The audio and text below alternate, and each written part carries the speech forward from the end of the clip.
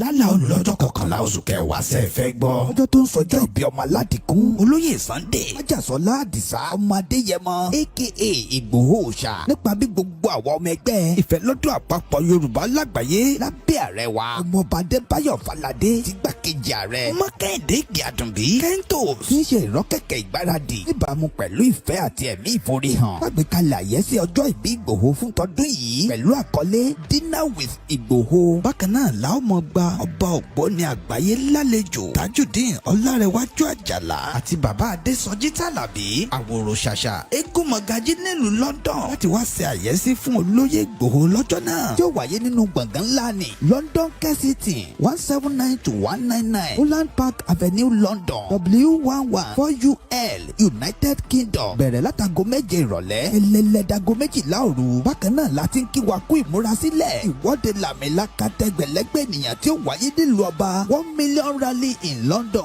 lọ́jọ́ 12 oṣù kẹwàá tó jẹ́ ọjọ́ kejì dínà pẹ̀lú ìgbòho léyìí tó láyọmí Koiki àti bàbá wa gbẹ̀dú ọmọ ṣàkóso ẹ̀ lú ọ̀kan ọ̀jọ̀kan àwọn àlàkalẹ̀ ìrọ̀rùn. bàbá ṣe máa fi ọkọ̀ àjàgbé ńlá ní London route bus gbé àwọn àgbààgbà àti àwọn abarapá gbogbo láti BBC in Oxford Street títí tí ìwọ́de ó fi parí sí Paris Trafalgar Square tó bá wá di ọjọ́ 13 ọjọ́ kẹtàdínà pẹ̀lú ìgbòho láwọn máa ṣàbẹ̀wò lọ sí ìlú Manchester gan. fún ẹ̀kúnrẹ́rẹ́ àlàyé síwájú sí i tàbí láti dá sí ètò ìfọlọ́ntìrìlì ẹ lè pè tàbí kẹ́ WhatsApp ọláyọmí Koiki lórí +447 594 050 979 kẹ́hìndé ìjàdùbí lórí +447 570 320 030 ṣọlá kò gbọdọ̀ kú lórí +353 863 375 537. bákan náà ní ẹ lè kàn sí tóyìn ọláoyè lórí +447 896 018 764.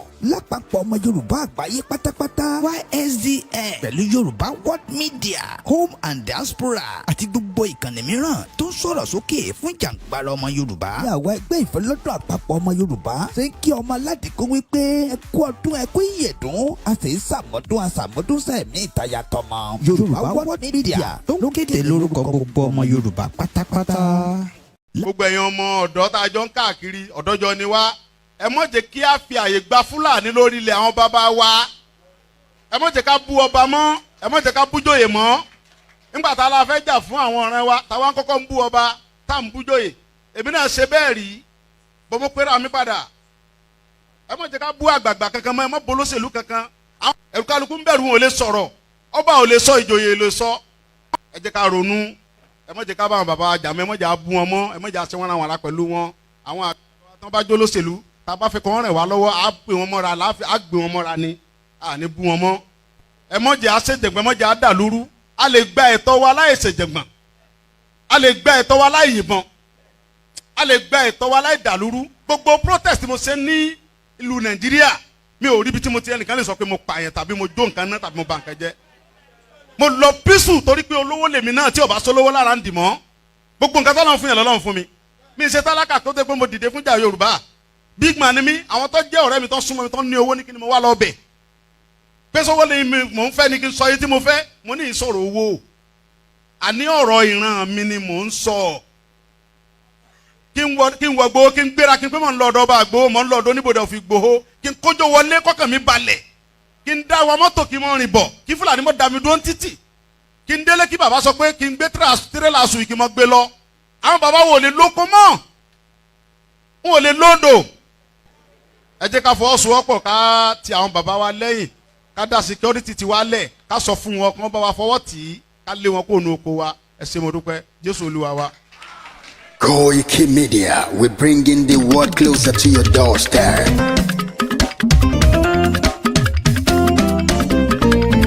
KOIKIMEDIA, KOIKIMEDIA, KOIKIMEDIA, we bringing the world closer to your doorstep. KOIKIMEDIA, KOIKIMEDIA, KOIKIMEDIA, we bringing the world closer to your doorstep.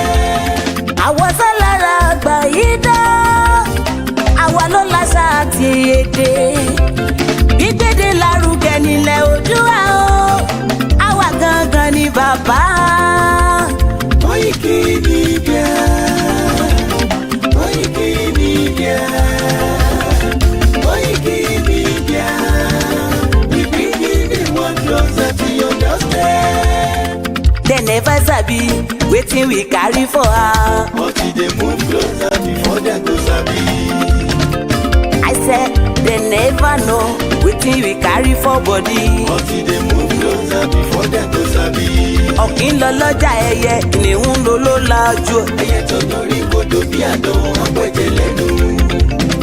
Ká ṣiṣẹ́ fún ilẹ̀ bàbá wa, ká ṣiṣẹ́ fún ìlú bàbá wa, ká jùmọ̀ sowọ́pọ̀ ká lè tó dúdú àga. Odùduwà kò bá lè gbé wá. Ọmọ Odùduwà ṣe gírí. Ẹ dìde fún ẹ̀tọ́ adúláwọ̀, ká lè jọ jùmọ̀ gbé délẹ̀ ìlérí, ká wálé gba ògo ilẹ̀ wa, ká ṣiṣẹ́ ká lè jọ gbàdé, ká lè gbàdé adé adúláwọ̀. Àwa ni mọ̀lẹ̀ tí yóò tàn káàkiri. Pé ọmọ Odùduwà ni wá. Koiki Media àwa là ń gbé tó lárugẹ. Ètò tó pọ̀jù owó tiwa mọ̀ ní. Kásá ẹgbẹ́ polówó ọjà wá kájé bùgbà yín jẹ. Ètò tó pọ̀jù owó tiwa mọ̀ ní. À ń gbé tó lárugẹ, à ń gbàsà lárugẹ. Ètò tó pọ̀jù owó tiwa mọ̀ ní. News and sports ẹ máa rí gbọ́. Ètò tó pọ̀jù owó tiwa mọ̀ ní. Ọmọ Ìjẹ̀bú alárẹ̀ mi ló ní kí n máa ké tantan. Koiki Media ọ̀rọ̀ lágbájúmọ̀ mi o, máa bá ṣẹ̀rẹ̀ lọ o.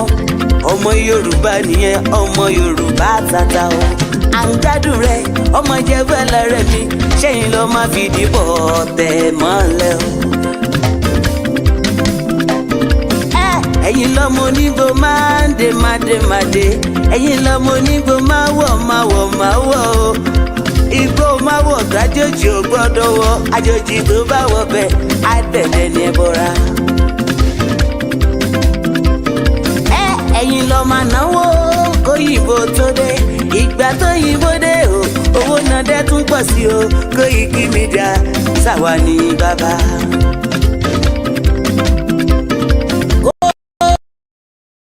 Àwọn ní bàbá.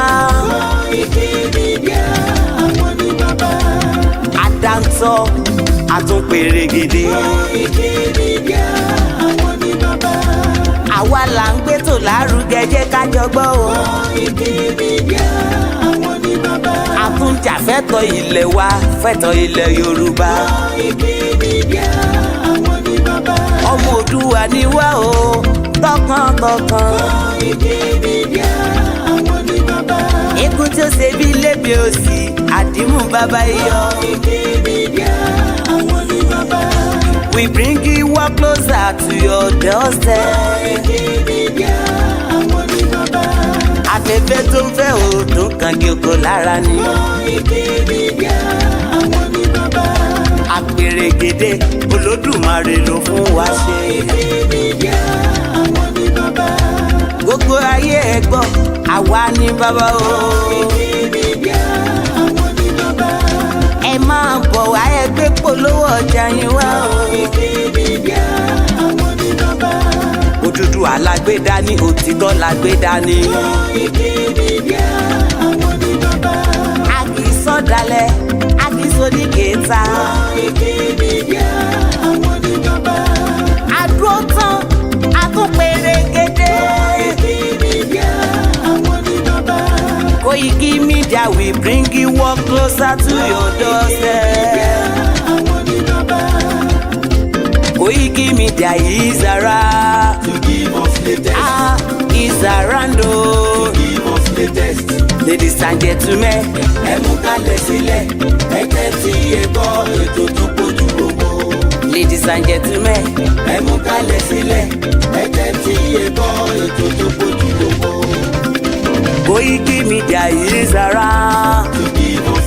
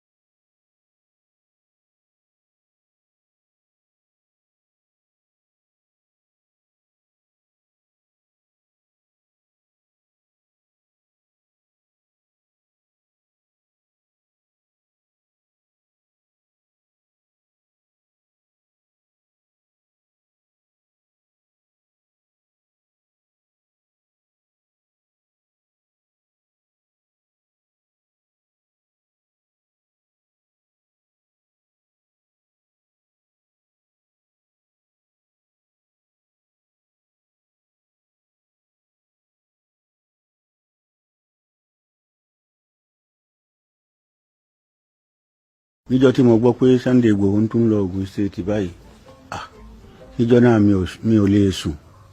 ẹ lọ níṣẹ́ olùsíọ́ wọ́n wá bò Sunday Igboho ní bọ̀ wá bọ̀. tí n bá gbórúkọ Sunday Igboho àyà mi ò tún jáde. kò sí nǹkan kan òtútù ó mú mi pẹ̀lú. òtútù tí mo ọ wá pàrọ̀ pé òrírò ẹ̀rí kọ́. látijọ́ tí wọ́n ti bí mi ìrírò ẹ̀ rí. níjọ́ tí mo gbọ́ pé Sunday Igboho ń tún lọ Ògùn State báyìí níjọ́ náà mi ò lè sùn. ẹ lọ níṣẹ́ olùsíọ́ wọ́n wá bò Sunday Igboho ní bọ̀ wá bọ̀. tí n bá gbórúkọ Sunday níjọ́ tí mo gbọ́ pé Sunday Igboho ń tún lọ Ògùn State báyìí níjọ́ náà mi ò lè sùn. ẹ lọ níṣẹ́ olùsíọ́ wọ́n wá bò Sunday Igboho ní bọ̀ wá bọ̀. tí n bá gbórúkọ Sunday Igboho àyà mi ò tún jáde. kò sí nǹkan kan òtútù ó mú mi pẹ̀lú. òtútù tí mo ọ wá pàrọ̀ pé òrírò ẹ̀rí kọ́. látijọ́ tí wọ́n ti bí mi ìrírò ẹ̀ rí.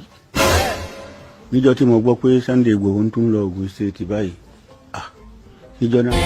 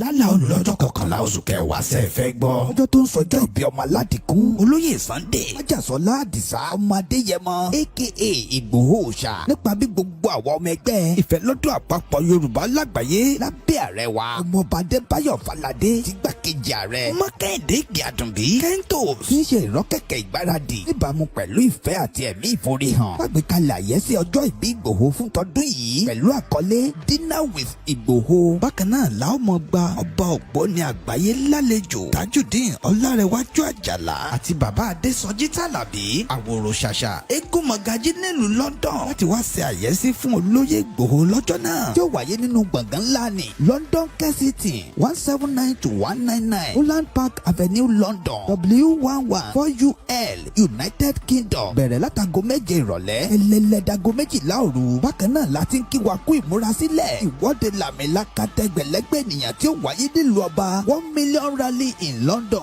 lọ́jọ́ 12 oṣù kẹwàá ó jẹ́ ọjọ́ kejì dínà pẹ̀lú Ìgbòho léyìí Tọ́láyọmí Kóìkì àti bàbá wa Gbẹ̀du ọmọ ṣàkóso ẹ̀ lọ́ọ̀kan ọ̀jọ̀kan àwọn àlàkalẹ̀ ìrọ̀rùn. bàbá ṣe máa fi ọkọ̀ àjàgbé ńlá ní London route bus gbé àwọn àgbààgbà àti àwọn abarapá gbogbo láti BBC in Oxford Street títí tí ìwọ́de ó fi parí sí Paris Trafalgar Square tó bá wá di ọjọ́ 13 ọjọ́ kẹtàdínà pẹ̀lú Ìgbòho láwọn máa ṣàbẹ̀wò lọ sí ìlú Manchester gan fún ẹ̀kúnrẹ́rẹ́ àlàyé síwájú sí i tàbí láti dá sí ètò ìfọlọ́ntírìlì ẹ lè pè tàbí kẹ́ WhatsApp Ọláyọmí Kóìkì lórí +447 594 050 979 Kẹ́hìndé Ìgbìàdùnbí lórí +447 570 320 030 Ṣọlá kò gbọdọ̀ kú lórí +353 863 375 537. bákan náà ní ẹ lè kàn sí Tóyìn Ọláoyè lórí +447 896-018-764 lápapọ̀ ọmọ Yorùbá àgbáyé pátápátá YSDN pẹ̀lú Yorùbá World Media Home and Diaspora àti gbogbo ìkànnì mìíràn tó ń sọ̀rọ̀ sókè fún ìjàǹgbara ọmọ Yorùbá. ní àwọn ẹgbẹ́ ìfọlọ́dọ̀ àpapọ̀ ọmọ Yorùbá ṣe ń kí ọmọ aládìkún wípé ẹ kú ọdún ẹ kú ìyèdún a sì ń ṣàmọ́dún àṣàmọ́dún sẹ́ẹ̀mí ìtayà tọmọ. Yorùbá World Media tó ń kéde lórúkọ gbogbo ọmọ Yorùbá pátápátá. Mo kí gbogbo wa nílé lóko ní ìrìn àjò. Mo ń gbọ́ tí gbogbo èèyàn ní Biafra máa declare the 2nd of December. Biafra máa declare ní 2nd of December. Ìjà wa ọmọ Yorùbá mọ tá à ń ṣe kí ló máa ṣẹlẹ̀ tí Biafra bá ti declare. À ń ṣe Biafra. Yorùbá ni wá. A dẹ̀ ń ṣe Ìgbò. Yorùbá pọ́nbélé ni wá. Ojúṣe ń kán gbogbo wa. Ojú ń kán yín. December is still how many months away? Kí lẹ wá ń jẹ́ kójú máa kán yín ju bó ṣe yẹ lọ?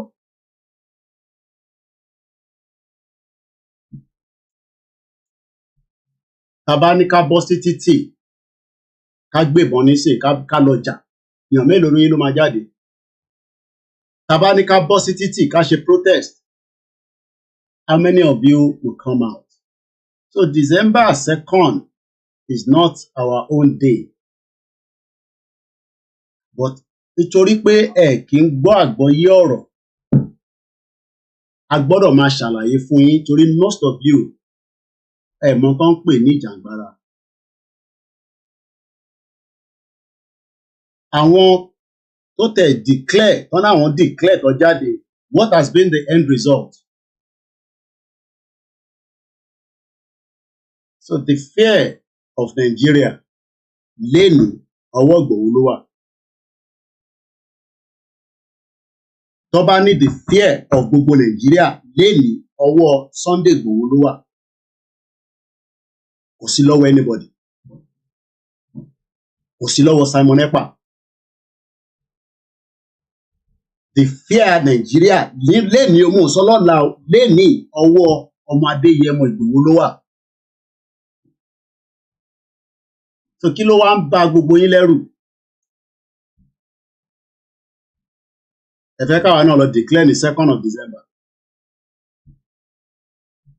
Mo ń béèrè ní o. Ṣé fẹ́ káwa náà declare ní 2nd of December.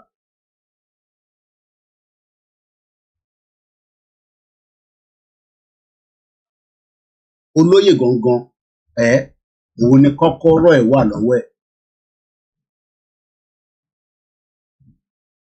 Ó dákẹ́ wọn ò mọ tó wà lẹ́mìí ẹ̀.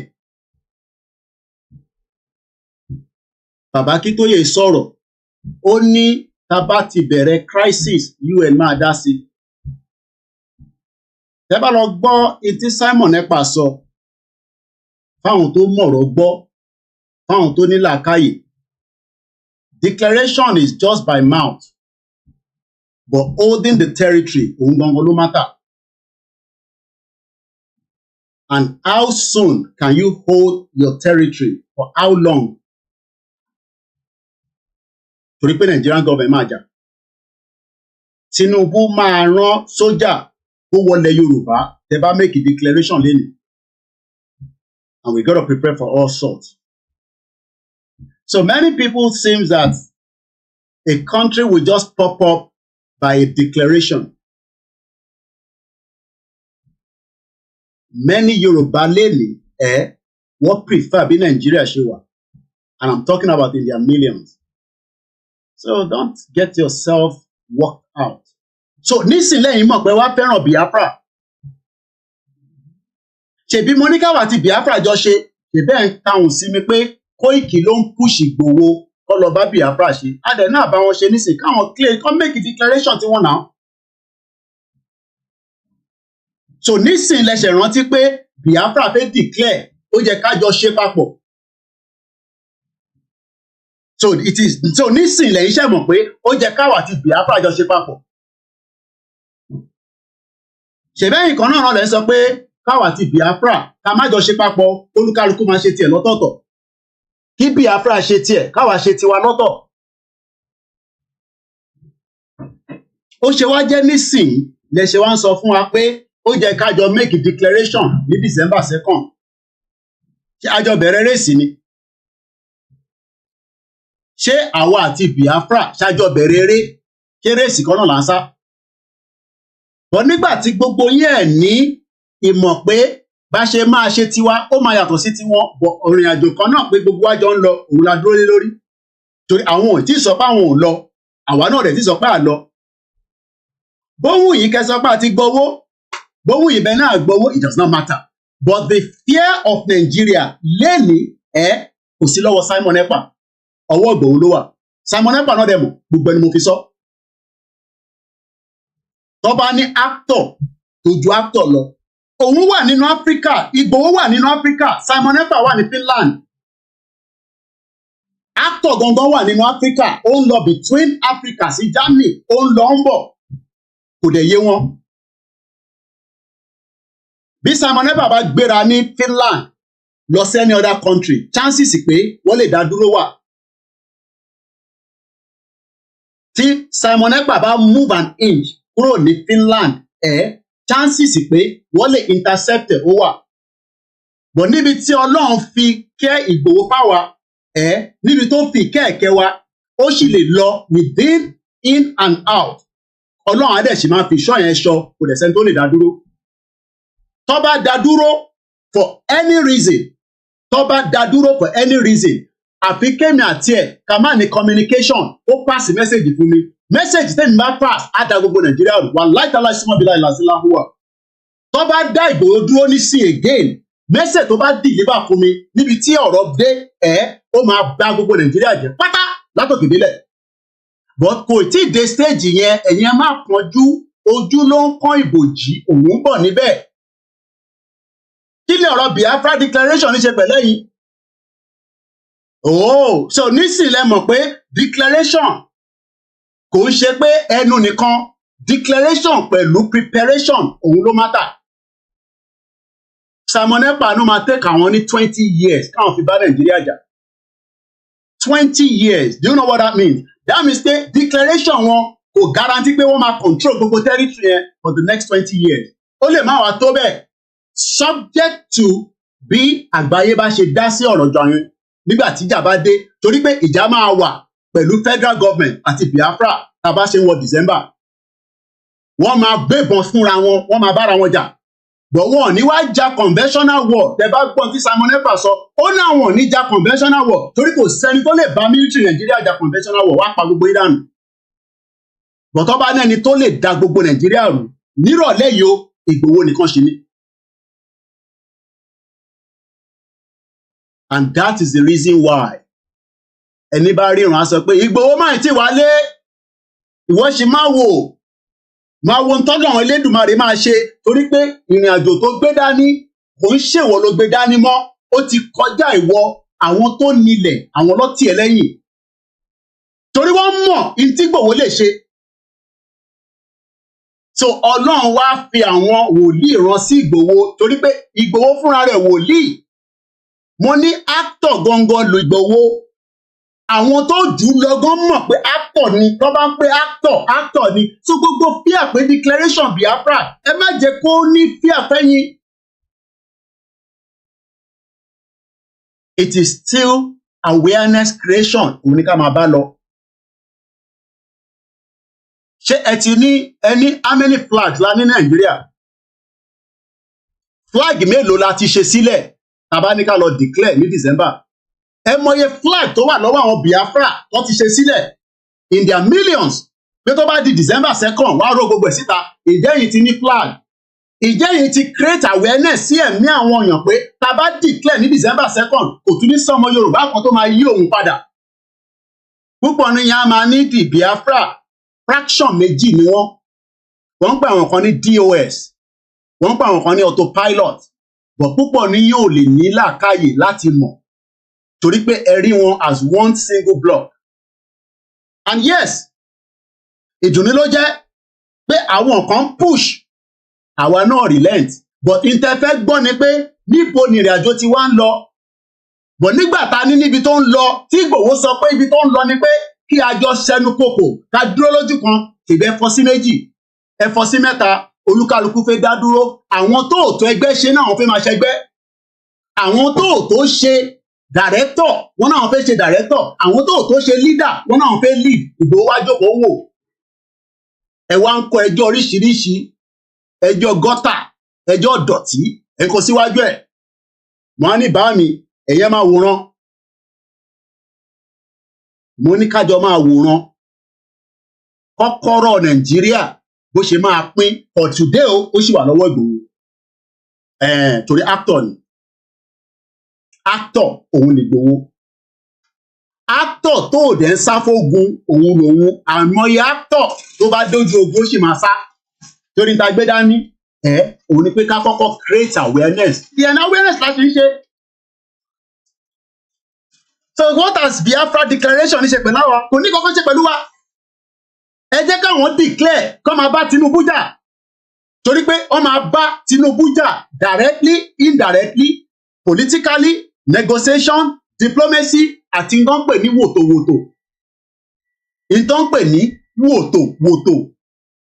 But púpọ̀ náà àwa ọmọ Yorùbá tiwa ni pé ká máa prepare for all eventuality of the gunpowder to pay explode torí pé ó máa explode. Nàìjíríà the gunpowder yẹn ó máa explode. Ìgbà ó lè má tó December kan kó tó explode lọ́rọ̀ tá à ń bá lọ yìí. Ó lè ju December lọ, ó tún máa tó another 3 years, 4 years. Torí pé tẹ bá declare ọdún mẹ́ta àìtí ìrojú tu gbogbo ẹ̀, ẹ lọ kọ sílẹ̀. Tá a bá bẹ̀rẹ̀ sórí M1 lénìí, ọdún mẹ́ta àìtí ìrojú tu ẹ̀ lọ́rọ̀ tẹ́ ń fà yìí. So ẹ má jẹ́ kí ẹ wà hype up. Ẹ jẹ́ káwọn Biafra máa báṣẹ tí wọ́n lọ. Ẹ jẹ́ káwa focus káwa máa báṣẹ tí wá lọ. Torí kò sẹ́ni níbi tí ìrìn àjò yìí dé nísìn, kò sẹ́ni tó lè ta ìrìn àjò yìí. Kò sí ẹni kankan tó lè sọ pé òun máa lọ ta ìrìn àjò yìí fún olóṣèlú kankan. Yẹn a ti kọjá stage yẹn.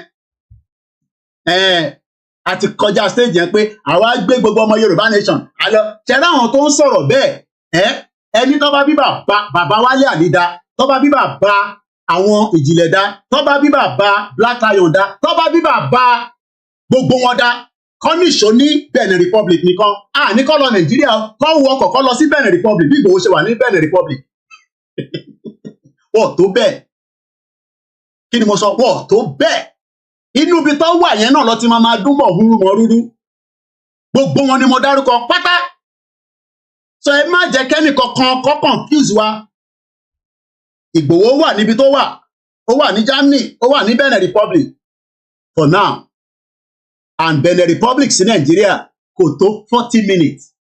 So ẹni tó bá ní làákàyè, á mọ̀ pé ìrìn àjò yìí ti ń rìn. Èèyàn jókòó sínú Benin. Ọlọ́run bá wa gbé sínú Benin Republic. Ó dẹ̀ ń wo Nàìjíríà lọ́nkán báyìí.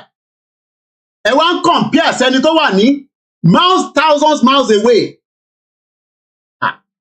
Ó náà pa àwọn ọmọ Yorùbá, ó náà pa ẹ̀mọ́ tó ń lọ. But ẹ fẹ́ mọ tó ń lọ torí pé gẹ́ẹ̀tì àárín yẹn mọ́ lẹ ṣe fẹ́ mọ tó ń lọ. Bóyá Koiki bá wá sórí program, ó yá bàbá Akintoye náà máa declare. Mo sọ fún yín lánàá, mo ní ẹ fún wa ní jìtá, ẹ máa ká porúkọ yẹn mọ́, òun ti pẹ́rù ń bà mí. Èmi ò ń ṣe ń tẹ́rù ń bà. Ojoojúmọ́ ló ń jà, ogun ń lọ burúkú, ọ̀rọ̀ máa sọ gìtá ń ṣe tíyàn lé, but just for kakọ̀ make it kó wà moderate. Mídíà tèmi kọjá ẹni tó lè sọ̀rọ̀ pé wọ́n ń lórí iṣẹ́ kò ṣe mídíà lè ní ṣe blogger. Ìtí BBC sọ lójoojúmọ́ ni, ìtí gbogbo àwọn mídíà tó ń sọ lójoojúmọ́ ni. Àwa náà máa dé stage yẹn, a máa nídìí gìtá, ìjà ní 60,000, mo kàn ní 60,000 lásán. Brand new, mo fẹ́ second hand, ẹ̀yẹn fáwa ní 60,000 brand new, ẹ kọ̀kọ́ fún wa, ẹ má fún wa lówó. Àwa táyà tí prepare, àwọn kan ní wọ́n ti dáwó, wọ́n ti kówó jẹ, mò ń gbọ́ Wálé Àdì orí ń tà yẹn, ẹni kó wọ ọkọ̀ kó lọ sí Benin Republic, ìlú tó súnmọ́ ìlú tó ti gbà.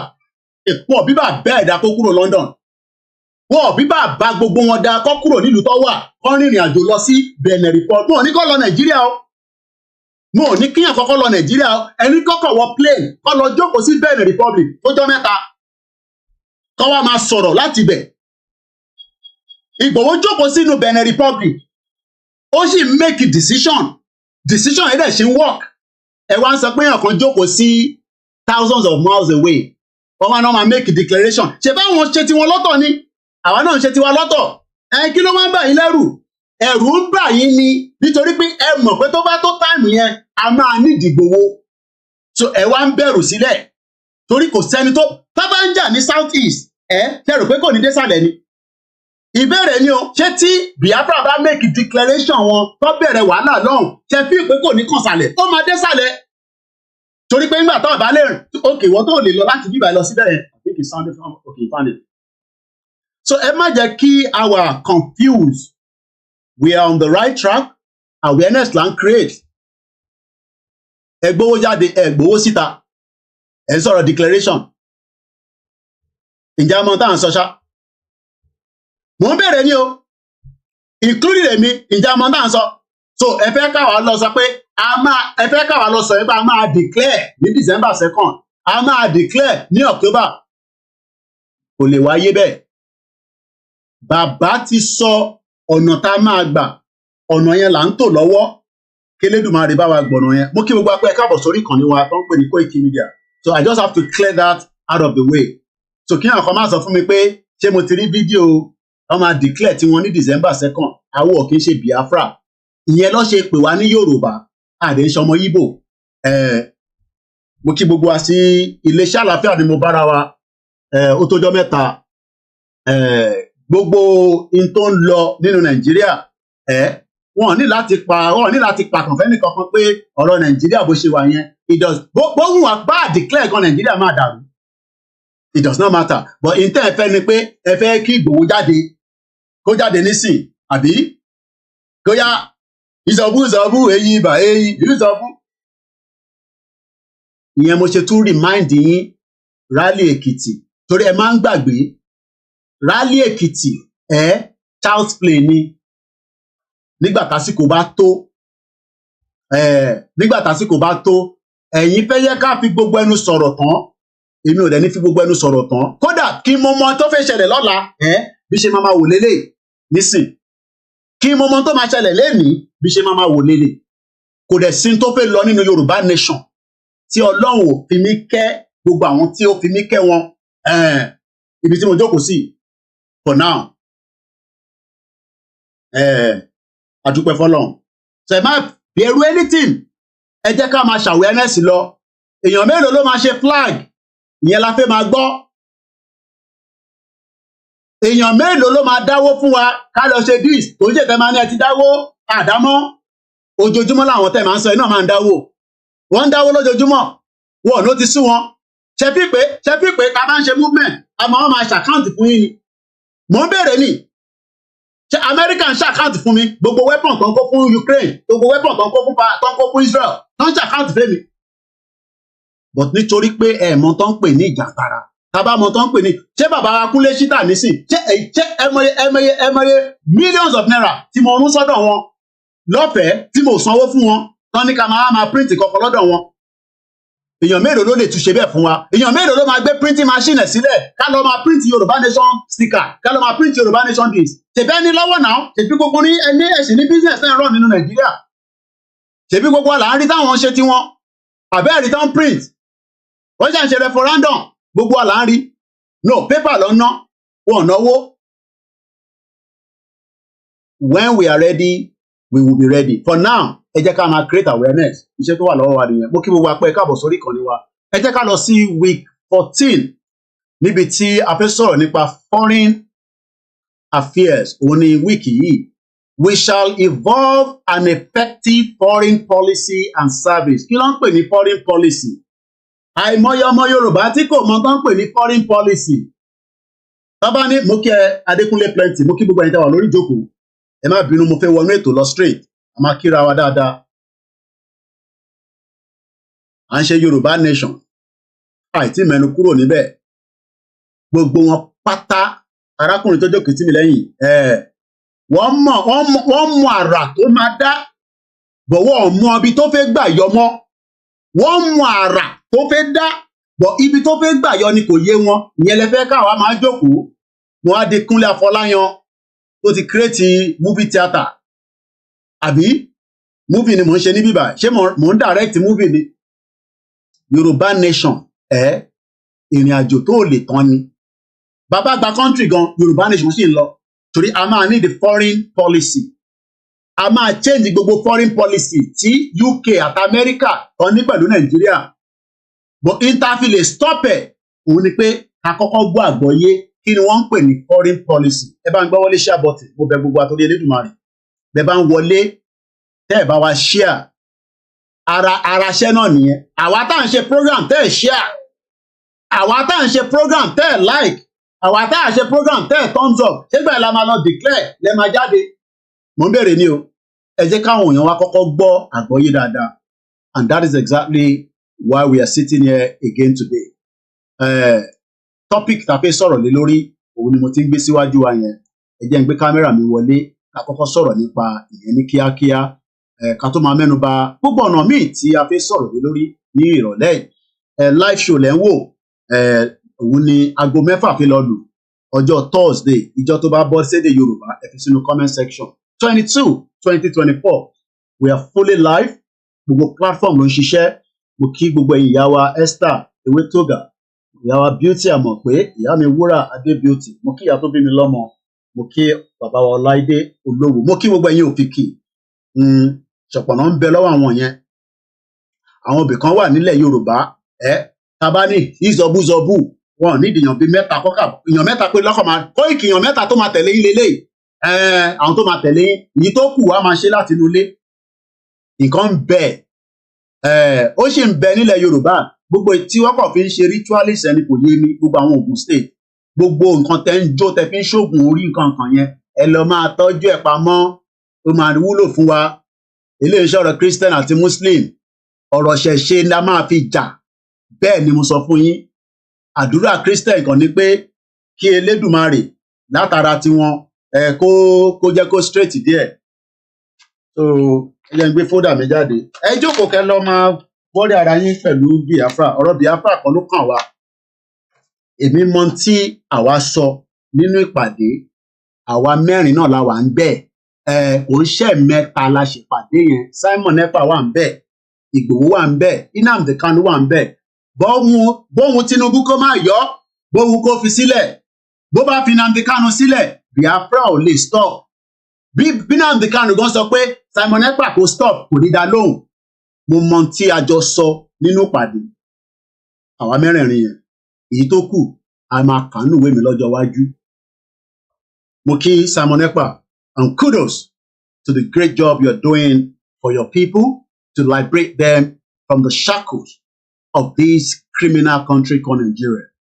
And be rest assured, like I always say to you, live on this program and behind the closed door, myself and CSI will stand with you on whatever directives you will take to support your people into this liberation. Mo ní sọ jù bẹ́ẹ̀ lọ ẹni tí mo ń bá sọ̀rọ̀ o ti get message. So ẹ jẹ́ ká gbọ́ wọlé share button mo bẹ̀ wá torí Ọlọ́run.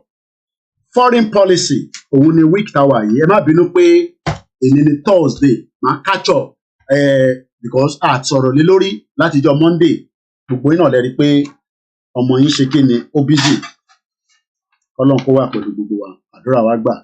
The last week a sọ̀rọ̀ nípa we shall have truly Yoruba national military and security services but ní week tá a fẹ́ lọ yìí a fẹ́ sọ̀rọ̀ nípa foreign policy.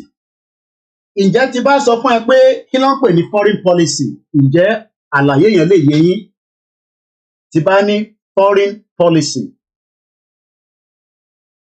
ǹjẹ́ ẹ lè ní understanding ẹ má bínú ẹ̀ka wà lórí Instagram free to tin mo kí Don Kelvin mo kí ẹ dáadáa bàbá mi Idris Abimbola bàbá ní Clement mo kí ẹ kò ní bàjẹ́ fún ẹ Clement mo kí ẹ dáadáa mo kí Clement kò ní yé yín bọ̀ mo kí gbogbo ẹ̀yin tá wà lórí ìjókòó all hail our Biafra and be rest assured like I said to you, if you start before us, I will come down to Biafra land because I can be protected while I report my journalism work.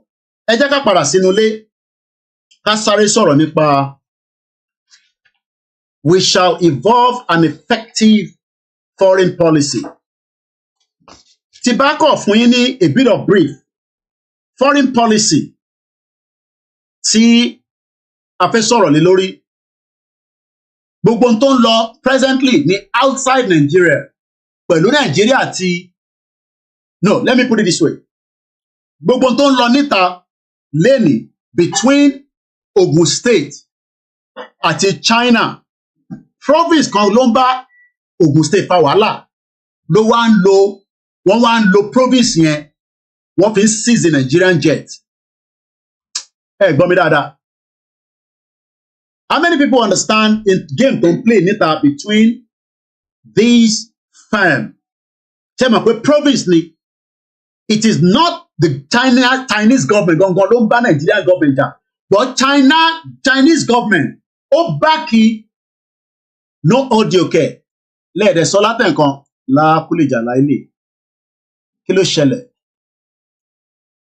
Ẹ má bínú ẹ̀yin èèyàn wa, mo rí pé kò sí audio nínú ẹ̀, a dẹ̀ ti ṣe 43 minutes. Why are we just being told now? Aláwọ̀ bàbá kí ló tẹ̀ ṣe yẹ kó pẹ́ bẹ́ẹ̀? Ó rà ń pé torí mo connect kankan mọ́ níjọ́ òní ni.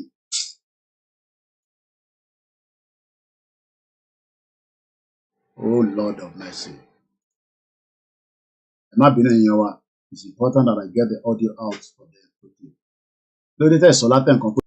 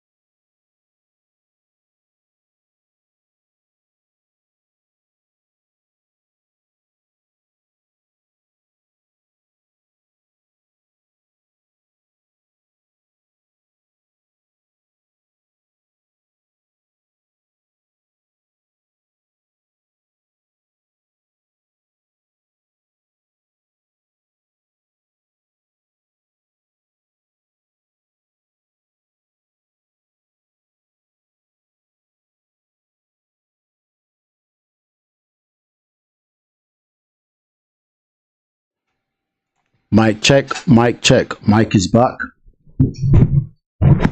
Mic is back. Am I being? I was aware that the audio was muted as well on all the platforms, but it's coming back now. Let's check with the.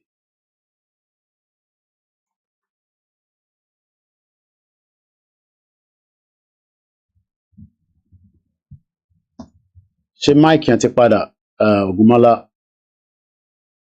am I audible on the MixLR?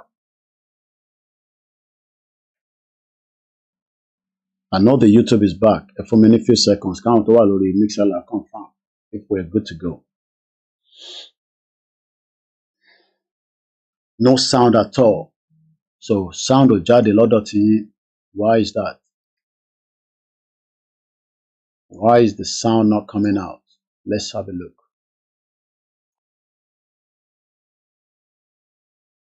On blah blah blah. Is it back on now? Say mic ti padà ẹ̀yin tẹ́ wà lórí MixLR. I'm aware that the YouTube is back. I can see that from my ear. Say mic yẹn ti padà ẹ̀yin tẹ́ wà lórí MixLR. Thanks so much, John Klim. Moki Mr. Latif. Moki Easy. Mondo count to lórí MixLR confirm it's our mic is back. But it doesn't look like it's back. It looks like it is still not back yet. So let's have a look. Let's change.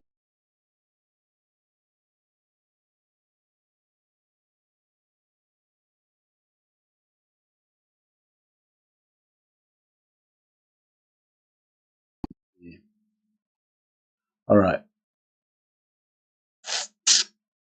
We're having it. Okay, I might switch the MixLR to a different laptop. Because only clash with the laptop here. So let's start the MixLR here. It might be there. I started Lori. Okay, no sound still. All right. MixLR here. On clash below software me. So I'm going to start the MixLR from a different laptop. So I'm going to end this one. F1 is ORILEEDE.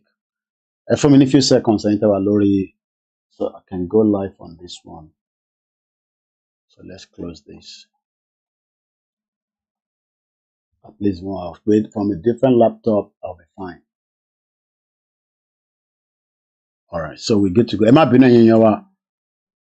There was a clash. Okay, we've started the MixLR. So let me just put my write-up quickly. So while I'm doing that, let's take a short break again. I'll come back in a few minutes. lálà olùlọ́jọ́ kọkànlá oṣù kẹwàá ṣe fẹ́ gbọ́. ọjọ́ tó ń sọjọ́ ìbí ọmọ aládìkún olóyè Sunday májàsọ́lá àdìsá ọmọ adéyẹmọ aka ìgbòho òòṣà nípa bí gbogbo àwọn ọmọ ẹgbẹ́ ìfẹ́lọ́dún àpapọ̀ yorùbá lágbàáyé lábẹ́ ààrẹ wa ọmọọba adébáyọ̀ faládé ti gbàkejì ààrẹ ọmọ kẹ́hìndé gíadùnbí kentos kì í ṣe ìrọ́kẹ̀kẹ̀ ìgbáradì níbàámu pẹ̀lú ìfẹ́ àti ẹ̀mí ìforihàn lágbèkalẹ̀ àyẹ́sí ọjọ́ ìbí ìgbòho fún tọdún yìí pẹ̀lú àkọlé dinner with ìgbòho bákan náà làwọn ọmọ gba ọba ògbóni àgbáyé lálejò tajudeen ọlárẹwájú àjàlá àti bàbá adésọjí tàlàbí àwòrò ṣàṣà eégún mọ̀gájí nílùú London láti wá ṣe àyẹ́sí fún olóyè ìgbòho lọ́jọ́ náà tí ó wáyé nínú gbọ̀ngàn ńlá ní London Kensington 179 to 199 Holland Park Avenue London W11 4UL United Kingdom bẹ̀rẹ̀ látago 7 ìrọ̀lẹ́ ẹlẹ́lẹ́dago 12 òru bákan náà láti ń kí wa kú ìmúrasílẹ̀ ìwọ́de làmìlaka tẹgbẹ̀lẹ́gbẹ̀ ènìyàn tí ó wáyé nílùú ọba 1 million rally in London lọ́jọ́ 12 oṣù kẹwàá tó jẹ́ ọjọ́ kejì dínà pẹ̀lú ìgbòho léyìí tọ́láyọmí Koiki àti bàbá wa gbẹ̀dú ọmọ ṣàkóso ẹ̀ lọ́ọ̀kan ọ̀jọ̀kan àwọn àlàkalẹ̀ ìrọ̀rùn bàbá ṣe máa fi ọkọ̀ àjàgbé ńlá ní London route bus gbé àwọn àgbààgbà àti àwọn abarapá gbogbo láti BBC in Oxford Street títí tí ìwọ́de ó fi parí sí Paris Trafalgar Square tó bá wá di ọjọ́ 13 ọjọ́ kẹtàdínà pẹ̀lú ìgbòho láwọn máa ṣàbẹ̀wò lọ sí ìlú Manchester gan fún ẹ̀kúnrẹ́rẹ́ àlàyé síwájú sí i tàbí láti dá sí ètò ìfọlọ́ntìrìlì ẹ lè pè tàbí kẹ́ WhatsApp ọláyọmí Koiki lórí +447 594 05 +250 979 Kẹ́hìndé Ìjàdùbí lórí +447 570 320 030 Ṣọlá Kòbúdọ̀kú lórí +353 863 375 537. Bákan náà ní ẹ lè kàn sí Tóyìn Ọláoyè lórí +447 896 018 764. Lápapọ̀ ọmọ Yorùbá àgbáyé pátápátá YSDN pẹ̀lú Yorùbá World Media Home and Diaspora àti gbogbo ìkànnì mìíràn tó ń sọ̀rọ̀ sókè fún ìjàǹgbara ọmọ Yorùbá. Ní àwọn ẹgbẹ́ ìfẹ́lọ́dún àpapọ̀ ọmọ Yorùbá ṣe ń kí ọmọ aládìkó wípé ẹ kú ọdún ẹ kú ìyèdún a sì ń ṣàmọ́dún sẹ̀mí ìtayà tọmọ. Yorùbá World Media tó ń kéde lórúkọ gbogbo ọmọ Yorùbá pátápátá. Lálá olùlọ́jọ́ 11 oṣù. All right, I think we're good to go now. Yeah, I've changed the laptop, so the mixer is fine. The software is working. I might be known for that 10 minutes interruption. They lost 43 minutes of the program, and I didn't realize that. I might be known the mixer. I was not reading the comment. I was just firing on. So let me just recap quickly. Found Lori mixer. I was actually explaining that gbogbo àwọn tó ní Biafra máa declare congratulations in advance, but declaration has not been the final conclusion fáwọn náà. Tẹ́ bá lọ gbọ́n tí PM wọn sọ, ó ní ó máa take àwọn ní 20 ọdún táwọn máa fi bá Nàìjíríà jà. Ó fi Vietnamese fi ṣàlàyé, ó fi Afghanistan fi ṣàlàyé. Àwa ò tí sọ pé a fẹ́ bá ìjọba jà. A sì ń sọ fáwọn èèyàn wa pé ǹjẹ́ wọ́n ti ṣe tán pọ́ pé lọ. Àwa mọ̀ pé kò ń ṣe gbogbo àwọn èèyàn wa lọ́mọ náà fẹ́ lọ, but a gbọ́dọ̀ sọ fún wọn pé a fẹ́ lọ. So mo wá jẹ́ kó yé wa pé Ìgbòho bá sọ̀rọ̀ lálẹ́ gbogbo Nàìjíríà máa dàrú, kò sí no doubt about it. But ẹni tí Ọlọ́run náà ń darí ẹ̀ ni kò kàn ní jáde kó sọ̀rọ̀ nígbà tásìkò tí tó kó sọ̀rọ̀. Gbogbo pé wọ́n ríran wọ́n ríran, Ìgbòho fúnra rẹ̀ gan mọ̀ pé ìran wá bá òun, ìyẹn ń ṣe tá máa sọ lórí afẹ́fẹ́. Gbogbo àfáà náà sírù láì ríran kan, gbogbo tó bá máa rí ọba Elédùmarè ti gbé wá bá Ìgbòho fúnra rẹ̀ náà, ìyẹn ń ṣe dẹ̀nsẹ̀. So but at the end of the day, àwọn tó ń rí yẹn wọ́n kàn ń sọ láti fi ṣàkíyèsí ni. Mo wá ní ǹjẹ́ Simon Ekpa lè gbéra láti ibi tó jókòó sílé ní kò tó bẹ́ẹ̀, kò ń ṣe pé torí anything, kò tó bẹ́ẹ̀. Tó bá gbéra chances wà pé wá dá dúró lọ́nà, but Ìgbòho rìn, Ọlọ́run sì ń bá wa fi rìn sí pé ó ń lọ láti ìlú kan sí ìlú kan. Gbogbo distance tó wà láti Benin dé Nàìjíríà kò pé 45 minutes. Ẹni tó bá ní làákàyè la máa calculate pé kí ló lè ṣẹlẹ̀ within 45 minutes. Àtẹni tó wà ní thousands of miles away. Mo kí gbogbo àwa tá dúró dáadáa ní gbogbo ilẹ̀ Yorùbá àtàwa tá jẹ́ diaspora. Ǹjẹ́ àwa ṣe tán nígbà tá à ń sọ pé ẹjẹ́ a ṣe awareness? Ṣe fi pé gbogbo èèyàn ló jókòó lórí social media tó ń gbọ́ wa. Èèyàn kọ́kọ́ ló máa náwó Yorùbá Nation campaign. Millions of Yorùbá ló máa wà involved láti contribute. Bẹ́ẹ̀ ṣe ń contribute ní central, mo ní ẹ contribute sí bíbáyìí náà kẹtù wo ta tún lè ṣe. But àti rẹ̀ dípa fẹ́ ṣe yẹn mọ́ nísìn. So why are we now saying àwọn kan fẹ́ declare? Ǹjẹ́ yìí mọ gbogbo ètò tó ń tò? Ṣé rò pé gbogbo building tí wọ́n ń gbà tó fi ń ṣe offices wọn ní gbogbo àgbáyé, ṣé rò pé ọ̀fẹ́ ló ń gbé fún wọn? Ẹ rò pé wọ́n sanwó oṣù lórí ẹ̀? Mo ń béèrè ní o. Ṣé ẹ rò pé unit kọ̀ọ̀kan ní gbogbo state àbí country tí àwọn offices wọn wà, ìyẹn àwọn Biafra, mo ń béèrè, ṣé rò pé wọ́n sanwó ọ́fíìsì yẹn? Pé wọ́n sanwó tó kéré jù nílùú kọ̀ọ̀kan wá san at least close to $800 every month. Ta ló ń gbé responsibility yẹn? Ǹjẹ́ a rẹ́dì pé lórí platform yìí o, lórí platform yìí bá ṣe jẹ́ tiwa lórí platform yìí, ǹjẹ́ a lè máa san £1,000 fún mi every month? Kẹwàá ló dá nínú 1,000 yẹn máa fi 500 kájọ máa fi ṣe Yorùbá Nation, á fi ohun tó fẹ́ ṣe. Mo ń béèrè ni o. So kí ọkọ̀ máa sọ̀rọ̀ declaration fáwa ní bíbá. we are not interested in tó bá wù wọn olúkálùkù ẹni tó bá náà fẹ́ declaration ẹ bọ́ sí Muritala Muhammed airport náà kẹ́ declare láti bẹ̀ MKO Abiola tó lé fọ̀n tó lé kanná nígbà tó declare kí ló ẹ̀ dọ̀ ṣẹlẹ̀ MKO tó lé fọ̀n tó lé kanná tó ní gbogbo nǹkan ní connection ó ní gbogbo ẹ̀ nígbà tó sọ rẹ̀ di president ọ̀sán kangan kí ló padà ṣe fún torí pé kò prepare torí pé òun ò ní charisma tí Gbòwó ní mo kí ẹ Fágbémilékè tí Gbòwó nílé ní tó lówó lọ́wọ́ ó ní voice ẹ̀ lásán ni àwọn èèyàn ń dúró dè Ọlọ́run dẹ̀ ló máa fún ní direction yẹn àti directive nígbà tó máa lo voice yẹn MKO lówó lọ́wọ́ ó ní connection but kò ní voice kò tó bá yẹ pé ó ní voice ni nígbà tó make declaration ní Ẹ̀pẹ́tẹ̀dó kò sílẹ̀ Yorùbá kankan mọ́ tó gbọ́dọ̀ ṣe Nàìjíríà mọ́ bí Ìgbòho bá sọ̀rọ̀ ní gbágá báyìí kò sí bá bálẹ̀ ẹni tó lè yí padà not even àwọn ọba wa bí ṣe nífẹ̀ẹ́ àwọn ọba wa tó wọn ò lè yí padà á ti wà too late commotion ló máa dálẹ̀ ni bẹ́ẹ̀ ni mo sọ fún yín bẹ́ẹ̀ lẹ gbọ́ lẹ́nu mi bí Ìgbòho bá fohùn lẹ̀ lẹ́nìí lálẹ́ yìí kò sí ọba kan tó lè dá padà mọ́ but a máa fi ọgbọ́n gbé kalẹ̀ ni torí ńgbà MKO gbé tiẹ̀ kalẹ̀ èèyàn ọmọ Yorùbá ò tẹ̀lé lẹ́yìn I'm sure pẹ̀lú gbogbo àwọn Tinubu yẹn àwọn lọ jẹ MKO Abiola lẹ́sẹ̀ gbogbo Tinubu òfò tẹ́ ń pariwo lẹ́nìí I'm sure pé wà lára àwọn tó jẹ Tinubu lẹ́sẹ̀ àti gbogbo àwọn bàbá òfò torí pé MKO ní owó lọ́wọ́ láti kó oníṣẹ́ wọ Nàìjíríà owó ń bẹ lọ́wọ́ ẹ̀ àwọn olówó lẹ́nìí but a ní voice voice yẹn a máa lò nígbà tí kò bá tó ẹ̀yin kọ́ lẹ máa sọ fún wa nígbà tá a máa lò ẹ̀yin kọ́ lẹ máa sọ fún wa nígbà tá a máa lò kódà bí bàbá Akintoye bá fẹ́ dìkẹ́ ẹ̀ máa sọ fún wa pé ǹjẹ́ wọ́n ti ṣe tán bẹ́ẹ̀ ni mo sọ fún yín mo tó bẹ̀ mo jù bẹ́ẹ̀ lọ nínú movement yìí ẹ fẹ́ gbọ́rọ̀ ni bẹ́ẹ̀ ni mo sọ kò sírìn àjò tó ń lọ nínú movement yìí tèmi náà dúró dáadáa mo dúró tán bẹ́ẹ̀ bá tẹ fáì bá mi níbẹ̀ bẹ́ẹ̀ bá gbé Jésù kalẹ̀ bá mi níbẹ̀ bẹ́ẹ̀ bá gbé Muhammadu kalẹ̀ ẹ̀ bá mi níbẹ̀ torí pé ẹ̀mí kan làwa fi ń ṣe é.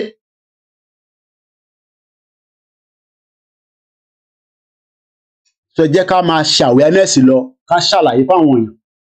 wọ́n ti ta gbogbo building yìí tán Liverpool building Nàìjíríà ó máa lọ lórí eBay láìpẹ́ yìí.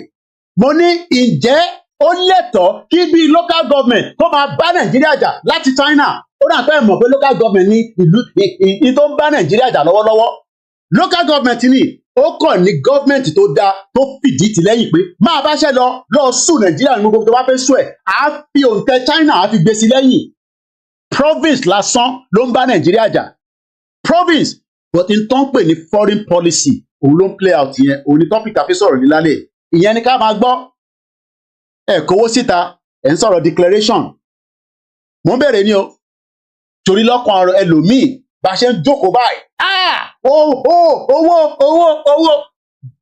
mo ń gbọ́ news lọ́sàn-án ìjà láàrin Donald Trump àti Kamala Harris owó ló máa determine owó ló máa determine Yorùbá nation pẹ̀lú voice tí Ìgbòho ní bọ̀tá àbá wa lówó yẹn a máa wá tọ́jú voice yẹn a máa wo gbàtẹ́fẹ́ lò ẹ wá fọ́ọ̀sì Ìgbòho kó lò ó mo ní kẹ́ lọ fọ́ọ̀sẹ̀ kó lò nígbà tó náà fẹ́ lo voice ẹ̀ ṣèbí lẹ pálẹ́nu mọ́ ebe ilẹ̀ pálẹ́nu mọ́ so nísìnyí lẹ wá ṣe mọ̀ pé Biafra ẹ̀yin ṣe ń sọ̀rọ̀ Biafra ìtí Biafra fẹ́ ṣe ìtawà ti wà wẹ́ẹ̀ nígbà tí Nnamdi Kanu tájọ sọ̀rọ̀ ni ìtọ́dẹ̀ ṣe máa ṣe ó pọ̀ jù bẹ́ẹ̀ lọ bẹ́ẹ̀ ni mo sọ fún yín ní tó kù gbogbo sábẹ́ kù preamble ni gbogbo tó sì ń ṣò fún yín gbogbo tí Biafra sì ń ṣò fún yín preambles ni wọ́n ti bẹ̀rẹ̀ kankan àwa ni káwa lọ múra dáadáa sílẹ̀ àwa tó kù táwa náà fẹ́ lọ láàrin wọn ta dúró dáadáa àwa ni káwa lọ múra sílẹ̀ ẹ fẹ́ gba Yorùbá nation àfẹ́ pọ́ǹpù kankan sínú ẹ̀ akọ̀nà wa jáde lásán kò ní jáde lásán o mo dẹ̀ tún sọ fún yín 1 million people máa kú ìsọ̀gbọ́n ẹ̀ péyàn kan máa níyàn kan ní kú yẹn rọ́lẹ́ pa ẹ má fi kú tàn wá jẹ mo kí gbogbo alẹ́ nǹkan sí i mo kí ẹ Clement lẹ́ǹkan so pé Ìgbòho kò ní sásìkò tó máa lo action ẹ̀ action tẹ̀ ń wá yẹn guitar ni guitar ló ń pè l'action nígbà tí guitar bá ń dún kákákákákákákákákákùkù ṣáà rí tí King Sunny Adé bá ń play guitar ẹ̀ tó bá gba guitar lọ́wọ́ àwọn ọmọ ẹ̀ tó ń play ẹ̀ máa jó sí bẹ́ẹ̀ ṣe máa jó náà nìyẹn so ẹ má tí ì bẹ̀rù ẹ jẹ́ ká lọ jókòó dáadáa ká prepare ẹ̀mí àwọn èèyàn wa pé a fẹ́ jẹ́ kẹ́mi yín bọ́ sínú nǹkan tá à ń lọ yìí àmọ́ a máa nídìí gbogbo yín kò ń ṣe ìta máa ṣe tí gbogbo wa okay MixLR is having double sound how mo ti pa kan náà kò gbọ́dọ̀ ní double sound we are hearing to okay ẹ má bínú yeah ó possible mo ní láti mute it ẹ má bínú sorry yeah mo ní láti mute Facebook tó ń play ní background ẹni yeah mo ṣe rí nísìnyí sorry about that tí bá ti wọnú program lọ báyìí nígbà míì ẹ má bínú kò jẹ́ kẹ́ ní double sound mọ́ nísìn the sound should be good now ẹ bá check ẹ Mr. Olaide Olówu because àwọn tó wà lórí MixLR wow very important ẹ bá mi double check ẹ again kò jẹ́ kẹ́ gbọ́ double sound mọ́ nísìn ẹ má bínú lẹ́ẹ̀kan sí because mo gbàtà ká change laptop ni so mo kàn mute mi speaker laptop yẹn ni so it should be good now ẹ má bínú lẹ́ẹ̀kan sí for that all the hours that we've wasted with you mo kí àwa Esther ìwé tó ga so let's come back and first discuss the topic of tonight which is foreign policy kí ló ń pè bẹ́ẹ̀ many Yoruba people wọ́n kàn ń gbọ́ China China who China hard when tẹ bá ní ìlú tó strong dáadáa tí ìlú yín bá dúró dáadáa ó lè pidán láì kúrò nínú ìlú ẹ̀ idán tí China ń pin tán nísìn lórí Nàìjíríà wọ́n sì ṣe aircraft wọ́n ṣe kìíní is because they have a good foreign policy níta tá bá ní good foreign policy lọ́jọ́ iwájú ìlú kan ní disrespect ọmọ Yorùbá tá bá ní good foreign policy ní ọjọ́ ọ̀la wọ́n bí any country dá kó disrespect the citizen ọmọ Yorùbá nation or Oduduwa Republic Yorùbá kingdom nǹkan kíkọ tá bá máa pè lọ́jọ́ iwájú mo kí Akin Games Ògúnmọ́lá mo kí lẹ́ẹ̀kan sí Aláwọ̀ bàbá mo kí ẹ mo kí àwa Ìyábọ̀ Olóbòmí bàbá wa Simon Oyedare Adébísí mo kí tó bá mọ̀ èmi ló ń pè ní Koiki Media ẹ̀bí ọ̀kọ̀ọ̀kan máa pàdé mi rí máa sọ pé come back home òun waste time ààrẹ kò sẹ́ni kankan tó ń come back home àwọn tó wà nílé for now they are more than enough to continue the work mo kí brother mi ẹ̀gbọ́n mi Frank Bello I won't go more than that but mo ní mo kí wọn mo mọ̀ pé wọ́n ń bẹ lábẹ́ ètò mo kí n dáadáa nǹkan ń pè ní àgbàlagbà nìyẹn àgbàlagbà á máa pè àwọn àbúrò ẹ̀ pé àbúrò máa báṣẹ́ lọ àbúrò máa bá iṣẹ́ lọ àgbàlagbà tó bá respect rẹ̀ á pè àbúrò ẹ̀ mo rántí nígbà tí Fáyọ̀ṣe àbúrò Fáyọ̀ṣe tó fẹ́ lọ tahùn sí Zazu lọ sọ fún pé èmi àti Frank Bello tahùn síra wa ẹ̀gbọ́n mi mo kàn fi ń ṣàpèjúwe ni Zazu sọ fún ẹ̀gbọ́n Fáyọ̀ṣe àbábúrò ẹ̀dẹ̀ ni pé ọmọ kí ló ń ṣe sùúrù ààrẹ orí ẹ̀ náà respect Zazu kódà ó dà kó tún fún lówó Frank Bello tí fẹ́ mi lówó bọ̀ mo máa gbowó lọ́wọ́ wọn lọ́jọ́ iwájú mo kí ẹ̀gbọ́n dáadáa mo ò ní sọ jù bẹ́ẹ̀ lọ bọ̀ mo kí Frank Bello tá a bá ń sọ pé location 9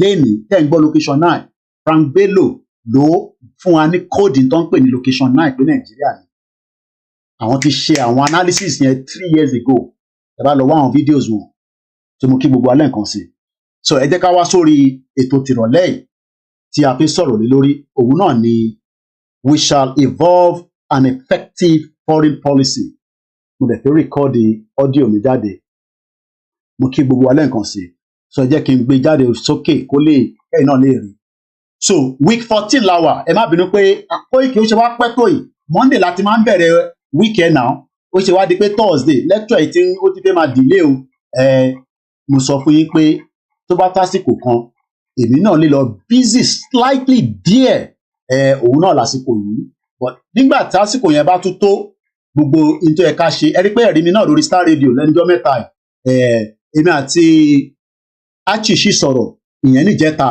so wọ́n ti ń promote ìrìn àjò bàbá Ìgbòho ṣá October gbogbo activities ti media dẹ̀ máa ṣe mo kí gbẹ̀dùn náà ẹ̀gbọ́n mi mo kí gbogbo àwọn elétò ẹni tó ti ra tíkẹ́ẹ̀tì ṣì wà ẹ má nítorí pé sọ pé tíkẹ́ẹ̀tì ṣì wà ìjọ Friday ìjọ Jímọ̀ Olóyin ló máa bọ́ sí ní 7:00 níbi tí a ti máa ṣe ìpàdé fún bàbá wa olóyè ọmọ Adéyẹmọ fún gbogbo ẹni tó fẹ́ wá bá wọn jẹ dínà ẹ ra tíkẹ́ẹ̀tì £100 ó kéré aláì nínú owó tíyan lè fi sọ pé òun fi wá fi bá Ìgbòho jẹun £100 kò tẹ̀ ń ṣàwátà wà nílùú òyìnbó àtẹ̀sọ́pẹ́ tó wà Nàìjíríà gan orí ẹ̀gbọ́n mi Yẹmí Pátókí ó bẹ̀rẹ̀ pé àwọn òfin travel ni irú àwọn èèyàn wọ tíkẹ́ẹ̀tì á máa bọ̀ Ìgbòho mo tẹ̀fẹ́ wà nù yàrá pé ó fẹ́ jẹun pẹ̀lú Ìgbòho dínà bẹ́ẹ̀ tó fẹ́ lọ jẹun pẹ̀lú àwọn big people náà ni Ìgbòho tó bẹ́ẹ̀ jù bẹ́ẹ̀ lọ so for £100 the ticket is still there it's a dinner with Ìgbòho níjọ́ Friday kò ń ṣe Thursday mọ́ àti ṣàlàyé yẹn fún wa kò jẹ́ kí n lo flyer 0 yìí ìkọ́lé yẹ kí n lò ẹ má bínú sí mi mo ti ní káwọn ọmọ yẹn edit ẹ̀ so eléyìí tí mo lò ìkọ́lé yẹ kí n post mo máa adjust ẹ̀ so old one lélẹ̀ ó yẹ kí n lo new one ni ọ̀ ẹ jẹ́ kí n wò tí bá tẹ̀lé sáré rí new one yẹn so that 7 p.m.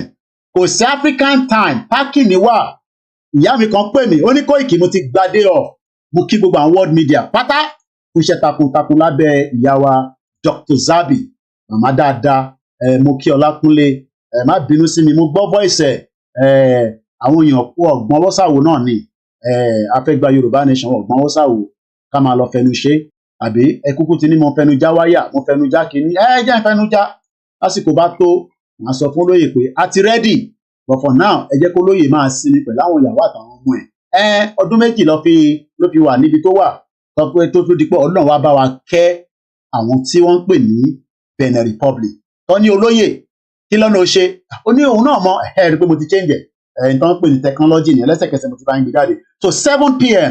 níjọ́ Friday gbogbo ẹni bá fẹ́ ra ticket ẹni nọ́mbà tèmi lọ́wọ́ gbogbo mídíà mo kí Lady K gbogbo ẹ̀ tẹ́ bá jẹ́ àwọn mídíà ṣẹ̀ tí ń gbọ́ náà ní Yorùbáwùyí ẹ pè wọ́n wá reach out sí wa bẹ́ẹ̀ ṣe máa ra ticket àdọ́wọ́ yín àwọn tó ń bọ̀ láti Amẹ́ríkà bó ṣe sọ pé èèyàn ìyá wa kan fẹ́ fún wa ní aṣọ over 100 pieces but Maryland aṣọ yẹn wà tó bá yẹ pé ibi tó wọ́ wà ní tèbí máa ní mọ́mì ẹ má wọ́rì ẹ gbé sórí DHL ẹ sọ fún DHL pé máa sanwó ní bíbá mo tó bẹ́ẹ̀ kí n sọ bẹ́ẹ̀ tí bá sọ bẹ́ẹ̀ mo jẹ gbèsè nìyẹn àìtí ṣe Yorùbá nation nìyẹn kí ni mo sọ àìtí ṣe Yorùbá nation torí ta bá ń ṣe Yorùbá nation a gbọ́dọ̀ máa yúnra a sì ń yúnra ẹ gbọ́ mi dáadáa ìyá wa a sì ṣe kí ni mo sọ ẹ̀yin bàbá wa a sì ń yúnra ẹ jẹ́ káwọn tó máa já wáyà pé wọ́n ti gbowó wọ́n ti ṣe kíní kan àwọn ò mọ bó ṣe ń lọ wọ́n fẹ́ mọ bó ṣe ń lọ ni torí pé àwọn ò lè lọ Benin Republic bó ṣe kéré yẹn bẹ́ẹ̀ mi ò tẹ̀ tí ì lọ ìyá tó tẹ̀jẹ̀ sí mi lóríṣẹ́ ìdí láìpẹ́ yìí gbogbo iná lẹ́rìí wọ́n ní láti sọ yẹn fẹ́ anybody pé mọ̀ sí mi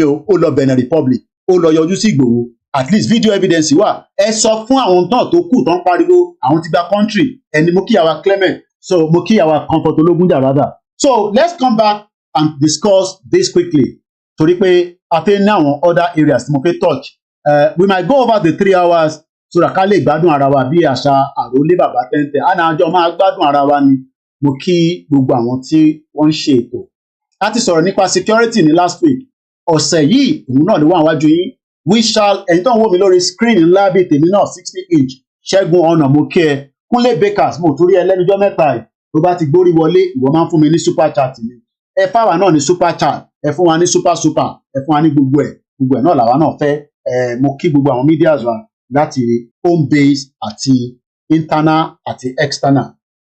Now I'm gonna read this it won't take long as usual ó yẹ ká ti kà látijọ́ Monday ká kọ́ máa ṣe analysis lé lórí ni but ó yẹ yín ọmọ yín àgbọ́n yín àbúrò yín project tó wà lọ́wọ́ mi èmi náà busy there.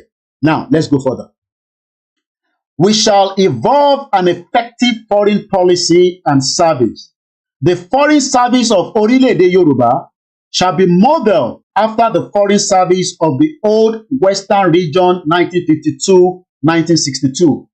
The foreign service of the old Western region consisted of a compact group of intellectual, well-rounded, highly articulated, experienced technocrats drawn from within the globally renowned civil service of the region, operating with impressive efficiency, much like the Western Region civil service from which it was born.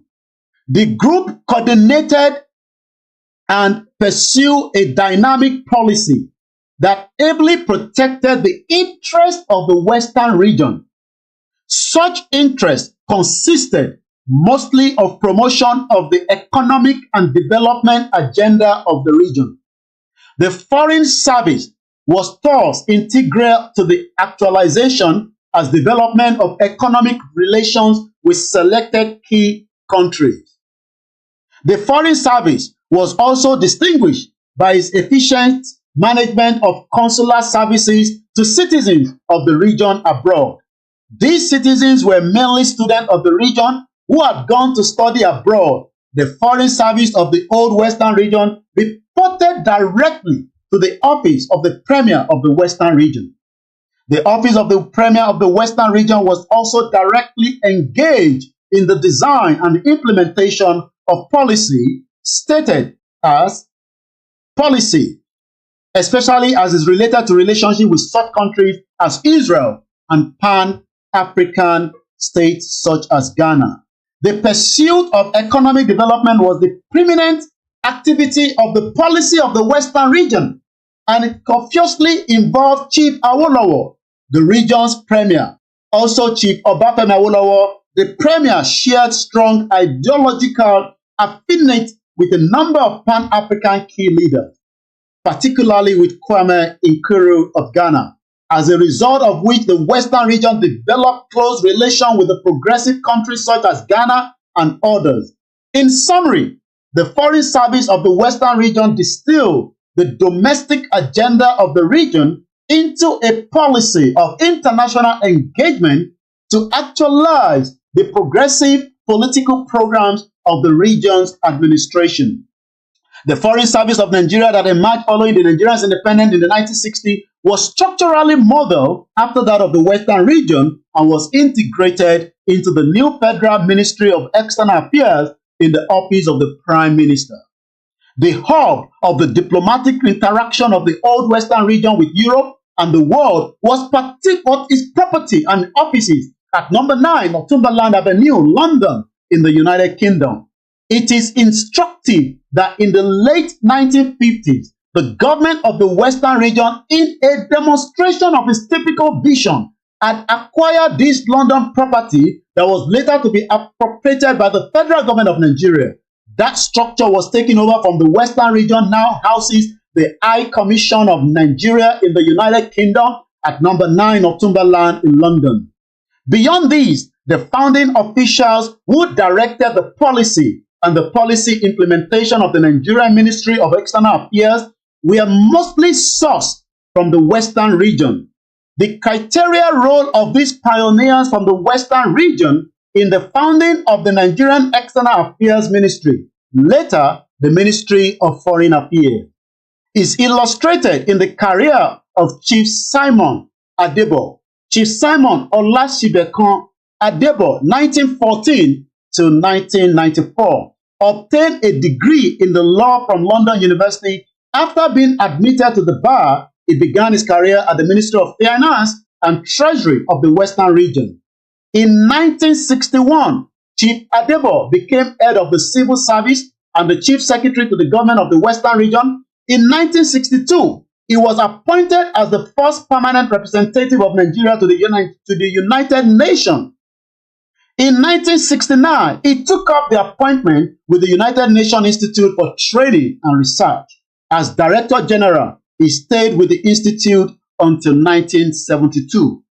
As head and member of a number of associations, he was actively engaged in a variety of activities targeting the promotion of the democratic values and the enhancement of the effectiveness of development policies. Upon return Nigeria, he was appointed to head many institutions. These included the National University Commission and the National Institute for Policy and the Strategic Study. He also served as a chancellor first of Obafemi Awolowo University and later for 8 years as chancellor of Lagos University. The inedibly influence of the veteran technocrat of the Western region who were seconded to found the Nigerian Ministry of External Affairs is reflected in the intellectual acuteness, professionalism, transparency, and the stock ethical principles that characterize the officials and the administration of the Nigeria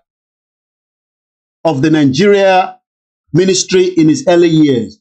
This was also reflected in the seamless management of the policy and services delivery of the early days of the Nigerian Ministry of Foreign Affairs. These were the years when the country provided true leadership on African issues. In the evolution of the Nigerian state, the sterling qualities inherited from the Western region have given way to mediocrity expressed in the elusiveness of federal character, ineffective bilateral consular relations across the globe, and thus inefficiency in the management of the challenges of the Nigerian diaspora, as well as a lack of transparency in the administration of policy. Worst of all is the policy incoherence and the failure of Nigeria to provide leadership for the African continent. Some have suggested that this resulted from the appointment of the untrained hands, especially politicians, as heads of diplomatic missions.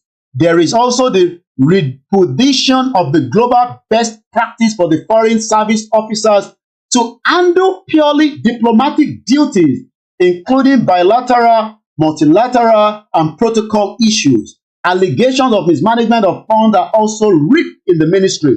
This has led to a loss of stature of the Nigeria in the global affairs. Few consider corrupt and incompetent Nigeria as a meaningful state actor to consult on important African questions. The Foreign Service of ORILEEDE Yoruba will resurrect the golden era of the diplomacy associated with the Western region of the 1950s and the early 1960s. It will employ sounded intellect, and serve the critical important purpose of advancing ORILEEDE Yoruba to the status of the most respected country in the affairs of the world. This again is the good news path to prosperity in our ORILEEDE Yoruba by Professor ADEBANJI Akintoye. Now, mo kí Pastor Mo Ajuwase fún Yorùbá Nation láṣẹ Èdùmàrè. Èyí tí mò ń kà látẹ̀ǹkan yẹn, ọ̀rọ̀ ń bẹ níbẹ̀. Ta ló point ibì kan tí mo mention United Nations tó bá jẹ́ ipá fọ́lù ẹ̀ dáadáa, bẹ́ẹ̀ bá fẹ́ kí n túkà fún yín mo lè túkà. Ǹjẹ́ gbọ́bì kan nínú ibi tí mo kà yí pé nígbà Western Region a wà recognized nínú United Nations? Ẹ jẹ́ n gbé lọ síbẹ̀.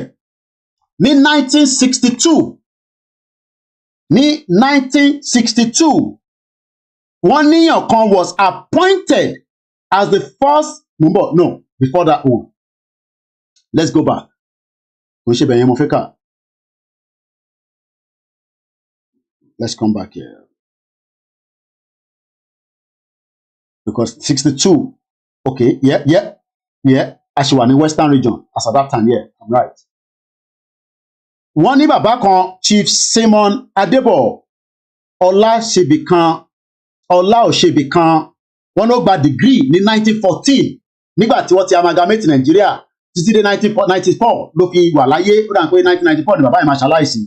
Wọ́n ní ó gba degree ní law ní London University, nígbà yẹn ni wọ́n admit sí bar.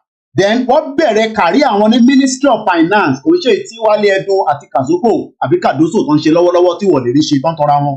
Àwọn brain tó yẹ kó wá ṣiṣẹ́ fúnlẹ̀ Yorùbá tó lọ ń burn energy wọn àti time wọn nínú ibi tó ń pè ní Nàìjíríà tó dẹ̀ mọ̀ pé kò lè ṣiṣẹ́ kankan. Wọ́n ní bàbá yẹn, a máa lọ gbé picture bàbá yẹn jáde láìpẹ́ yìí. Wọ́n ní bàbá yẹn, Chief Adebo, became the head of civil service and the chief secretary of the government. Tẹ́ ẹ̀ bá mọ̀ tó ń pè ní chief secretary, position yẹn ní Gbàjàbíàmọ́lẹ̀. Kàkà kó sọ tí Tinubu máa ṣe fún wa, Gbàjàbíàmọ́lẹ̀, ọmọ Jàgùdà, 419 ọmọ Sùúrùlérè. Ẹmọ tó ṣe ni pé kàkà kó sọ tí Tinubu máa ṣe fún wa, ṣe ní Gbajabiamila ó ń sọ fún wa pé with Almighty Allah ẹ rántí tí Fẹ́mi Gbajabiamila sọ fún wa ìyẹn chief of staff Tinubu because position tó wà very very powerful and unique ni kàkà kó sọ tí ọ̀gá rẹ̀ máa ṣe fún wa in tí olórí burúkú rẹ̀ tó sọ lé. The weight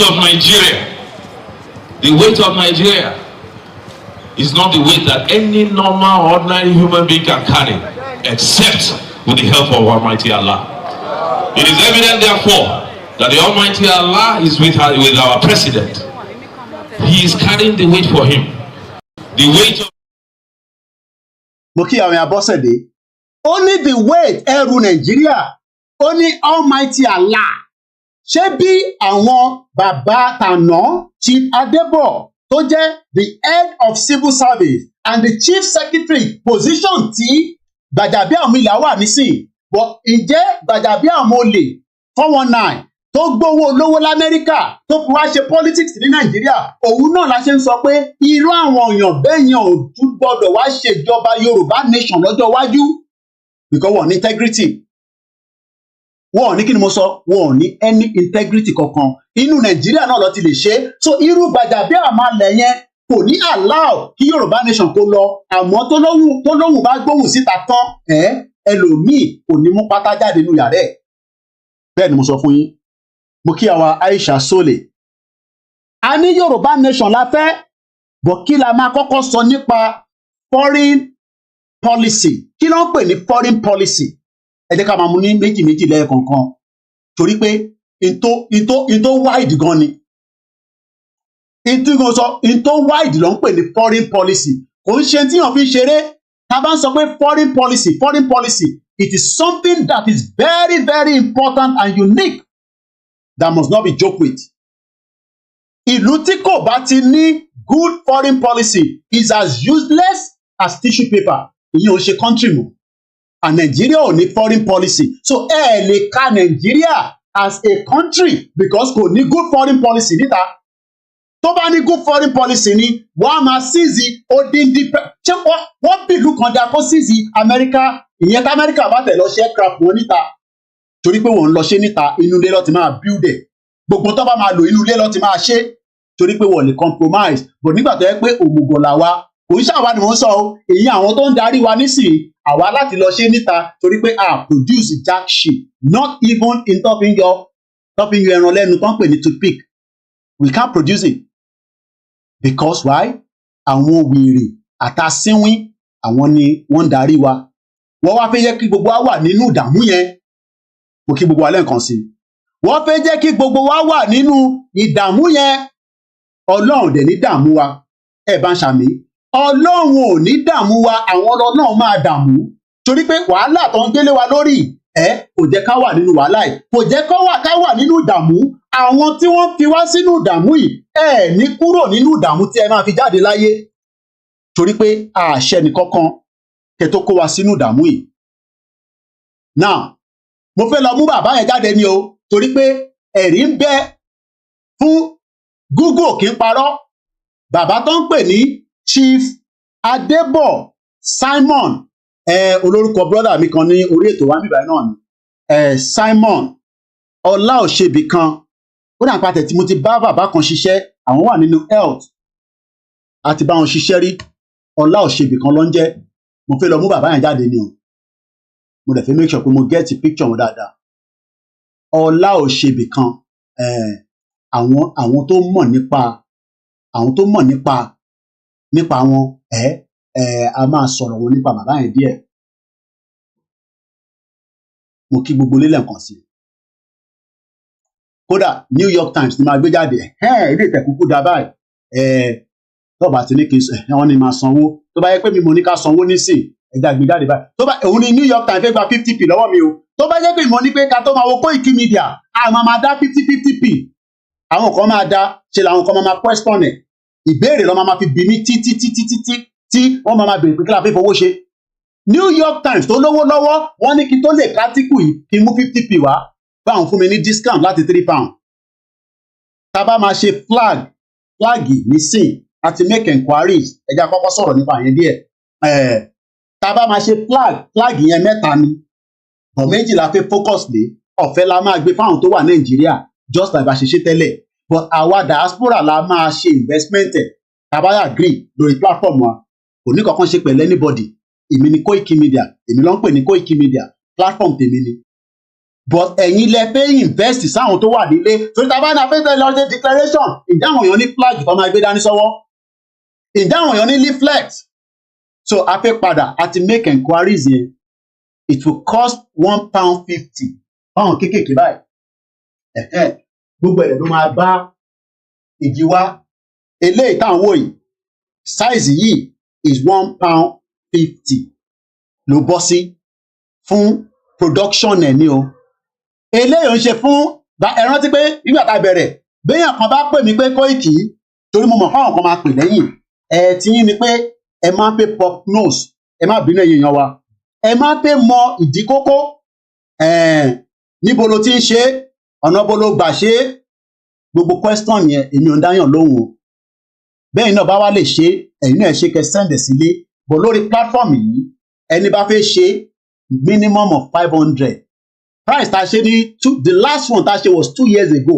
nígbà tí mo lọ wo record àwa ní record but record yẹn kò sí fún public consumption lọ́jọ́ iwájú àwọn ẹlẹ́nu já wáyà àwa náà ní record ìwọ tó gba £10 lọ́wọ́ mi wàá sọ bí ọ̀gbà £10 lọ́wọ́ mi nígbà tó bá dọjọ́ iwájú but it is not for now so £1.50 ní kékeré ìbọ́ sí with the stick fún production price lélẹ́yìí o but minimum of 500 yẹn èèyàn márùn lè wà pín ẹ̀yin lè máa wá sọ bí ta fẹ́ ka sẹ́ndẹ̀ kò tí ì sanwó postage gbedele o it is still a production price but at least ẹ jẹ́ ká bẹ̀rẹ̀ padà ẹ jẹ́ ká bẹ̀rẹ̀ yẹn padà so that 100 tẹ́ bá ṣe èyí á sọ bí tẹ́ fẹ́ kí sẹ́ndẹ̀ sí nínú abúlé yín tó o bá dé abúlé yín kẹ́ pè mí pé ọmọ Koiki kan ni mò ń jẹ́ ibi tẹ́ bá fẹ́ kó dé ní Nàìjíríà kódà bẹ́ẹ̀ fẹ́ kó dé Sókótó màá sọ fún bá débẹ̀ ẹ bí Dr. Aliu nígbà tá a bẹ̀rẹ̀ bóyá cd òdọ́dọ̀ Dr. Aliu ní Kánò àtàwọn tó ń gbé ní gbogbo bẹ́ẹ̀ níjọ́ náà lọ́hùn Dr. Aliu ṣì wà láyé èmi àti wọn sọ̀rọ̀ last week so tí mo sọ ni pé fún size eléyìí £1.50 tó bá wá jẹ́ the other size tó tún wá ní weight ju eléyìí lọ eléyìí size eléyìí báyìí kẹ́rí pé size eléyìí tóbi lè má rí bẹ́ẹ̀ it's a big size so 70 50 by 70 ẹ bá mi send message quickly sorry studio number ni o studio number ẹ fún mi ní kí ni sizes wọn yẹn kí ni ṣàlàyé fáwọn ìlú mọ̀ kọ́ sílẹ̀ ó rà pé 50 by 70 lélẹ̀ ọ̀ máa ṣàlàyé fún yín tó bá ti ẹ bá mi send message wá ẹ tí mo bá sọ̀rọ̀ tí ó ti yé wọn so now eléyìí pọ́n mẹ́ta ni production price £3 minimum of 500 èèyàn márùn-ún mo kí ẹ triple DRS èèyàn márùn lè join hand kẹjọ ṣe èèyàn aṣọ 100 èèyàn kan aṣọ 100 but tó o bá pé 500 pieces a lè produce ẹ̀ jáde minimum of 500. àwọn Russia flag wọn jáde ní north lóòótọ́ ibi ibẹ̀ lọ ti ń ṣe àwa náà ṣe tiwa àti ṣe rí àtúmọ̀àtúnṣe so ìyẹn lọ bẹ́ẹ̀. So fẹ́ni tó bá wà interested ẹ reach out sí wa lẹ́yìn ká lè mọ̀ ká lè tẹ̀síwájú lórí ẹ̀. Audio tí mo record ní sí a máa fi sí ìta gbogbo ẹni tó bá ti bá pàdé ẹ bá wa post ẹ̀ káàkiri kó lọ sí gbogbo tó yẹ kó lọ so káwọn èèyàn lè rí ibi tá a bá ṣẹ́ dé ní week 14 mo ṣe iṣẹ́ analysis lọ́wọ́ mo bọ̀ mo ti náà so now a fẹ́ sọ̀rọ̀ nípa bàbá wa Adébọ̀ but New York Times ní mo máa sanwó èmi ò dẹ̀ lówó tí mo fẹ́ san fún wọn. So I'm a manage but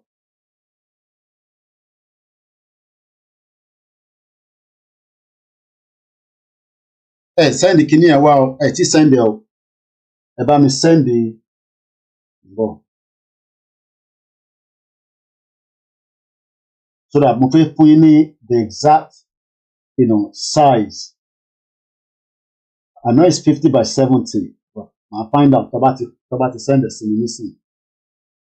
Because phone tá a máa fi check it properly mo fi ń ṣe Twitter mo lè stop Twitter for now mo kí gbogbo lélẹ̀ nǹkan sí pé ẹ káàbọ̀ à ń sọ̀rọ̀ nípa foreign policy ǹjẹ́ Nàìjíríà ní foreign policy kankan kò ní because kò ń ṣe country tó bá ní foreign policy tó dáa wọ́n ní máa ṣe báṣabàṣa bó ṣe ń ṣe Nàìjíríà wọ́n ní máa ṣe báṣabàṣa bó ṣe ń ṣe Nàìjíríà lọ́wọ́lọ́wọ́ because wọ́n ń ṣe Nàìjíríà báṣabàṣa torí pé kò ní good foreign policy kò dẹ̀ lè ní good foreign policy torí pé àkì í ṣe kankan náà we are different people.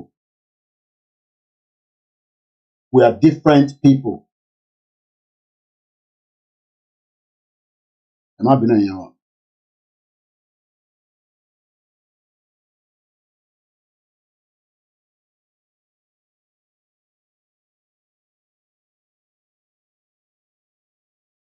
Ẹ send kíní sizes yẹn sí mi again on flags and ASAP please. Mo kí gbogbo alẹ́ nǹkan sí. Now, bàbá tá à ń sọ̀rọ̀ ẹ̀ lọ yìí.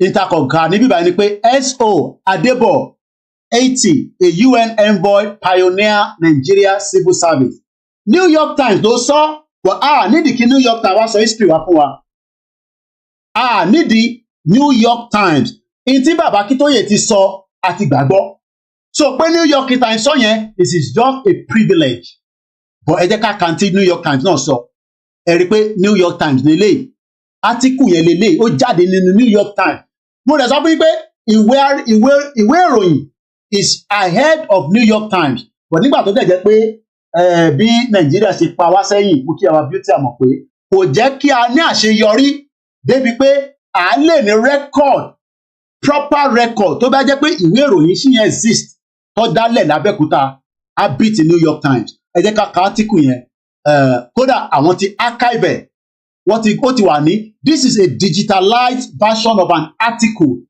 from the Time Print Archive before the start of online publication in 1996 pé àwọn náà máa bẹ̀rẹ̀ online publication 1996 ni ojoojúmọ́ làwọn náà kọ report tá à ń ṣe news ǹjẹ́ ẹ̀ ń bá wa lọ sórí wẹ́bsáìtì wa láti lọ wò ó kí ni Koiki gbé títà lẹ́ẹ̀dì gbàtẹ́ ìbá lọ síbẹ̀ gbogbo ẹni tó bá fẹ́ gba article tí mò ń kà yìí ìyẹn Path to Prosperity àti create folder níbẹ̀ ẹ lọ sórí Yoruba people ẹ lọ download ẹ̀ òun nìyẹn ló wà ń bẹ̀ òun lélẹ̀ but when people don't go there information ti wà already website méjì ni mò ń run I hope the second one òun lélẹ̀ o ṣẹ̀rí eléyìí nísìn ó ti wà under maintenance eléyìí tá a ṣe open the first one KOIKIMEDIA yẹn gbogbo ọ̀rọ̀ Yorùbá nation ló ń bẹ níbẹ̀ nǹkan kan báyé yẹn lọ sínú bẹ̀ but people ẹ wà lazy kò ń ṣe gbogbo wa ìyẹn ló ṣe máa ń ní wọ́n ń tọ́jú information fún àwa dúdú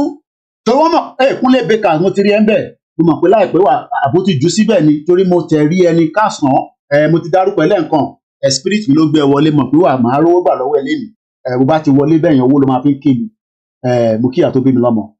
À ń sọ̀rọ̀ nípa foreign policy but ǹjẹ́ ọmọ Yorùbá gan lọ sórí wẹ́bsáìtì KOIKIMEDIA mo sọ pé mi ò kì í ṣe blogger mo kì í ṣe blog mo kì í àwa ń ṣe látara pé lẹ́ni mo ti file tax return mi torí tí ìbá file before the end of this month wọ́n máa penalize mi ìtàn pè ní country nìyẹn mo kí ọmọ Bọ́lájí Abdullahi mo ti reach out sí accountant mi lẹ́nu mo ti send gbogbo statement tó need from last year to this year because a gbọ́dọ̀ submit tax return KOIKIMEDIA iléeṣẹ́ ni KOIKIMEDIA ẹ ràn lọ́wọ́ ẹ ràn iléeṣẹ́ yìí lọ́wọ́ nítorí pé iléeṣẹ́ tó dúró fún Yorùbá nation nìkan ni kò dúró fún nǹkan míì ju Yorùbá nation and if you are not supporting it kò lè rìn sí ibi tó yẹ kó rìn sí láti compete pẹ̀lú àwọn New York Times tá à ń pariwo yìí àwọn náà ní owó lọ́ ṣe ń pè wọ́n ní New York Times so mo kí gbogbo alẹ́ nǹkan sí S.O.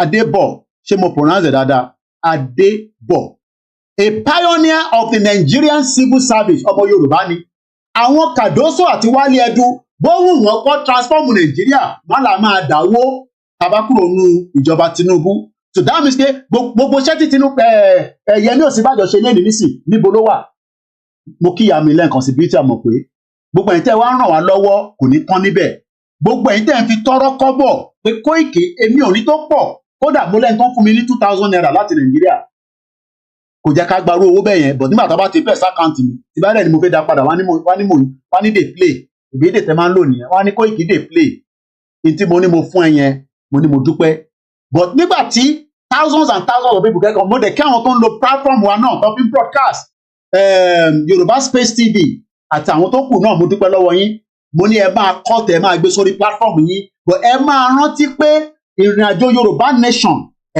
ó yàtọ̀ sí ti Biafra ìtọ́ bá wọn Biafra ní kọ́ ṣe pẹ̀lú Tinubu ní December 2nd táwọn bá ready we will do our own but ẹ jẹ́ ká kọ́ by now nítorí ká máa béèrè lọ́wọ́ wa ni pé Koiki ta ni foreign minister tó tẹ̀lé jẹ́ interim tó máa bá wa káàkiri ìyẹn àwọn question kẹ̀kẹ́ máa bi wá nìyẹn oúnjẹ bá fẹ́ declare torí pé a gbọ́dọ̀ ní foreign policy dẹ̀ ń lọ nísàlẹ̀ but ẹ fẹ́ mọ gbogbo ẹ̀ ní a lè sọ fún yín bí pẹ́pẹ́yẹ bá jòkúta omi ni ó fi ṣu ẹran tí orin ti máa ń play fún yín tí bá ti ń drive yẹn so púpọ̀ ní yín fẹ́ mọ kókó and we cannot be coming at yín sọ fún yín pé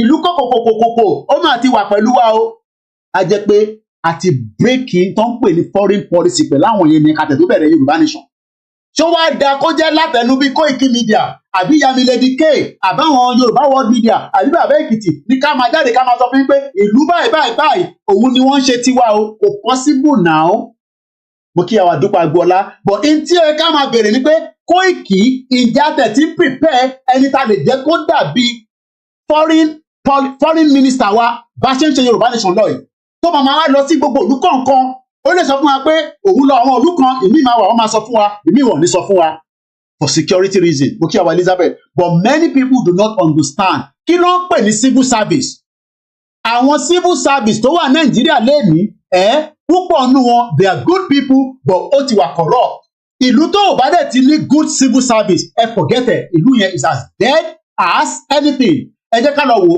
mostly simply civil servant àwọn tó ń ṣiṣẹ́ fún government to develop and implement policy and provide services to the public ìtọ́ ń pè ní civil service nìyẹn àwa ọmọ Yorùbá gbọ́dọ̀ prepare pé Nàìjíríà ò lè provide services fún wa ní public lẹ́nìí ìyẹn lẹ̀ ṣe rómi mu lé Lagos State after 8 years of Jagaban omi inú ìdọ̀tí lẹ̀ ṣe ń mu tó bẹ́ẹ̀ kẹ́ mu good water ní Lagos State yìí mo sọ fún yín pọ́ ti ta Lagos but púpọ̀ nù yín gbọ́ àgbọ́yé Yorùbá nation àgbọ́yé Yorùbá nation ni pé a fẹ́ ní foreign policy tó ń ṣiṣẹ́ foreign policy tó respect àwọn aráàlú míì tó dẹ̀ gbọ́dọ̀ respect àwa náà wọ́n bí ọmọ Amẹ́ríkà kan dá kó commit crime níta kí gọ́ọ̀mẹ̀ntì ẹ̀ má dìde tì ǹjẹ́ gọ́ọ̀mẹ̀ntì Nàìjíríà lè dìde tiwọ́ níbi tó wà lẹ́nìí lálẹ́ níbi tó sùn sí nínú Nàìjíríà ká má jẹ́ tí sọ àwọn tàwa ní diaspora ìyẹn tẹ́ bá tẹ̀ rántí àwa ǹjẹ́ Nigerian government lè dúró tì yín pé ní Nàìjíríà tí wọ́n ti ń mẹ̀jẹ̀ tó ń pààyàn lójoojúmọ́ àní kò sí good foreign policy ìyẹn ni topic and treat lálẹ́ yìí we shall evolve kí ni wọ́n ń pè ní evolve ẹ jẹ́ ká lọ wo òyìnbó meaning evolve tó bá sọ pé nǹkan evolve pé evolve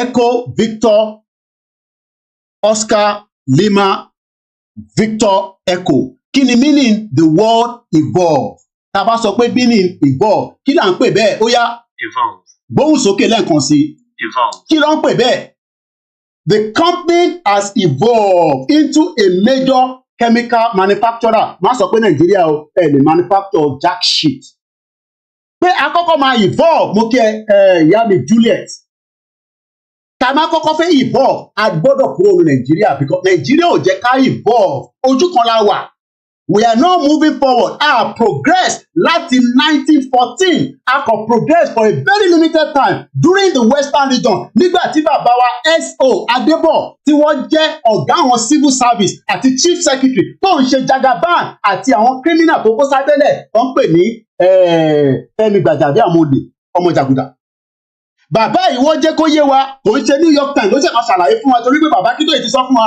but just for the argument sake lálẹ́ yìí kẹ́lẹ̀ bá mọ̀ pé New York Times gan mọ̀ pé níjọ́ náà lọ́hùn a ní tó ń pè ní proper Nigeria civil service pioneer by a Yoruba man tó ń pè ní S.O. Adébọ̀ ìyẹn ló ṣe sọ pé ní gbogbo Áfíríkà àwa la kọ́kọ́ kàwé jù kí ló wá dé ta wà lẹ́yìn lẹ́ni ìdí nípa wà ní Nàìjíríà tá a bá kúrò ní Nàìjíríà a lè ní good civil service lọ́jọ́ iwájú mo kí àwa Sherifat Agbábíàká ẹ bá gbọ́ wọlé share button like program rárá ohun ni mo fi ń sọ̀rọ̀ èyí tí ẹ̀ lè ṣe ni pé kẹ bá wa like kẹ share kẹ bá wa fún fáwọn èèyàn pé Koiki ti wà níta ó fẹ́ ṣàlàyé Yorùbá nation fún yín ẹ fọ̀rọ̀ declaration àwọn Biafra sílẹ̀ mo ní Ìgbòho gangan ní kọ́kọ́rọ́ Nàìjíríà tó bá fohùn sílẹ̀ lálẹ́ gbogbo Nàìjíríà máa dàrú kò ń ṣe pé mo fi ń dẹnu gbogbo wa mọ̀ bẹ́ẹ̀ and it's only 45 minutes ìyẹn tó bá wà ní Benin but presently ó wà níta pẹ̀lú àwọn ọmọ ẹ̀ ní Germany. Mo kí gbogbo àwọn ọmọ àtìyàwó. Òun ò sá kúrò láfíríkà, ó wà nínú áfíríkà. Àwọn tó bá níyẹn ó ti dalẹ̀ ẹ fi wọ́n sílẹ̀. Ẹni káwọn náà máa bọ̀ ní Benin Republic lásán kò ní kọ́ lọ Nàìjíríà ọ̀ bí bàbá anybody ní wọn dá. Kò dẹ̀ gbójú pamọ́ nínú Benin Republic. Mo kí gbogbo àwọn Benin àtàwọn ọba tó ń bẹ níbẹ̀. Ẹ jẹ́ ká ka díẹ̀ nípa bàbá yìí, bọ̀ kí ni wọ́n ń pè ní civil service. Ẹ máa develop and implement policies. Tí bá ń wáṣẹ́, tí bá ń wá nǹkan kan, civil service jobs ó wà káàkiri. Owó burúkú náà sọ fún wọn fáwọn tó bá wá. Ó ń bi mí pé postcode wo ni mo fẹ́ fi wá. Màá ní kó fún mi ní Acne pé mò ń wáṣẹ́ sí ọ̀nà Acne. Mò ń wáṣẹ́ civil service. Ṣé iṣẹ́ civil service wà? Mo fẹ́ ṣiṣẹ́ kò ń ṣe ti Nàìjíríà. Search for jobs. Ó máa gbé jáde. Ẹ̀yin èèyàn mi, ó máa gbé jáde. Ìwọ tó bá fẹ́ jẹ́ director of civil service fún employ experience and people performance ní Glasgow, ní Manchester, ní Newcastle upon Tyne, ó lè máa gba £97,000. Iṣẹ́ ń bẹ ní cabinet office. Lọ́jọ́ iwájú nílẹ̀ Yorùbá, iṣẹ́ tó máa ṣe wà kò ń ṣe jàgbàjàgbà tí politician sọ fún ẹ pé ó dìgbà tó bá bọ́ bàtà ẹsẹ̀ wọn. They are born bastard ni mo sọ fún ẹsẹ̀. Born bastard ni àwọn politician. Wọ́n mọ̀ pé tí civil service bá ń ṣiṣẹ́, ò nídìí láti máa jí owó nínú civil service kó tó ṣoríire. Ìlú èrè. Tó bá ṣe ní pension and benefit, àwọn ìyá dáadáa, mo sì ní náà ń gba pension wọn. Gbogbo pension wọn ló ń ná sínú Yorùbá nation. Tó bá rò pé wọn nìkan ló náwó sínú Yorùbá nation, ìyá tó bèbè náà náwó sínú ẹ̀. Ó náwó nára, ó jáde láti bẹ̀rẹ̀ ni, ó léye thousands of pounds tó fi fly lọ. Lọ́ba bíbà bá Wálé Àdídá, ẹni kó wọ ọkọ̀ kó lọ sí Benin Republic, kó lọ máa pariwo DIY country láti bẹ̀, kò ní dá fún gbogbo wọn. They are born bastard. Tó bá fẹ́ ṣiṣẹ́ as a pension and benefit adviser, mo ò sọ pé kó bá fẹ́ ṣiṣẹ́ SO àbí SC òfò tó ń fún yín tó ló ń kó bàtà olóṣèlú ẹ̀yìn olórí burúkú ọmọ àlè. Tá à ń sọ fún pé Yorùbá nation country ó máa fún yín ní a good foreign and services foreign policy effective one tó ń pè ní evolve. Ó ti ṣẹlẹ̀ rí bẹ́ẹ̀ bàbá wa S. Adébọ̀ wọn ló ṣẹlẹ̀ nígbà Western region. Tó bá fẹ́ ṣiṣẹ́ bẹ́ẹ̀ nílùú yìí, wọ́n máa san £36,000 to £41,000 fún ẹ. Closing day kò sí pé o mọ̀yàn níbẹ̀, wàá lọ fill form. Tó bá rí pé o wà capable, wàá pè fún the first interview. Tó bá ti ṣe the first interview, wàá gbẹ̀ wọlé, àwa máa wá bẹ̀rẹ̀ iṣẹ́ yìí, àwa máa send owó sí sílé. Ìyẹn lẹ fẹ́ ká máa ṣe àbí ó kù díẹ̀ káàtó. This is for the House of Lord. Ibi tí mo sì mi ti retire nìyẹn.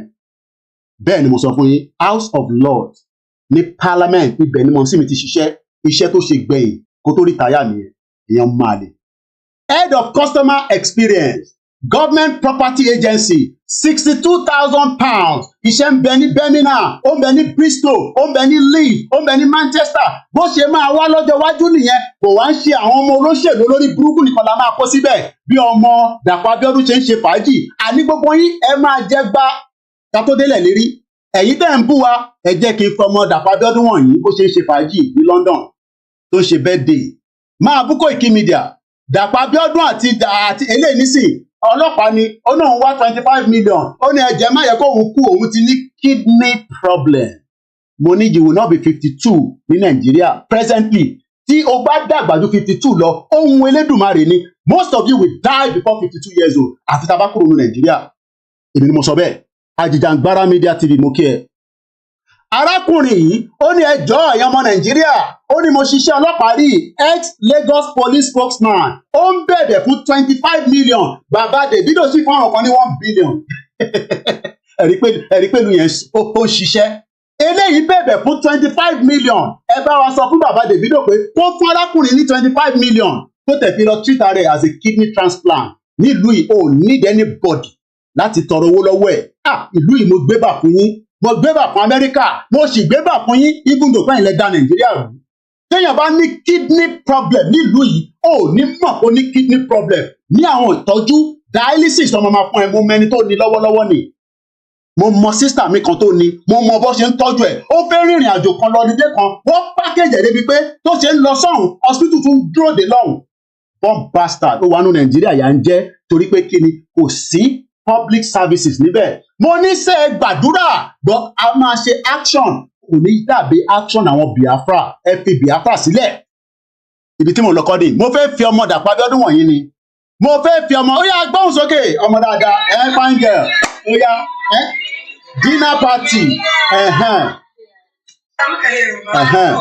jẹ́rìíràn ibi tó ń náwó yìí sí nìyẹn ọmọ Dàpọ̀ Abíọ́dún máa mú champagne jayé orí ẹ fine girl jayé orí ẹ ó yá jayé orí ẹ kọ́ ọmọ búkọ́ ìkì lórí social media wá ṣe fine girl torí ó yá bí ẹ̀rí bàbá ẹ̀ òun àti bàbá ẹ̀ nìyẹn torí náà torí òun àti bàbá ẹ̀ máa búkọ́ ìkì media àwọn ọmọ tó ń ṣe wọ́n ń tọ̀ àwọn ọmọ wọn sílẹ̀ torí pé wọ́n fẹ́ jẹ́ káwọn ọmọ wọn tún wá jẹ gàba lé wa lórí ẹ̀ ní kúure gbogbo yín pátá bọ̀ká tó délẹ̀ lérí akọ́kọ́ gbọ́dọ̀ prepare mind àwọn èèyàn by awareness fẹ́ jẹ́ ká ṣe awareness ẹni ká lọ máa ṣe declaration ó ń bọ̀ àná ọmọ Dàpọ̀ Abíọ́dún nìyẹn wọn ẹ̀rọ àti bàbá ẹ̀ fine girl no pimples no pimples fine girl lórí TikTok Oyinda Abíọ́dún ọmọ bàbá olè òṣòwò ọmọ bàbá olè bàbá olè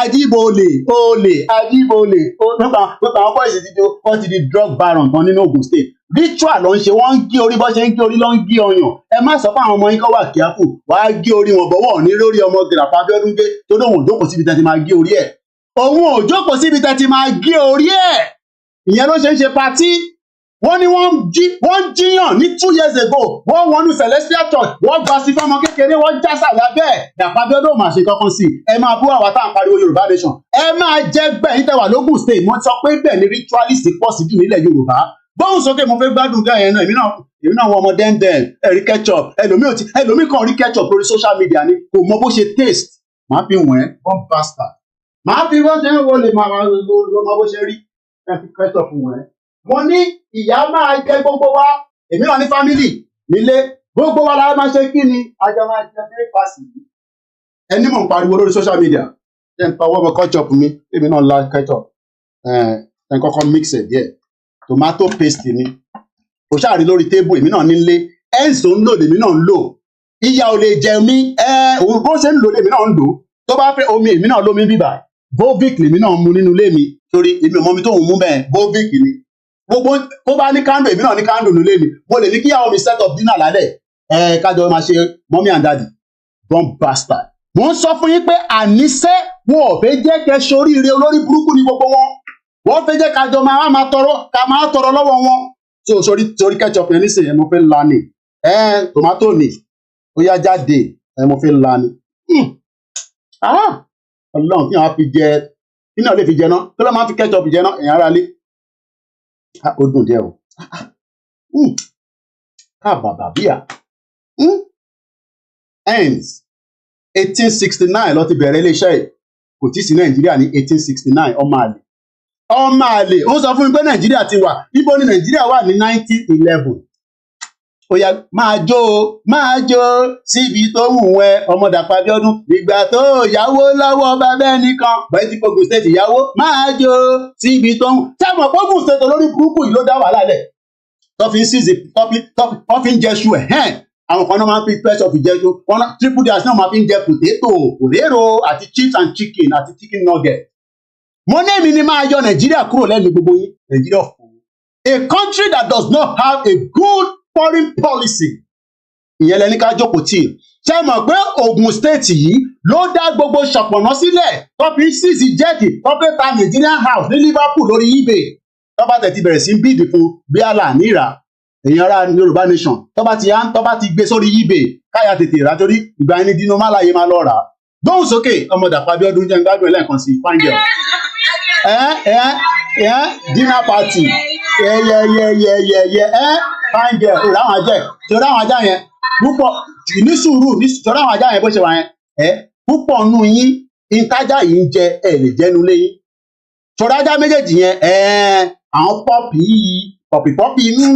àwọn ajá tó máa ní sit down tí bá ní kẹ́yìn jókòó nísẹ̀ ní dá mi lóhùn torí ẹ máa béèrè pé Koiki kí ló dá ṣe ní ká jókòó bọ̀ ajá bàbá ní kájá jókòó ní sáà jókòó àníkẹ́ farabalẹ̀ ẹ fọ̀rọ̀ declaration Biafra sílẹ̀ ẹ jẹ́ káwa kọ́kọ́ ṣàlàyé fáwọn èèyàn pé àgbọ́yé Yorùbá nation ni pé a fẹ́ ní a very effective foreign policy and services.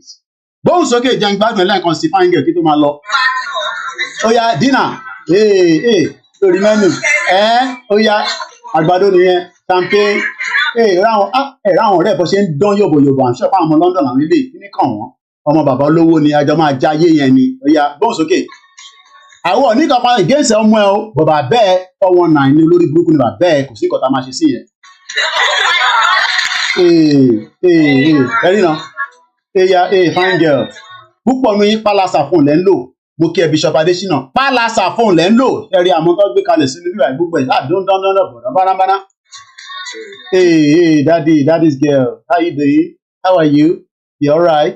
Hope the 20,000 pounds was enough. Dad, no. That money wasn't enough. Why? Because my friend, we wanted to hire Ferrari to drive around central London. How much is Ferrari? It's about 2,000 pounds a day. All right. I'll tell Shegun to send another. It's another 10,000. No, Dad. Why not make it 20,000 pounds, Dad? I love you, Dad. I love you, sweetheart, as well. Owó ló fi ń love ara wọn. Owó ló fi ń love ara wọn. Ọmọ Yorùbá wà lókùn sí kò. Don Kevin kí ló ń pa ẹlẹ́rìn? Alábòsí ni ẹ kí ló ń pa ẹlẹ́rìn? Owó òlú ló fi ń gbádùn. Iṣẹ́ wo lọmọ yìí ń ṣe? Bàbá ẹ̀ ló ń fún lówó. Àwọ̀ against ọmọ o. Bàbá ẹ̀ criminal ni bàbá ẹ̀. Bàbá ẹ̀ ló dá gbogbo wàhálà sílẹ̀ tí Fúlàní pa wá tọ̀ rí kankan ṣe sí lógùn state. Ọmọ ẹ̀ nísìn Fúlàní ò lè pa. Mo kẹ́ Tony Ages. And Dad, another 20,000 pounds will be fine. All right. Okay. How's your study going? Dad, the car you promised me. No, má yẹ kára ká ní sí Koiki bá gbóko túra ká ní sí wọn máa pariwo lórí social media. Má jẹ́ kọ́mọ yẹn kó bá mi. Má jẹ́ kọ́mọ yẹn kó bá mi. Ó tuntun pariwo ẹ nísìn. Ìtọ́ máa ń ṣe nìyẹn. Wọ́n mọ̀ pé tá a bá ti bẹ̀rẹ̀ sí pariwo wọn báyìí nísìn. Wọ́n máa sọ fún àwọn ọmọ yẹn. Má yẹ ká ra mọ́tò yẹn nísìn. Wọ́n mọ̀ pé Koiki máa mọ̀ kó ti ra mọ́. Dad, who is Koiki? Ọmọ Koiki ní London. KOIKIMEDIA. Who is he? Ọmọ yóò dá kankan mọ̀. Tí a má jẹ́ kí Koiki rí ẹni bá ti ń káàkiri ní club o. Tó máa gbé picture síta ni ọmọ fúnra ẹ̀ ló gbé picture síta lórí TikTok kí ni èmi kúkú ní TikTok òun náà ló post rẹ̀ bó ṣe post rẹ̀ àwọn máa bá ń ṣe analysis gbóhùn sókè kí ló sọ bẹ́ẹ̀ ó ní your baby àwọn fine girls kí ló ń jẹ yìí Ferrero this is in like ọmọ London cheesecake ọmọ ìmọ̀ àmọ́ jókè abẹ́rẹ́ ó jùdí sàn kò tẹ̀ múra ọmọ Yorùbá kò tẹ̀ wáṣọ òkè ká tẹ̀ mọ̀ pọ́ ọmọ Yorùbá ni. Hi guys, they're my friends. Kí ló dé tó mú friend láti Ìjẹ̀bú Igbó? Kí ló dé tí kò mú friend láti Ìjẹ̀bú Rẹ́mọ? Kí ló dé tí kò mú friend láti Òkòkò Michael? Ẹ jẹ́ àfọmọdà pàbí orí sílẹ̀. Ẹ jẹ́ ká padà sọ́dọ̀ bàbá Débọ̀ ẹ jẹ́ ń gbé ketchup sínú pé torí ẹ fi fojú fi máa gbé lọ láti dúrà. Mo kí gbogbo lílà nǹkan sí ẹ bá gbọ́ wọlé share button. Ẹ gbọ́ wọlé share button. Kébì náà mu juice ọmọ dàpọ̀ abẹ́rún ṣe ń mu juice. Kébì náà fi juice tẹ̀ sísàlẹ̀. Ẹ má bínú wọn bọ̀ o. Mo náà máa gbádùn ara wa lálẹ́ yìí ní ká máa fi lọ sùn. Gbogbo ìta àṣe látijọ́ mẹ́ta. Gbogbo ẹ̀ ní máa kó papọ̀. Mo máa ń kún phone line ó kù díẹ̀ ẹ ṣe sùúrù.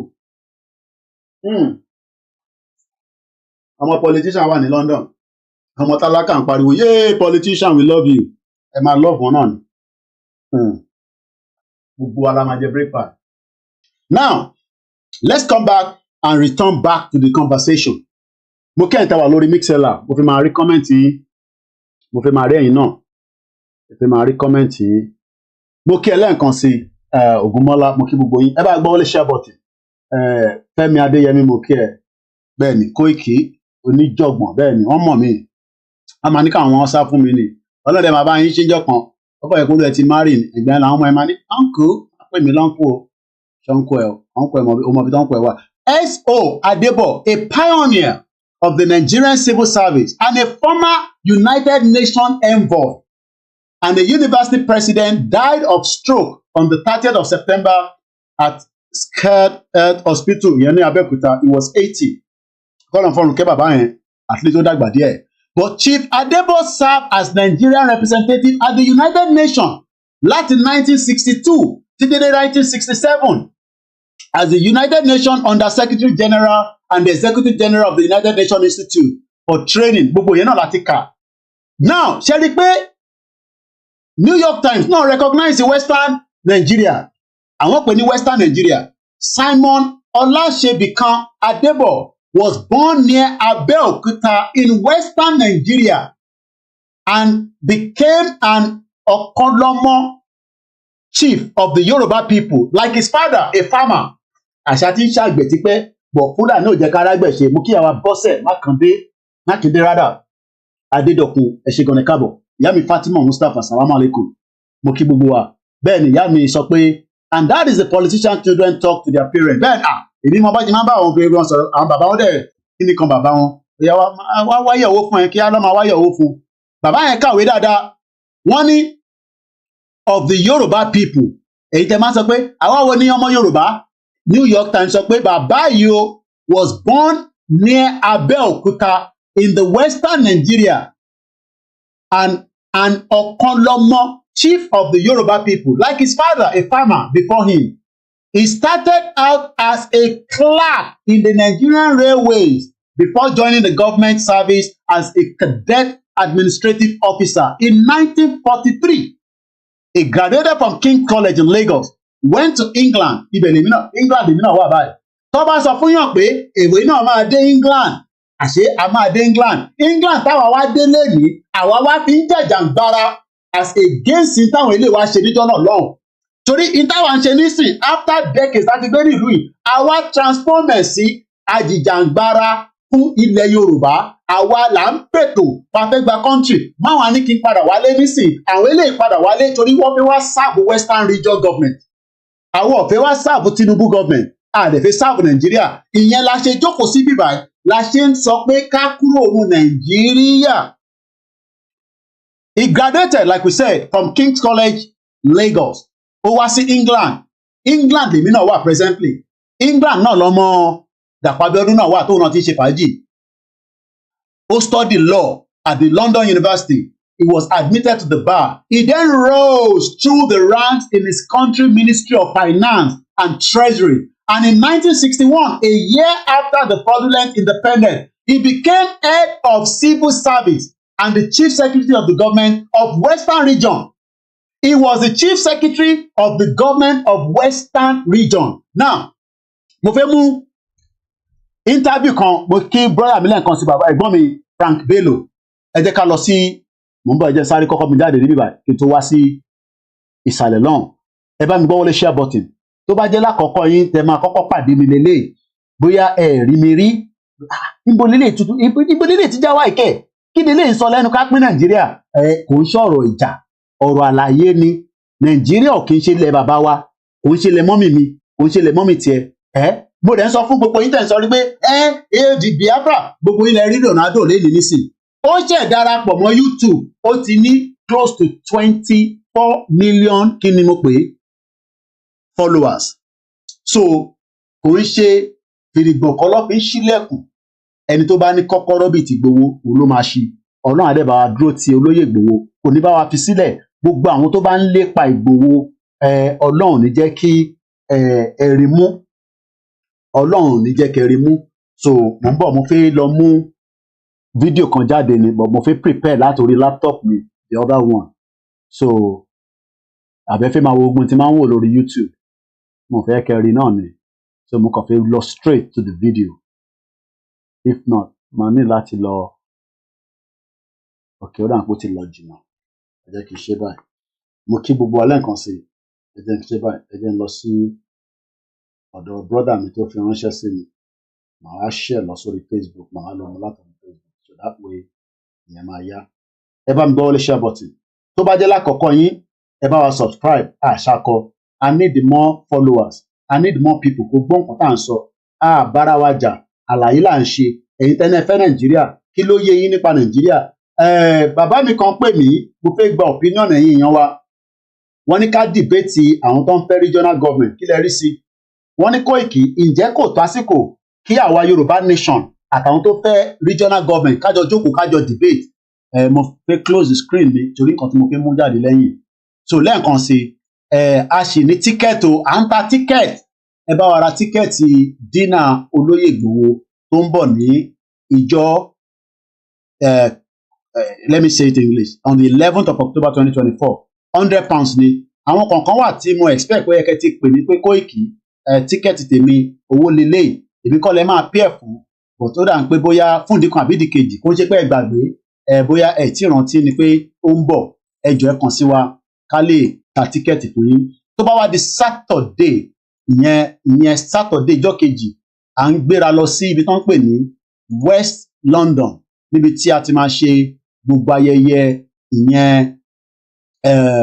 rally tí ọmọ Adéyẹmọ tó máa bá wa ṣe kárìsìkì ẹ̀ àwọn kan tó wá ń sọ pé Koiki kí ló dé tẹ́ tó wá fẹ́ ṣe rally bẹ́ẹ̀ ní London láti fi create awareness ló ń pè Bishop Adesina ní far right people will deal with this one in few months and the indigenous people Western will push them back to Africa gbogbo ẹni tó ní is that not Coco Channel perfume they're sharing ẹ̀yin tó rí Coco Channel perfume èmi kan tí mo wà ní bíbá ẹ̀ mo ò rí àwọn èèyàn lójú dáadáa o ẹ ṣe gan ni ají at easy life wọn ní Koiki ìwọ ọ̀dà kan mọ̀ ìwọ ń lo perfume wọ́n kàn ń gbé London tiẹ̀ ni kò sí nǹkan tó dá mọ̀ perfume lówólówó ló ń pín yẹn mo sọ pé that is pé àgbà tó £50,000 lọ́wọ́ bàbẹ́ owó burúkú wà lọ́wọ́ àwọn pípín yẹn sẹ́ẹ̀ owó burúkú ń bẹ lọ́wọ́ wọn now mo ti mú orúkọ tí mo fi mú jáde ẹ jẹ́ ká wá báyìí padà mo máa ń kí gbogbo ọmọ Yorùbá nílé mo kí mọ́mísì mi mo kí bàbá Akintoye o mo kí dáadáa ta ló ti rí fídíò yìí tí Edmond Obilo ṣe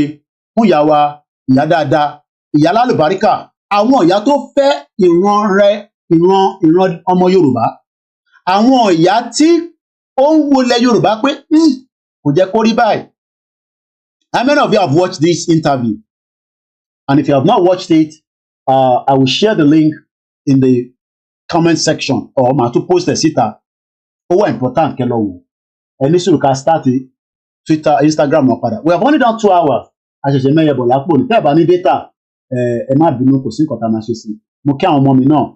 Mo kí bẹ́ẹ̀ ni Ogun State money lọ náà. Wọ́n ná dáadáa. At least àṣàrò ọmọ yẹn tó ṣe birthday. Now, I will just play bit and bit out of this video. Èmi ti farabalẹ̀ gbọ́ délẹ̀. Kọ́lọ̀ forí jí bàbá wa Awólọ́wọ̀. Kọ́lọ̀ bá mi di gbogbo ìdílé wọn mú dáadáa. He was a legend. Àwọn ọmọ Ìgbò àbáwọn ilẹ̀ Haúsá àbáwọn ẹ̀yà míì lè máa agree pẹ̀lú wa lórí ẹ̀.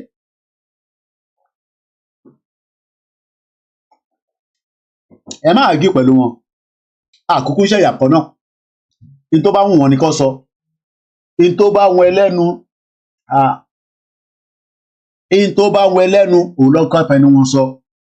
But bàbá Awólọ́wọ̀ tiwa ni. And we will continue to love him and appreciate him.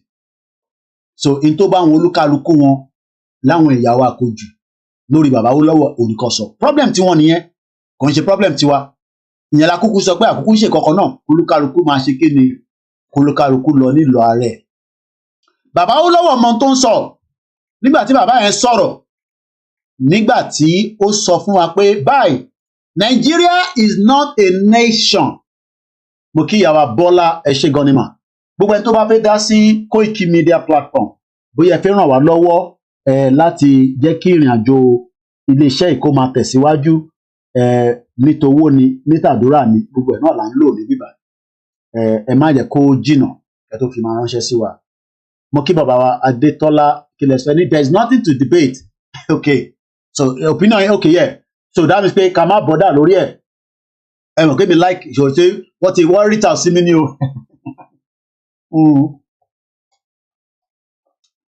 Ní ká máa waste time ara wa ẹ ṣé gan ni ó dà pé èèyàn kan péré ló sọ̀rọ̀ lé lórí mo rí comment ẹlòmíì bí ẹ̀gbọ́n kan tí mo sọ lẹ́ǹkan bàbá wa kan rí tà sí mi wọ́n ní ká lọ debate àwọn tọ́lá àwọn fẹ́ regional government pé ká lọ debate wọn àwa Yorùbá nation so ìyẹn mo gbé wá pé kí lẹ́yìn rí sọ sí now ẹ ká tẹ̀síwájú torí àsìkò. Bàbá Awólọ́wọ̀ kó tó kú ó ní Nigeria is not a nation. It is a mere geographical expression.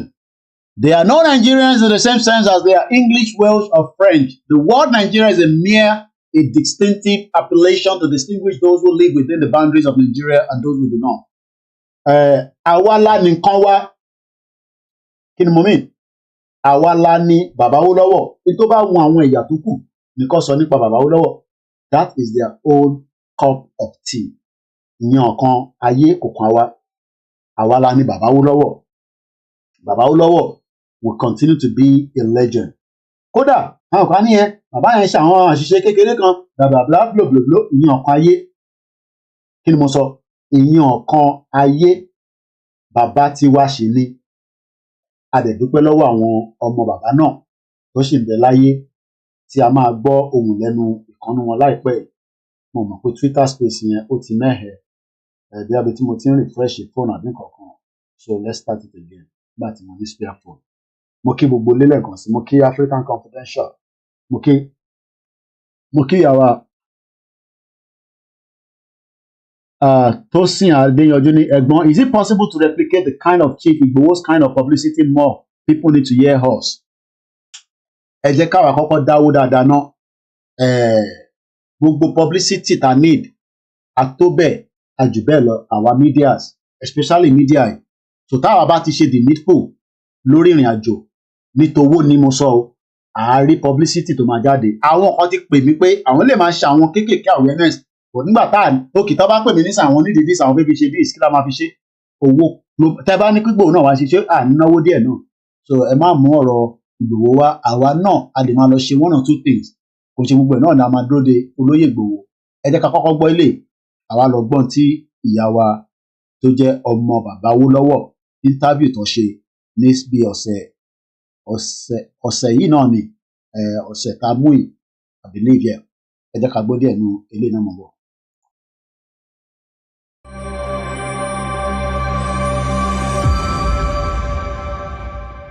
The welfare of millions of people for generations to come may be affected by the wisdom which we here display. If Nigerian leaders and our British partners are to prove themselves worthy of their trust, now is the time for us solemnly and truly to dedicate ourselves to seeking the greatest good of the greatest number of our people in Nigeria.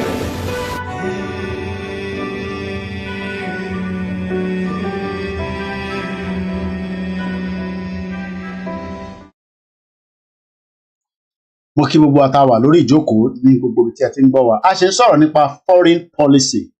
Báwo ni àwọn bàbá Awólọ́wọ̀ ṣe tó tí wọ́n ṣe mistake tó ta state àbí kó ta ilẹ̀ Yorùbá?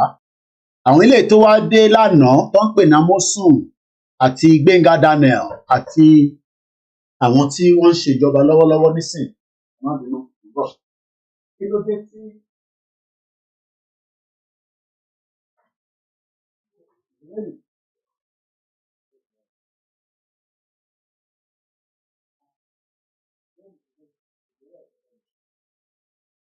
tí táwọn wá di pé àwọn tèmi táwọn ṣe mistake? Kí ló fà á? Kí ni díẹ̀? Gbogbo wa la ti ń gbọ́ water this water that látara ká má ní policy tó ń ṣiṣẹ́, látara ká má nífẹ̀ẹ́ àwọn èèyàn.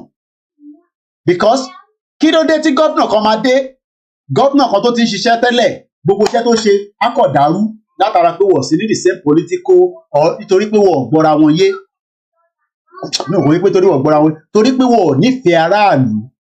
Torí gbà tí Ìbúkúlédé Amosun á ṣàgbà file folder gbogbo tí Gbénga Daniel ṣe, á wá máa wò ó á máa wò ó dá eléyìí gbèsè tá jẹ leléyìí eléyìí ìbólẹ̀ bá ṣẹ́ dé.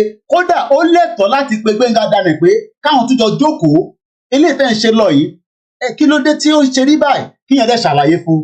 But wọn ò ní áyún aráàlú lọ́kàn, wọn ò ní áyún aráàlú lọ́kàn. Tara tí wọn nìkan òun ni wọ́n mọ̀. Òun ló fa gbogbo awuyewuye tá à ń gbọ́ látara pé wọ́n seize aircraft, wọ́n fẹ́ ta Nigerian kìíní kan out and many other things tá à tẹ̀ mọ̀. Now màá release audio ìyá yìí but màá máa pass forward ẹ̀. A lè play gbogbo ẹ̀mí kọ́ mo ní fídíò yẹn. Ẹni tó bá fẹ́ gbọ́ dáadáa ẹ lọ gbọ́ full broadcast yẹn. Wọ́n yẹ ká kọ̀ gbọ́ díẹ̀ nípa ta ni bàbá Awólọ́wọ̀. Ẹ mọ̀ pé ọ̀tọ̀ ní ká máa gbọ́ pé ìtàn sọ lélẹ́yìí, ọmọ èèyàn ló lè sọ nípa bàbá ẹ̀. Kò sí bẹ́ẹ̀ ṣe lè sọ nípa bàbá èèyàn tí ọmọ ẹ̀ tó wà láyé tí kò ní sọ nípa bàbá ẹ̀ dáadáa. Kódà tó bá tẹ̀jẹ́ pé bàbá ẹ̀ ò ṣe dáadáa á sọ nípa bàbá ẹ̀ fún wa. Ẹ jẹ́ ká gbọ́n tí bàbá Awólọ́wọ̀ kó tó di pé ọlọ́jọ́ dé. But bàbá Awólọ́wọ̀ get it right with the foreign policy. Kí ló dé tí àwọn jẹgúrújẹrá tèní Ìbùkúnlé Amósùn àti Gbénga Daniel àti Dàpọ̀ Abíọ́dún kí ló dé táwọn get it right? Tó fi di pé lẹ́ẹ̀ni o, tá bá lọ wo mò ń bọ̀, tá bá lọ wo àwọn news tó ti jáde nípa ọ̀rọ̀ Nàìjíríà, òun lélẹ̀ nísìn, Chinese company takes over Nigeria guest house ní United Kingdom in a bid to recover $70 million arbitration award. Bí ẹ̀gbọ́n òyìnbó tí mo kà ń bẹ̀ yẹn. A Chinese investment group ní o, kò ń ṣe country o, but nítorí pé wọ́n wà nínú country tó ní good foreign policy, wọ́n wá ń sùn odindi Nàìjíríà, wọ́n wá fẹ́ confiscate building Nàìjíríà. Àwọn tá à ń sọ yìí wọn kì í ṣe nothing less than a local government. Ó dàbí kí n sọ fún yín pé Oṣòdì local government ó fẹ́ seize in tí China ní níta, bó ṣe rí nìyẹn, bí ṣe lè ṣàlàyé tó máa yé wa nìyẹn. Mo kí bàbá wa ìyá mi Esther Ewétúgà JP. Wọ́n ní bàbá wa Chief Jeremiah Ọbáfẹ́mi Awólọ́wọ̀ was the best out of all them politicians and will always be the best. Mo kí bàbá mi Gbóyèga Rafiu. Mo kí gbogbo ẹ̀yin prophet ilé, gbogbo ẹ̀yin prophet níta. Mo kí bàbá wa Ganiu Mujib. Ẹni tí bá ti dárúkọ bóyá mo ò rí yín ni, but màá fún yín torí a gbọ́dọ̀ rí yín ká kí yín dáadáa, especially ẹ̀yin tẹ́ ń gbọ́ wa ní gbogbo platforms wa. Tó bá jẹ́ lákọ̀ọ́kọ́ yín ni ẹ máa kọ́kọ́ bá Koiki Media pàdé, ẹ mọ ẹni tó ń pè bẹ́ẹ̀. Ẹ kàn máa sọ pé ẹni tó fẹ́ da Nàìjíríà rú. Nàìjíríà ò kì í ṣe country tí kò tí dàrú, ó ti dàrú látayébáyé ni. Àwa kàn ràn lọ́wọ́ ni, àràárọ̀ bọ́ǹbù lè ní. Ẹlòmíà ni ẹ Koiki gbogbo tó ń post kò yé wa. Ìgbà míì code ni journalist máa fi ń post kan, ẹ̀yin ni ẹ máa decode ẹ̀. Torí ta bá la gbogbo ẹ̀ mọ́lẹ̀ náà, ṣèbí ẹ máa sọ pé irọ́ náà là ń pa. Ẹ sọ yẹ kí gbogbo àjọ máa wòran. So tí bá ti jí ẹlòmíà ní ó ti fa gbọ́ ẹ̀yọ́, a kò bẹ̀rẹ̀ sí post oríṣiríṣi dey play nígbà tó bá ṣẹlẹ̀ gbogbo alájọ máa rí. Ẹ jẹ́ kí àwọn tó wà lórí Koiki Media Odùduwà tí mo rí látẹ̀ nǹkan, bàbá mi Mua JP wọ́n ní enjoy your program White Lion, ẹ ṣọ́ pé enjoy ẹ̀ pẹ̀lú Guinness. Mo kí gbogbo ẹ̀yin tá wà ní Dustin, mo kí gbogbo ẹ̀yin tá wà ní Hull, Leicester, Coventry, Stratford. Please wọ́n ní kí n share link yẹn, a máa share síta. Ẹ jẹ́ n gbé lọ sí orí Twitter. Follow mi lórí Twitter. Ẹ bá ń follow wa ni ẹ ti bá pàdé, kò tí late, òun ni mo tún share yẹn lọ sórí Twitter. Ẹ lọ wò níbẹ̀. Ẹ̀yin tẹ́ wá sí lórí Twitter, à share lọ sáwọn platform tó kù. Àníṣe kí ni ó fà á tí Chinese company látara pé kí Nàìjíríà máa ní good foreign policy? Because kò jẹ́ kí ọ̀rọ̀ yẹn, wọ́n ní kerosene is now 2,600 naira per litre. Ẹ ṣé gan ni bàbá mi, ẹ̀gbọ́n mi Gíwá Ẹniọlá Adégbẹ̀san. Mo kí gbogbo ẹ̀yin tẹ́ wà ní gbèríko, mo kí gbogbo ẹ̀yin tẹ́ ń yọ́ mi wò, ẹ ti lọ change orúkọ yín, ẹ̀bẹ̀yẹ kọ́ mọ̀ pé ẹ̀yin lẹ̀ ń wò wá. Kò mátà. Now, wọ́n ní property yìí tó wà ní Liverpool, company ni mò ń sọ yìí o, a whole company ó ń challenge odindi Nàìjíríà is because a ní good foreign policy. But a ti ní good foreign policy bẹ́ẹ̀ rí nígbà Western region, but kò ń ṣe àwọn jẹgúrújẹrá olè ta ní lọ́wọ́lọ́wọ́ nísìn, torí pé wọ́n fi àwọn èèyàn gidi síbẹ̀. Àwọn tó dẹ̀ fi síbẹ̀ náà wọ́n fún wọn ní proper training bí wọ́n ṣe pẹ̀lú àwọn bàbá ẹ̀ ní ìgbà kan rí. Ìyẹn bàbá wa Chief Simon Ọláòṣèbìkan, àwọn bàbá tó represent Nigeria under Western region ní United Nations. He was the former head of the civil service in the Nigeria old Western region. Kí ló dé tí bàbá yìí get it right nígbà tí kò tí sí technology tó dàbí tèmi, táwọn tèmi sọ pé ẹ má bínú gbogbo ọmọ Yorùbá, I mistakenly signed away Ogun multi-billion naira trade zone to a dubious Chinese investor, Ìbíkúnlé Amósùn olè. Bàbá ní kẹ́ support Koiki Media, mo dẹ̀ ó pè lálẹ́ ẹ̀ support wa, kò ń ṣe lálẹ́ yìí nìkan. We need a continuous support. Lẹ́ẹ̀kan sí gbogbo ẹni tó bá fẹ́ ṣe flag minimum of 500.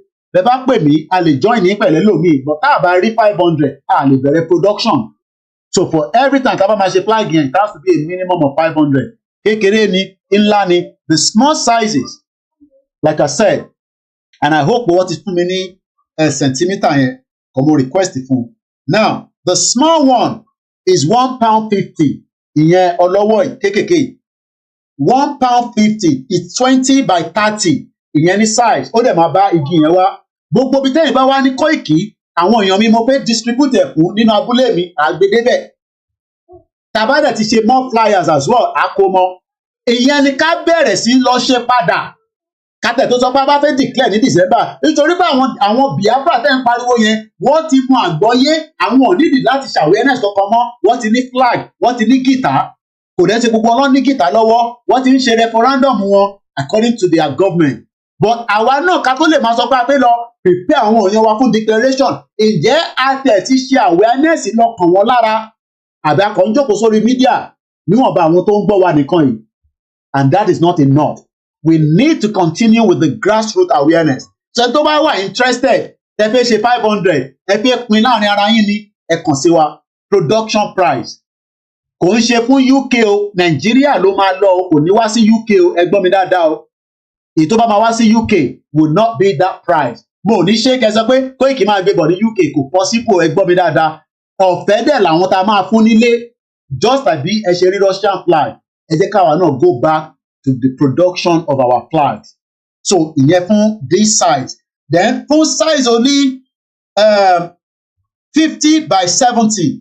Ìyẹn máa jẹ́ again £3 ni ó máa jẹ́ sí. Ẹ jẹ́ ká sáré gba kọ́ọ̀lù lọ́dọ̀ brother wa, ẹ̀gbọ́n wa, bàbá wa, Bishop Adesina. Ẹ bá wa gbóhùn sókè. Ètò ni ẹ sà. Mo dẹ̀ kí ìyàwó mi àtàwọn fámìlì mi náà. Ọlọ́run ló ṣe sà. Adúpẹ́, wọ́n gbọ́.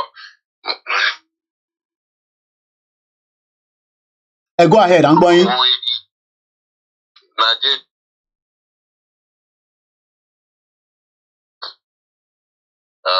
Owing to a Chinese company, and that's the equivalent of about one.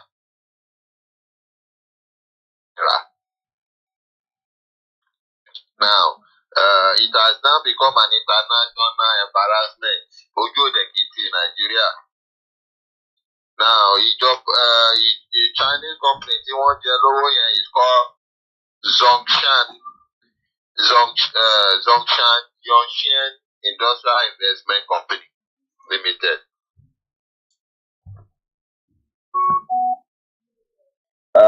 To about eight different country ni wọ́n ti gbé ẹ̀sùn Nàìjíríà lọ tí wọ́n máa bẹ̀rẹ̀.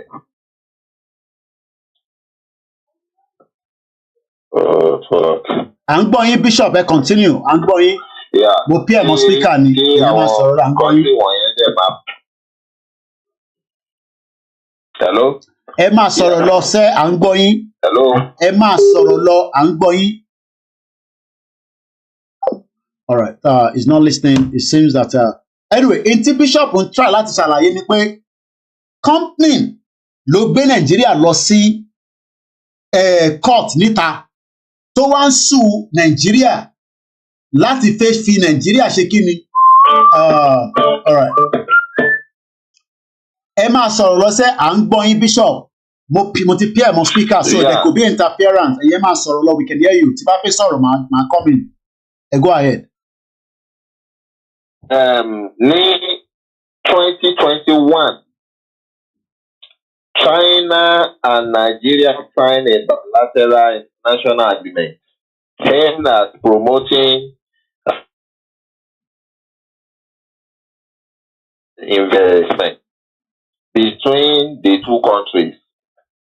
That is during Obasanjo time. Now, in that is in 2007. Now, Ogun State government and this firm, that is Zhongshan Yongxian, Company Limited. Now, Koto di ṣe máa ń ṣe níbi lo pàdípàdí contract wọ́n ti ṣe wọ́n gbé sílẹ̀ wọ́n gbà wọ́n gbé sílẹ̀ wọ́n gbà so wọ́n wá lọ dóko dé ilé ìdánimọ̀ wọ́n lọ pe any company àwọn Yongshen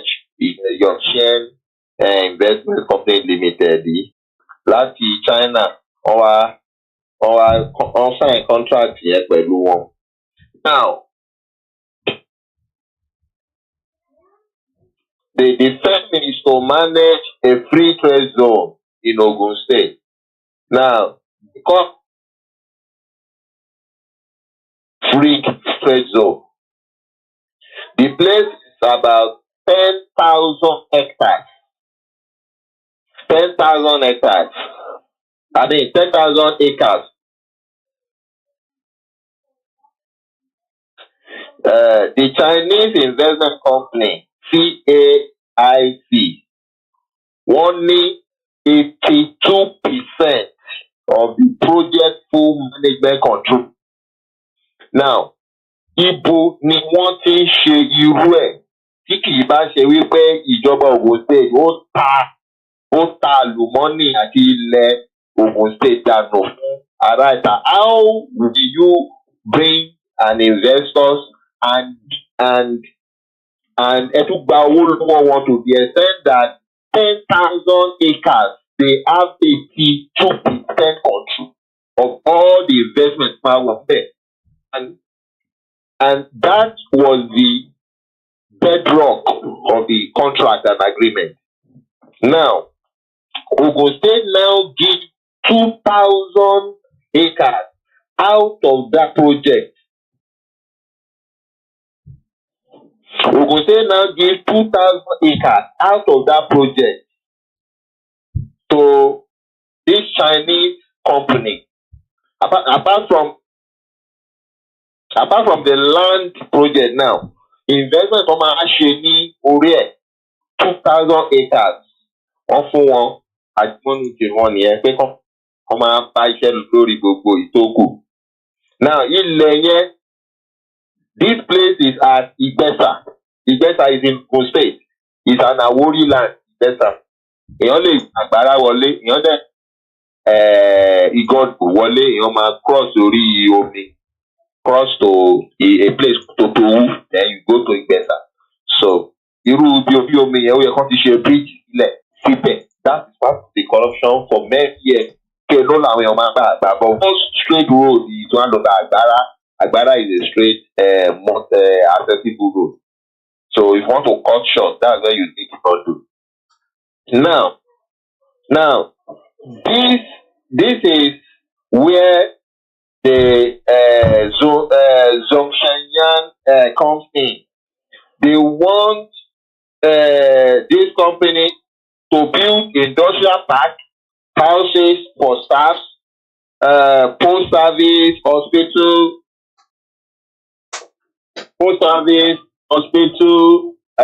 bank, and all that. So, lórí ibi 2,000 acres tó jáde mọ́ ní tiwọn, ẹ fẹ́ kó develop like an estate. Like an estate, and manage the entire 10,000 acres factory and market feature zone fún wọn. So, àwọn ẹ̀yẹ́ wá ti pressure, they started fencing round, putting a lot of investment into it, start with one bẹ̀rẹ̀ iṣẹ́ yẹn lọ. Now, however, in 2010, Ogun State suddenly just terminate the Zongshan Company Limited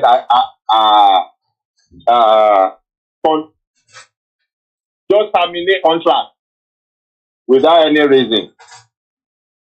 After they've had an agreement and those of fund and investing.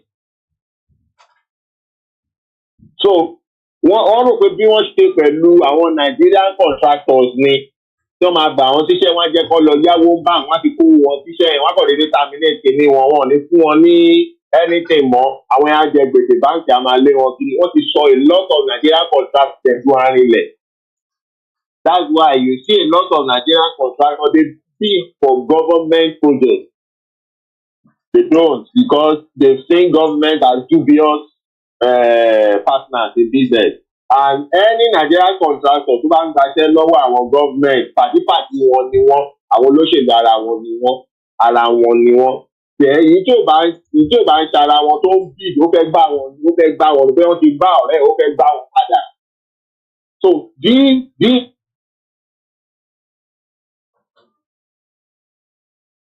are the dilemmas of Nigeria, and people who don't deep down search how things happen in Nigeria. You think Nigerians are corrupt or unfaithful. Nigerians are not corrupt people. The government of Nigeria brought the woe upon the citizen and everything.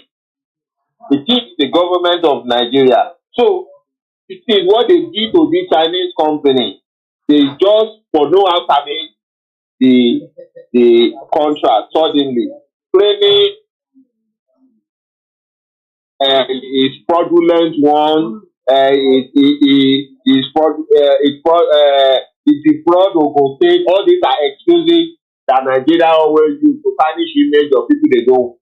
But a Chinese company ever stick with them with it particular Teba terminate contract. But we have an agreement that you sign and we all sign. If you are terminating it, you have to compensate us based on the agreement. So our state government want no power. They took power into their hands. They contact the federal government and arrest the directors of those things. Àwọn kan sá lọ wọ́n mú ìkan nínú àwọn director yẹn. Now, Koiki, federal police, you know the way Nigerian police work. Federal police held one of the Zhongshan company executives at gunpoint for 10 days. And during that 10 days, wọ́n fún òyìnbó yẹn lómi, wọ́n fún lóúnjẹ. Now, wọ́n dẹ̀ molest ẹ̀, wọ́n nà, wọ́n interrogate ẹ̀, wọ́n béèrè lọ́wọ́ ẹ̀ làwọn executive ẹ̀ tó kù wà. So, at the end of everything, Chinese government, kíní wọn rọra dáàbò tó wọ́n free mind, àwọn people ẹ̀ wá fi Nàìjíríà sílẹ̀. Now, immediately, táwọn people ẹ̀ fi Nàìjíríà sílẹ̀ àti ilẹ̀ tó ń fún wọn àti contract gbogbo ẹ̀ wọ́n fi ilẹ̀ wọ́n kúrò. Now, they took Nigeria, the Chinese company took Nigeria government to an independent arbitral tribunal in UK under the former president of UK Supreme Court. Now, the court now preside over the case, now say Nigeria has violated investment treaty with China because they are expatriates. And to investment treaty, international investment treaty, only àwọn procedure tẹ́ láti follow láti gba àwọn tó ń ṣe ìyan yín kó wá ṣiṣẹ́ ní ìlú yín. So gbogbo kìíní yẹn ní Nigeria betray by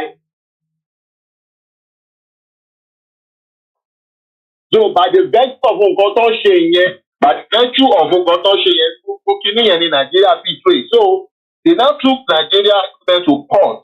Now, the court in UK, OPS or márùn kan Nigeria government 5 ways. Nigeria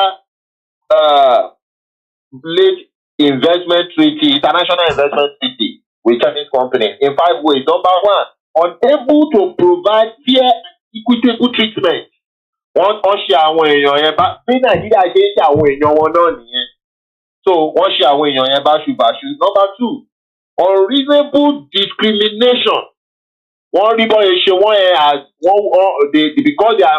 because they felt because they are not Nigerian, but àwọn yẹn ò mọ̀ pé bọ́ọ̀ ṣe àwọn èèyàn wọn náà nìyẹn. So number 3, they did not provide security for the Zhongshan expatriate executives. So ojú ìlú ni ìwọ tó ń gbé expatriate wá jẹ́ nílùú ẹ̀ láti fún ọ láàbò. So nígbà tẹ́ tí wọ́n fi ọlọ́pàá Nàìjíríà threaten wọn, torture wọn, you did not provide security for them. the people you're supposed to provide security for because they are not your citizens and you invited them. Number 4, breach of contract. Nigeria, they breach the contract that they signed with them. Because agreement on your knee suddenly you breach it and you did not want to compensate them. Number 5, wrongfully taking away contract without compensation. Nǹkan tí Nàìjíríà ṣe ṣe tó ń ṣe nìyẹn wọn ò fẹ́ san graduate government ní Nàìjíríà wọn ò san compensation yẹn lẹ́yìn ìgbà tó mọ̀ báwọn pípẹ́ yẹn ti kó owó wọn ti wá invest sórí kìnìún wọ́n fẹ́ jẹ àwọn investment yẹn mọ́lẹ̀ wọ́n tún gbé fẹ́ lòmínà kó tún ṣiṣẹ́ lórí ẹ̀ kó tún lé wọn kó jẹ́ mọ́lẹ̀ wọ́n ti mọ̀ báwọn kan tó ṣe yẹn ó ti dàjẹ́ mọ́nu nìyẹn that is how Nigeria that is the breach of civil engineer working for Nigeria the risk working for Nigerian government. So that is the 5 ẹ̀sùn tí the International Arbitral Investment Court give against Nigeria. Now, the court in UK now say Nigeria must pay $55.6 million in compensation. That means gbogbo àwọn owó tí àwọn company yẹn ti ná. So court at least lórí ibẹ̀ wọ́n láti sọ ìyẹn wọ́n ti estimate ẹ̀ kan.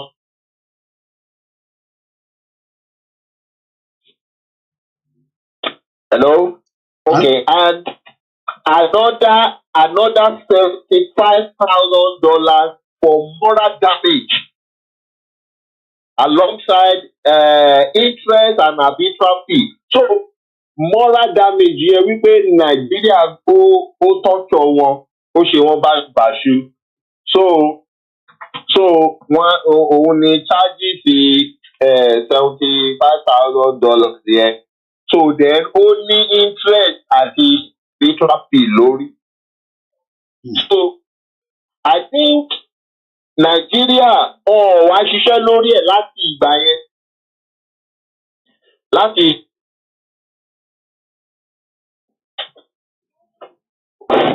2016 tí kéèsì yẹn fi wáyé Nàìjíríà ò ṣiṣẹ́ lórí ẹ̀. So wọ́n rò pé bọ́n ṣe máa ń ṣe ní kóòtù níbí tó máa gbẹ̀yìn máa lọ bribe àwọn adájọ́ gbogbo àwọn ilé ẹjọ́ ní Europe ń rọra ń gbé kinní yẹn lọ àbí àwọn China ló wú ìní wọn. So wọ́n sanwó yẹn.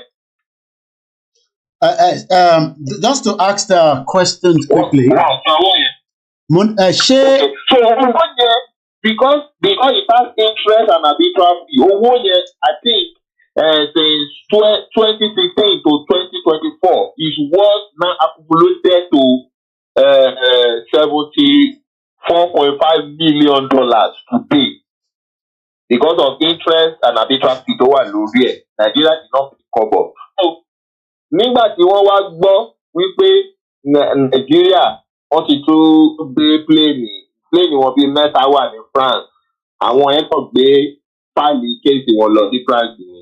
So ilé ẹjọ́ ní France kọ̀ wọ́n ní kọ́tẹ́ èyí mẹ́tẹ̀ẹ̀ta ẹ̀ rí. So in fact àwọn kọ́mpìnì yẹn ló mọ̀ọ́mọ̀ rìlíìsì èyí tí President Tinubu gbé lọ sí France wá lọ fi máa rojọ́ pẹ̀lú wọ́n rìlíìsì ẹ̀ wípé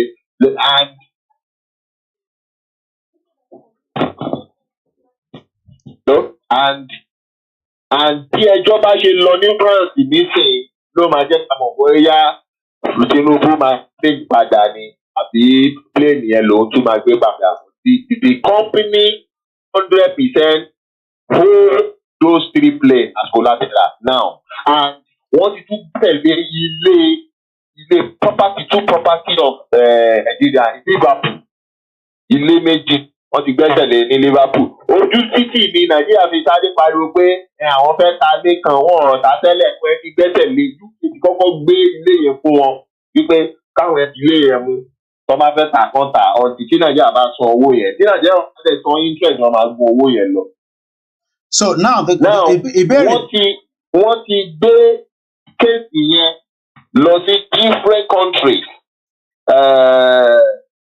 The Chinese company has already seen about two out in Liverpool. Now, Bishop, they administrated 8 legal proceedings. right. Into my favorite, Bishop, initially. All right. Ìtura àsìkò wa àwọn question kan mú kàn fẹ́ sáré béèrè ìtura àsìkò àti get gbogbo àárín yìí because of the time. This network yẹn ló break. Okay, sir. Yeah. I can hear you.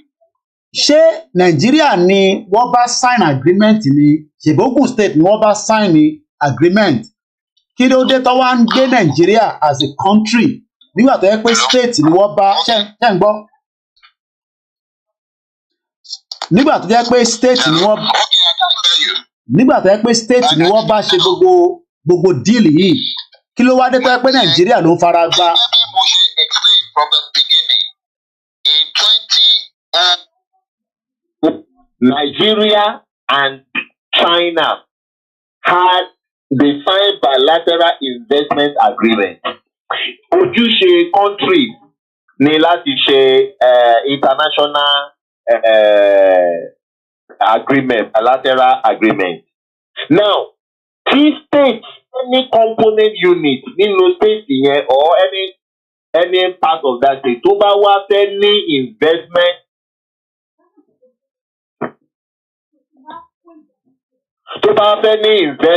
with any other international or expatriate company, ó máa lọ bá the Ministry of International Affairs country.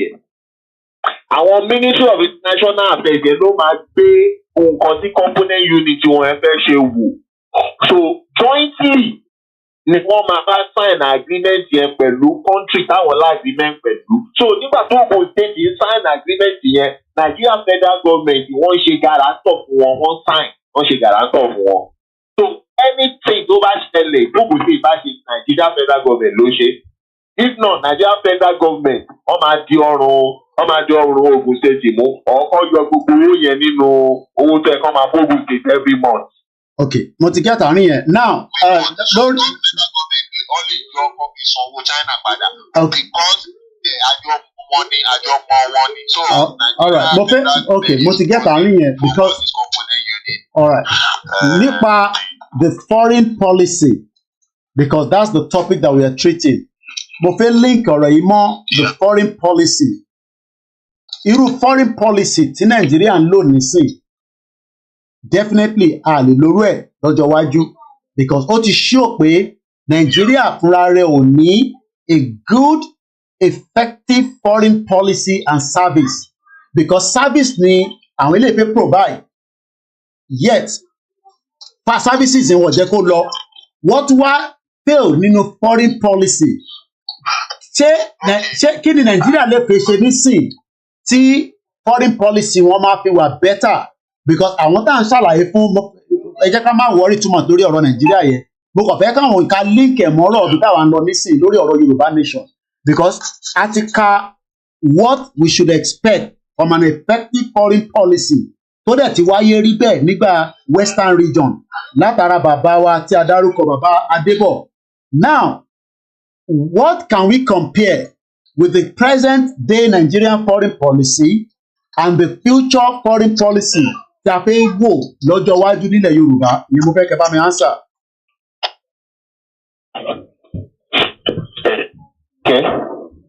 Okay. So? Go ahead. Okay. Yeah, thank you. Network here come. Okay.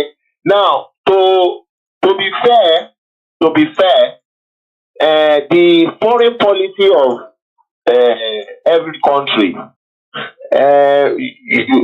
someone cannot 100% force any foreign policy. Foreign policy is just an agreement between a country and another country. Pé àwa máa ṣe nǹkan báyìí, ẹ̀yin ẹ máa ṣe nǹkan báyìí fún wa. Nǹkan báyìí làwa ń tà, ẹ̀yin nǹkan báyìí lẹ̀ ń tà. Tàbá ti gbé nǹkan báyìí fún yín ní iye tiwa báyìí, iye báyìí lẹ̀ máa gbé fún wa. Or ẹ máa wá máa bá wa build ẹ kó àwọn engineer yín wá sí ilẹ̀ wa. Tàbá ti ní láti máa ṣe nǹkan báyìí, ẹ̀yin lẹ̀ máa bá wa ṣe. So iye báyìí lẹ̀ máa fún wa ní discount. So it's foreign policy. But nǹkan tó jẹ́ wrong thing ni is human management. Human management. Nigeria have that problem because of corrupt people in our public offices. kò sí nǹkan tó bad if the people in the minute kò sí nǹkan tó bad the people in the international affairs ministry wọ́n bá pe Ogun State wípé wọ́n máa pe tó bá pe Ogun State wípé nǹkan tẹ́ dánwò yẹn ẹ lè ṣe lọ bẹ́ẹ̀ o wípé wàhálà wà o ẹ lè ṣe lọ bẹ́ẹ̀ because we respect international law, that is international law. But one thing in Nigeria, people, we have gullible people in high hierarchy and high offices. They don't understand what is international law. They don't know that look at how they went and kidnapped Nnamdi Kanu. And they don't feel it's a wrong thing for a country to do. Kidnapping. So they don't have respect. That's why they don't have respect for their own law. Nílùú Nàìjíríà, wọn ò ní respect for kóòtù máa dájọ́ báyìí. Wọn ò ní dá kóòtù lóhùn. Àkọ́kọ́ ló ń de kóòtù ni. Àtàlí tó bá sọ̀rọ̀ kú sọ, wọ́n á change ẹ̀. So that's Nigeria for you. They don't have respect for law. So that thing has eat up into them. So they forget what is international law. Wọ́n rò pé nǹkan táwọn bá ṣe within our country. Within our country láwà, we have our own sovereignty and rights within our country. But wọ́n gbàgbé wípé wọ́n jáde kúrò ní country yẹn, wọ́n máa tún lọ depend lórí another country fún nǹkan táwọn ò lè produce, especially Nigeria that produce nothing. So that is where international policy holds them, and that's why you beginning to see now that federal government properties in about 10 countries around the world the American court has issued the same order on this same issue. Àwọn property Nigeria kan ní America wọn máa gbẹ́sẹ̀lé wọn, ní Europe ní Asia wọn máa gbẹ́sẹ̀lé wọn. So wọ́n ti gbẹ́sẹ̀lé díẹ̀ lábẹ́lẹ̀ tẹ́lẹ̀ àwọn èèyàn mọ̀, but aeroplane ló wá escalate ẹ̀ ló fi jẹ́ ariwo. So ní ilẹ̀ orílẹ̀-èdè Yorùbá lọ́jọ́ iwájú, because we will have the Yoruba nation that accept rule of law.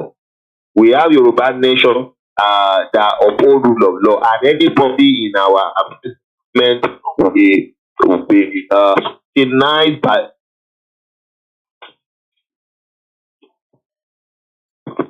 will be scrutinized by the law that established the ministry that is holding. So they must respect law. One thing about us is that we are too lackadaisical. Tabati rí nǹkan èèyàn tó wà nípò ńlá, èèyàn tó bí pé ká máa rábàbà fún wọn, bí pé wọ́n ti di kábíyèsí ní mínísítì wọn. Which supposed not to be so. We cannot have too many KBSCs. No, you are a minister, not a KBSC. So you are not above the law. So that is the beginning. If we have people in office that obey the law and the law holds. So that's the reason that in Yoruba nation, according to our own research. According to our own research and we have looked into it that it is unwritten law that will be good for us. Not this written law. We're going to have different proofs.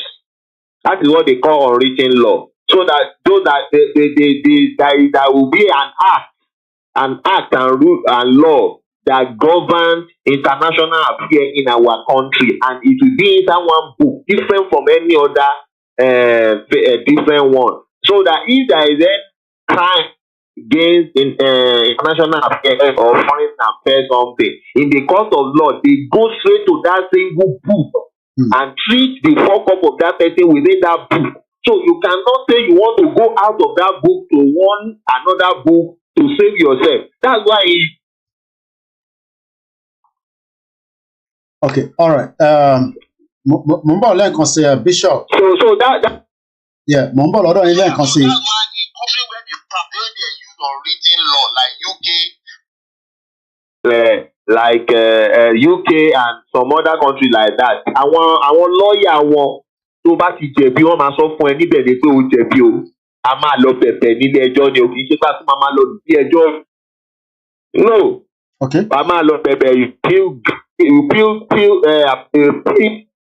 plead guilty and beg the judge to tamper justice with.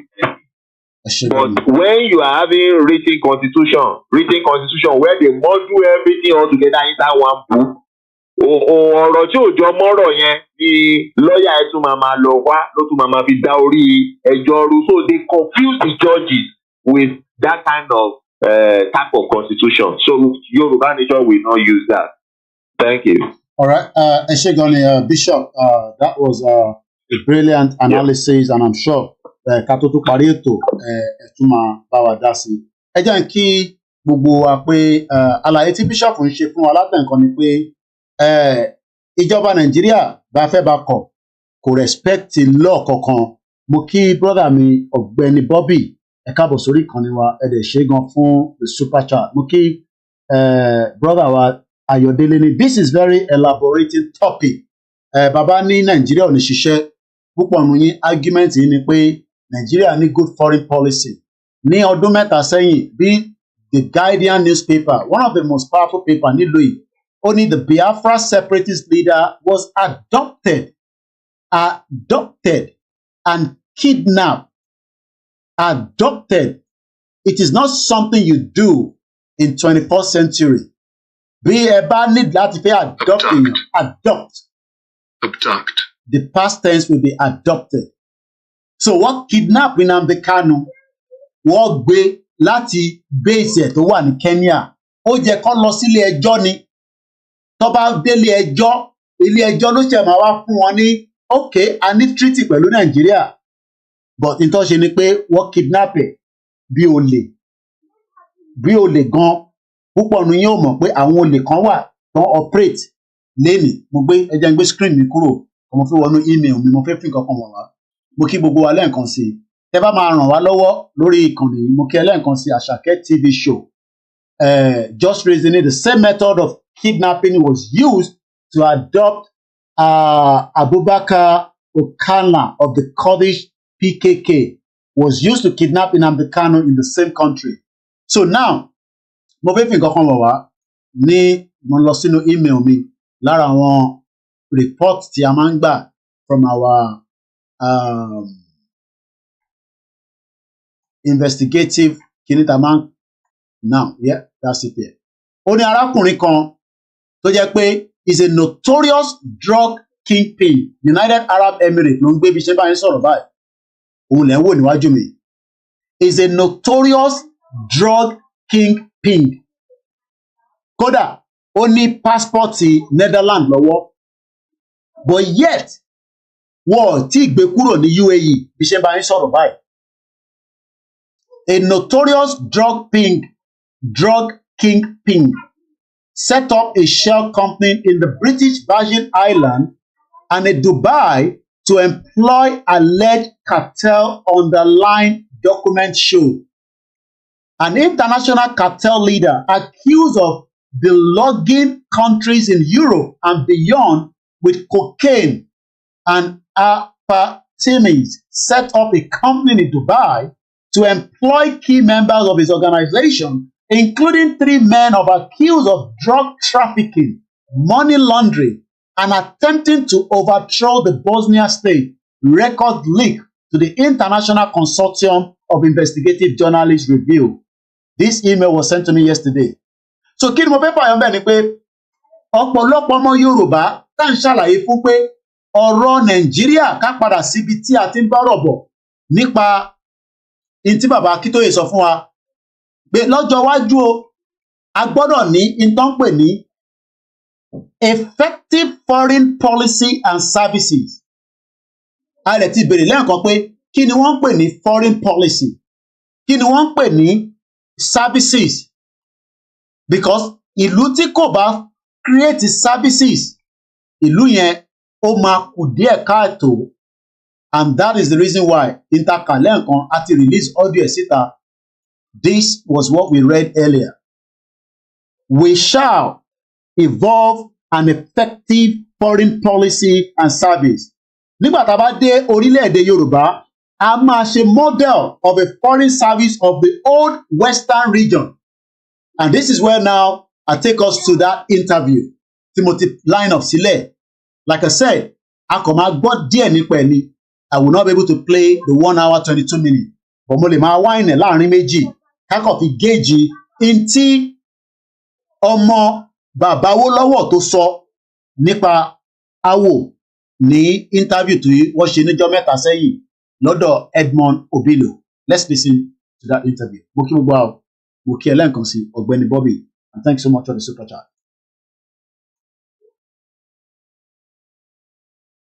This was where he passed on. What happened in the bathroom? I don't know. I simply fell on his body. I just fell on his body and lay there, and they had to pull me off. He told you, I am a mystic. Yes. Read the future. He could.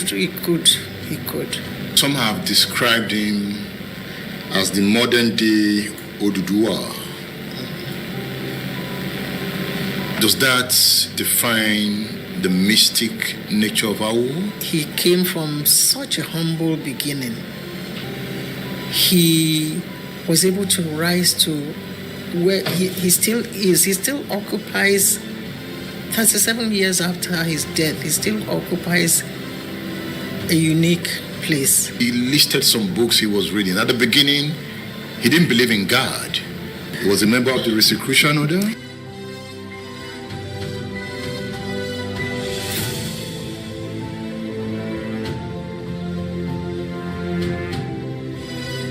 Would you like to minimize your property tax over the next 12 months? Tokumbo Awolowo Dosun, it's good to have you on State Affairs. Thank you for having me. We are in the house of Awolowo. I feel Awo. I feel the spirit of Awo. As a daughter of Awo, do you feel the way I feel? Oh yes, of course I do. This is home. I don't actually live in this house, but every time I come into the house, there's an aura. Yes, because this is where Papa lived.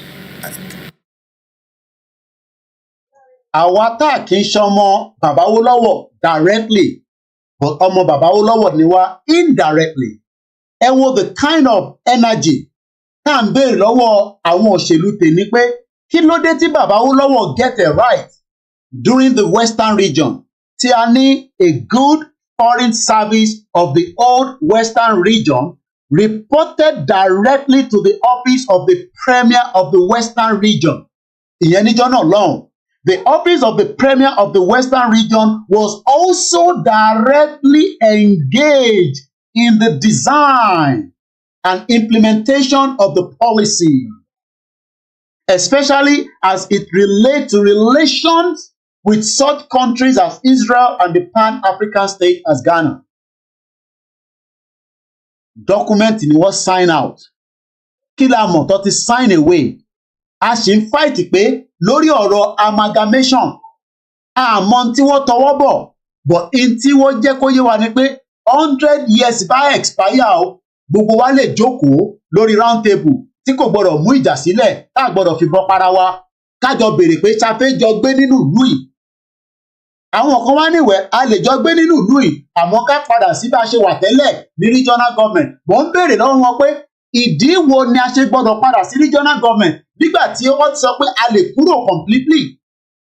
Nígbà tá a bá kúrò completely, ìyẹn fún wa ní a full autonomy independent country tí a ní gbogbo alọ́ sign agreement kan, because ìbéèrè tá à ń béèrè lọ́wọ́ àwọn olóṣèlú yìí tá a bá bi wọ́n níjọ́ náà lọ́hùn pé ẹ ti sign agreement báyìí, àwọn journalist gbọ́dọ̀ béèrè àwọn ìbéèrè wọn ò ní fún wọn láyè kó béèrè.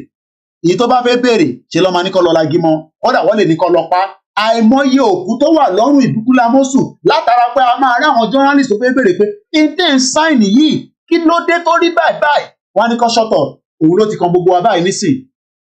Mélòó la mọ̀ tó ti tà ní Ọ̀ṣun, ní Kwara, ní Kogi, ní Èkìtì, ní Ọ̀yọ́ state àti Lagos ní tẹ̀ ń pọ́nlé tí kò sí omi tá fi lè wẹ̀ nínú balùwẹ̀. ẹ ní pure water. Mo sọ pé pure water tí ẹ lọ ń rà o, pure clean water tí ẹ lè fi wẹ̀ sára yín, ambọ̀sibọ́sì tí ẹ máa mu. Bàbá wa ń sọ pé audio sí kẹ̀, no audio. Audio wà o, Kunle Bakers. Bí alátọ̀dọ̀ yín. Because my mic is moving on the software, so the audio is working. Ẹ jẹ́ bá mi confirm, because kò dá ká máa sọ̀rọ̀ lọ, mo kò tún rí nísìnyí nínú audio. Bóyá wọ́n wà delay, bóyá ẹ ti padà sẹ́yìn, bóyá wọn ta ti bẹ̀rẹ̀, because audio break láàrin méjì nínú broadcast ẹni bínú sí wa ni. But right now there should be an audio. Ẹ ṣe gan ni just raising, so I'm going to move on swiftly. Ẹ tó bá bẹ̀rẹ̀ láti ibì kan síbì kan, audio yẹn phrase láàrin méjì. So n tí mo fara bẹ̀rẹ̀ sọ ni pé kí ló ṣẹlẹ̀? Mo kí ẹyẹ mi Fátókè ẹ̀gbọ́n mi. Kí ló dé tí bàbá wó lọ́wọ́ tẹ́ ń wò lórí ìjókòó yìí? Níjọ́ náà lọ́n black and white mà lọ ń lò. But bàbá yìí make sure pé pẹ̀lú black and white tó ń lò, àwa ni number 1 kinní kan, àwa ni number 2 kinní kan, àwa ni number 3 kinní kan. Mo kí ẹ must be.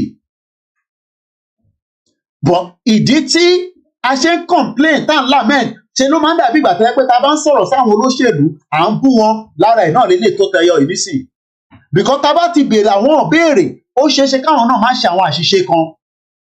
Bẹ́ẹ̀ náà ṣe ń wá àwa náà pé Koiki ò bá má dẹ̀ sọ yẹn. Iye ò bá má já ọmọlúàbí nìwọ, àmọ́ pé òun bínú ni má já, má sọ̀rọ̀ tán délẹ̀ tàbí ń gbọ́ sí i lẹ́nu. Kí ló wá difficult táwọn olóṣèlú ò fi gbọ́ sí wa lẹ́nu nígbà tá à ń pè fún Yorùbá nation? Ṣé ni gbogbo wọn ní ká lọ gbẹ́nu sọ́hùn? Wọ́n ní kò sí nǹkan kan tó ń jẹ́ Yorùbá nation. Ó dìgbà tá a bá wá bẹ̀rẹ̀ sí lagi mọ́ra wa lórí àwọn kan ní àwọn ọmọ yẹn ẹ bá dẹ̀ má ṣe yẹn. À ń bẹ̀ yín nísìnyí pé ẹjẹ́ kájọ sọ kúná nítorí pé during the Western region we saw how Baba Awolowo was able to transform Yoruba land pẹ̀lú àwọn tí wọ́n jọ ṣèjọba tí wọ́n ń pè ní bàbá kan tí a ti fi àwòrán ẹ̀wọ̀n yìí lára àwọn bàbá tó ṣiṣẹ́ pẹ̀lú Baba Awolowo níjọ́ náà lọ́hùn. Òun náà ń pe bàbá yẹn ní S.O. Adebo. Bàbá yìí ṣiṣẹ́ rẹ́kọ̀dẹ̀ òun la ṣe ń sọ lẹ́nìí. Ǹjẹ́ a lè lọ mú rẹ́kọ̀dì Gbẹ́ngà Daniel wá pé iṣẹ́ tó ṣe lógùn state eléyìí tó jẹ́ pé ó ní wọ́n dìbò fóun níbì kan àwọn kan ò dìbò fóun kò lè ní ṣe gbogbo bẹ̀. And gbogbo ẹ̀ náà ló ń lọ bẹ́ẹ̀ nílẹ̀ Yorùbá. A lè continue pẹ̀lú this kind of system àfi tẹ́ bá ń parọ́ fúnra yín. But ní tẹ̀sán ni pé kémi come back home. A ní láti come back home ká tó béèrè ìbéèrè náà. Ìbí wọ́n ń gbọ́ mi wọ̀ kéwù sétí. Internet ń béèrè ò tí pọ̀ tó. Yes, Simon Adebo. Baba Simon Adebo was able to do exactly what the Western region government wanted him to do. Tó bẹ́ẹ̀ jẹ́ pé àwọn ilé ti jẹ́ kó ta Nigerian house tó fẹ́ gbà lẹ́nu nísìn ṣé a máa sọ pé a ní Nigerian house kan tó jẹ́ pé ọmọ Yorùbá ló rà ní 1960 during the Western region. So àwọn ilé tí wá jẹ́ akótilétà àwọn olóṣèlú. Tàbẹ́dẹ̀ ń bá wọn sọ̀rọ̀ táwọn sọ níbí báyìí ṣe làwọn tó ń jẹ lábẹ́ wọn tẹ́yìn ló pé ẹ̀yin nìkan lẹ́ ń jẹ lábẹ́ wọn a gbọ́dọ̀ bí wọ́n ní ìbéèrè ẹni ká gbẹnu sọ̀hún gbẹnu wá rùn òun ló wá délẹ̀ báyìí nísìn tí gbogbo wa ṣe kíni àti jẹ breakfast. Ẹ já padà sórí fídíò yẹn ká túbọ̀ gbọ́ díẹ̀ sí i. Mo kí gbogbo ẹ̀yin tí ẹ wà lórí ìjókòó ẹ̀yin náà ẹ wo bàbá yìí wọ́n ló kàwé títí tọ́lọ́jọ́ fi dé ni. Let's go back to the video one more time. Lẹ́ẹ̀kan sí fídíò yìí. Edmond Obilo ló ṣe ní 3 days ago. I will just play and keep skipping and tó bá fẹ́ wo full broadcast ẹ máa láti lọ sórí page. To the end of his life, and this is where Mama lived to the end of her life. So this is where they both passed on. So there's a spirit here that is special. Yes. This was where the great Awo passed on? This was where he passed on, upstairs. And Mama passed on in her room downstairs. How many years later? A few years later. The great Awo passed on in 1987? Yes. What was that day like? My goodness. It was traumatic. It was a traumatic day. I'll tell you, I saw him by some strange coincidence. He died on Saturday. We don't know what time it was on Saturday morning. But Wednesday, Thursday, and Friday, I saw him on each of those days.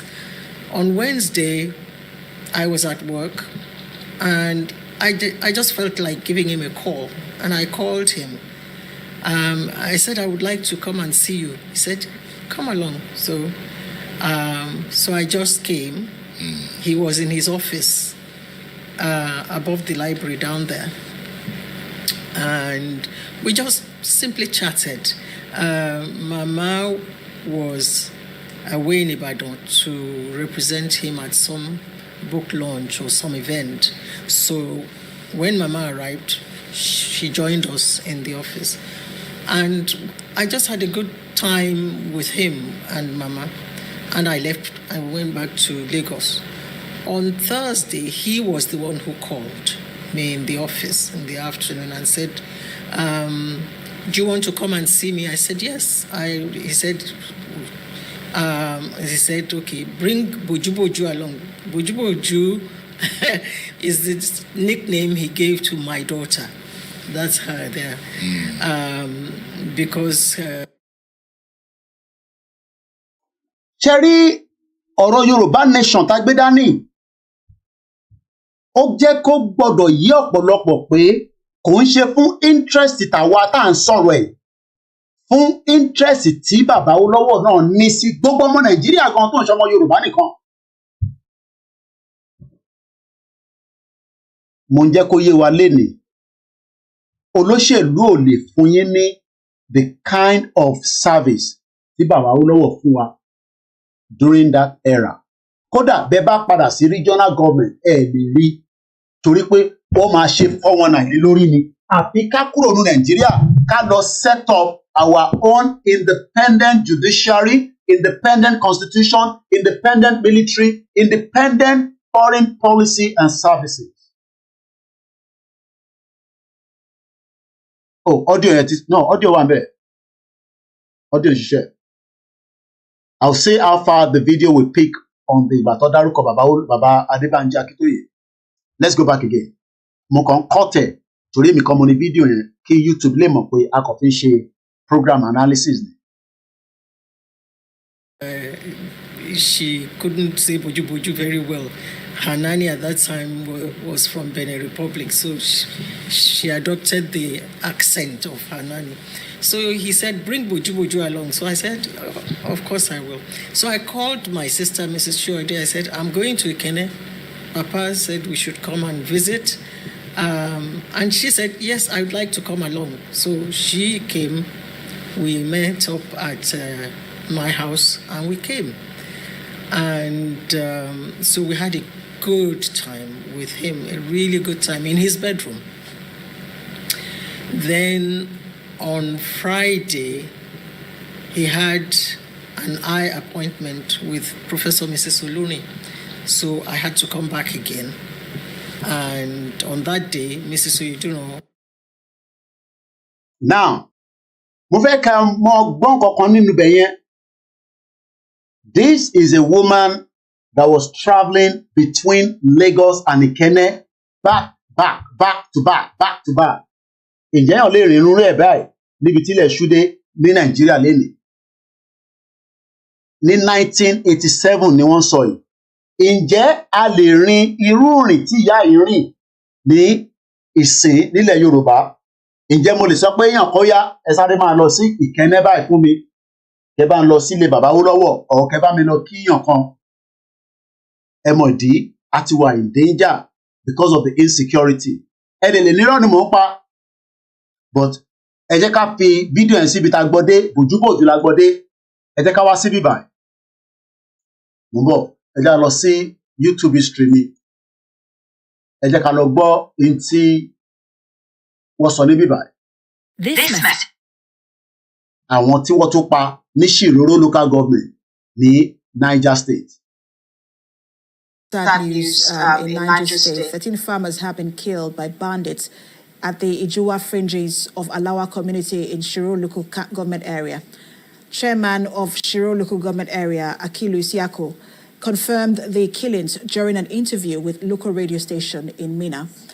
According to Mr. Isiaku, 9 of the victims were shot dead on their farms, while 4 others were killed in separate locations on the same.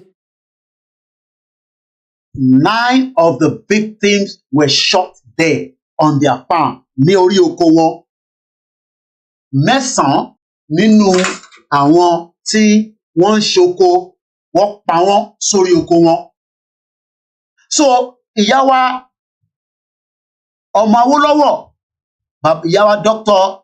Tokunbo Awólọ́wọ̀ Dosùnmù, tọ́nà àwọn ń lọ lẹ́ẹ̀mẹ́ta. Do you want the phone now? Okay. Ìyá wa yìí tó ní àwọn rìnrìn àjò lẹ́ẹ̀mẹ́ta láàrin ọ̀sẹ̀ láti lọ sí Ìkẹ́nnẹ́ láti Lagos State. Wọ́n náà travel níjọ́ wo? Wọ́n lọ níjọ́ Wednesday. Wọ́n ní bàbá Awólọ́wọ̀ pé àwọn níjọ́ Thursday. Bàbá ní appointment níjọ́ Friday. Kí ló wá ṣẹlẹ̀ ní Saturday yẹn níbi tí ikú ti dé? A máa gbọ́ débẹ̀ nísìn. Ẹ dá padà sórí fídíò yẹn. Ẹ bá gbọ́ wọlé share button. Ẹ má ì jẹ́ kó sú yín. Mo kí àwa Pastor Mo, mo kí àwa Alájírè Kókà, mo kí gbogbo ẹ̀yin GR1, mo kí ẹ̀yin silent listeners, mo kí bàbá mi Ọlọ́run dáre ó ṣeun David, mo kí Kẹ́kẹ́ Okos, mo kí brother mi Lukman Ọláìdé, Israel Mustapha, wọ́n ní love you Koiki, odò àgbèwá kò ní gbé ọ̀dàlẹ̀. Mo kí àwọn tí wọn kì í ṣọmọ Yorùbá, èdè Yorùbá ni mò ń sọ tí mo fẹ́ kó yé yín dáadáa. Tí bá máa sọ òyìnbó lẹ́ẹ̀kan nígbà míì, máa sọ fún yín pé ẹ̀yin máa sọ pé kí n tún sọ Yorùbá. Ìgbà tí bá ń sọ Yorùbá ó ní ìdí tá a ṣe ń sọ, tí bá sọ èdè Gẹ̀ẹ́sì ó ní mẹ́sẹ̀ tá a fi deliver. Ẹ já padà sórí fídíò náà. Mo kí gbogbo ẹ̀yin tẹ́ wà ní Lagos Island ní Surulere, mo kí gbogbo ẹ̀yin tẹ́ wà ní Shita, mo kí gbogbo ẹ̀yin tẹ́ ń bẹ ní ìlú Ìkẹ́nnẹ́ níbi tí wọ́n fi finá síbẹ̀. Ẹ̀yin olóṣèlú ẹ̀ ní jẹ́ tán nígbà tásìkò bá tó. Accompanied Professor Oluri, and we were in his room, and he said, and Mrs. Oluri was saying, Papa, you read too much, you write too much, you are doing too much work. And he turned around and looked Professor Oluri in the face. He said he would work until the day he died. That was what he told Mrs. Oluri. That was not negotiable. No. So when he finished, he came downstairs to that room there because he needed a haircut. The barber was already waiting. Alhaji Gbadamosi was also here. So when I was leaving, they were both in that room. Ṣe rí ikú tí kú bá fẹ́ dé, ẹni tó fẹ́ kú máa rí àpẹẹrẹ, ó máa rí, but kò ní lè translate fún ẹni tó wà lẹ́gbẹ̀ẹ́ directly pé ọ̀la ni máa kú o. Wọ́n sọ bẹ́ẹ̀. Ó lè fi proverb sọ̀rọ̀, ó lè sọ àwọn kankan, ọ̀rọ̀ tí ẹ máa gbọ́ lẹ́nu ìyá yìí nísìn. Ìyá yìí gan kò yé níjọ́ náà lọ́hùn àfi ìgbà tí bàbá ṣẹ̀ wá ṣe kí ni tí bàbá papòdà. Ẹja tẹ̀lé broadcast. Mo kí gbogbo ẹ̀yin tẹ́ wà lórí ìjókòó lórí Facebook, YouTube, gbogbo ibi tí ẹ ti ń gbọ́ mi ní àṣálẹ́ yìí. Èmi ni wọ́n ń pè ní Ọláyọmí Koiki, lára àwọn àjìjàngbara fún ilẹ̀ Yorùbá tí a tẹ̀lé bàbá wa Professor Adébánjí Akintoye tí ìyá yìí máa dárúkọ lára àwọn bàbá tó dúró ti Awólọ́wọ̀. Tí bàbá Èkìtì bá ní àrólé bàbá Awólọ́wọ̀, òun ni bàbá Akintoye. At 89, kò sẹ́nì kankan nù yín ní that age tó lè convince wa mọ́ pé ká ṣe Nàìjíríà. Àti ìwọ tó kàwé ju bàbá Akintoye gan lọ, ò lè sọ fún wa ká believe Nàìjíríà. Torí bàbá yẹn at 89 tó máa pé 90 ní next year, kọ́lọ́n túbọ̀ bá wa lórẹ̀ bí bàbá dáadáa. Kí àsíá Yorùbá kó jẹ́ pé àwọn ọlọ́mọ bá wa gbé délẹ̀. Àmọ́ mo ní àsíá yẹn nísìnyí, ẹni bá fẹ́ ṣe àsíá ẹ kàn sí wa. Prices £1.50 production price fẹ́ yọ kan. The big one £3, minimum 500. Ẹ lè join hand together. Ẹ jẹ́ ká bẹ̀rẹ̀ yẹn. Ẹ jẹ́ ká bẹ̀rẹ̀ sí ṣe preparation. Tábàtẹ̀ ní a máa ṣe declaration tí wọ́n ti sọ. Ǹjẹ́ kí la máa fi declare? Tábà ní ká máa ta flag káàkiri bí a ṣe rí ní north tẹ́mọ̀ páwọn náà sọ fún wa àwa ń sọ fúnra wa pé ẹ jẹ́ káwa kàn ní lọ́wọ́ ká prepare sílẹ̀ torí èní àti ọ̀la ẹ já padà sórí ọ́díò tá à ń wò lọ mo kí gbogbo ẹ̀yin olólùfẹ́ wa o. Papa and Alhaji Gbadamosi, Papa had the barber cloth round his neck. That was my last picture of him. So I went in to say goodbye. I said I was leaving. He said, I want you to come back. Greetings from New Jersey.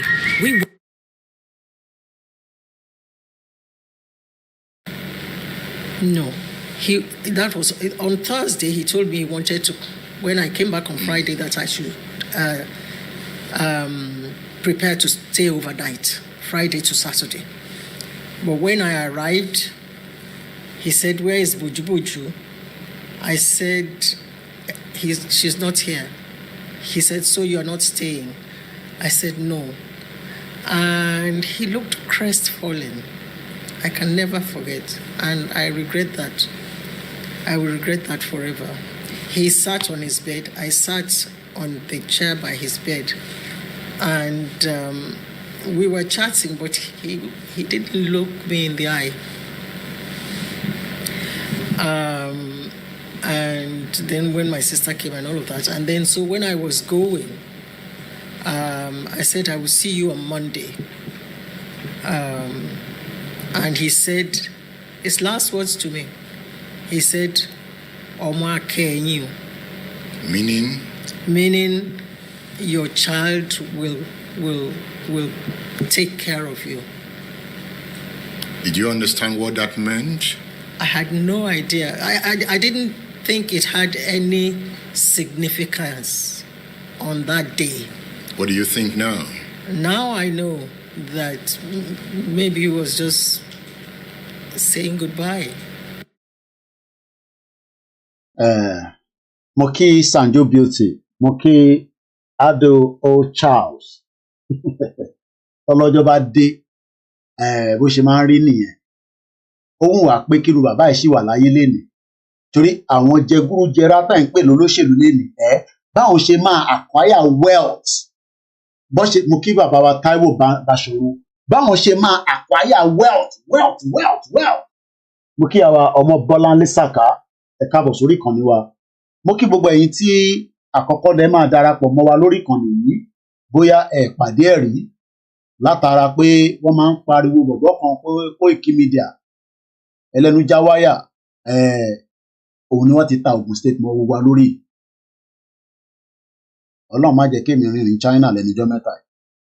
Ó lè má tẹ̀dé China kọ́ má múyàn mọ́lẹ̀ pé bí àwọn náà wàá máa ṣe wàá máa represent ìlú ẹ̀ tó jẹ wá lówó. Ìlú tó ní good foreign policy. Ẹ jẹ́ ká padà sórí ìyẹn, a sì ń bọ̀ lórí fídíò yẹn torí ìta gbé dání lálẹ́ nìyẹn. Wọ́n jẹ́ kó yé wa pé during the Western region, the foreign service was thus integrate to the actualization of the development agenda of the government of the Western region. Kí ni development agenda? Àwọn governor wa lénìí. Kí ni development agenda àwọn governors wa? Are you sure that they have any development agenda for all? Àbí wọ́n kàn ń ṣe tiwọn? Jẹgúrújẹrá olè. Àfi kí eléyìí ẹrántí eléyìí kó máa sọ eléyìí fún wa. The weight of Nigeria is not the weight that any normal, ordinary human being can carry, except with the help of Almighty Allah. It is evident, therefore, that the Almighty Allah is with our president. He is carrying the weight for him.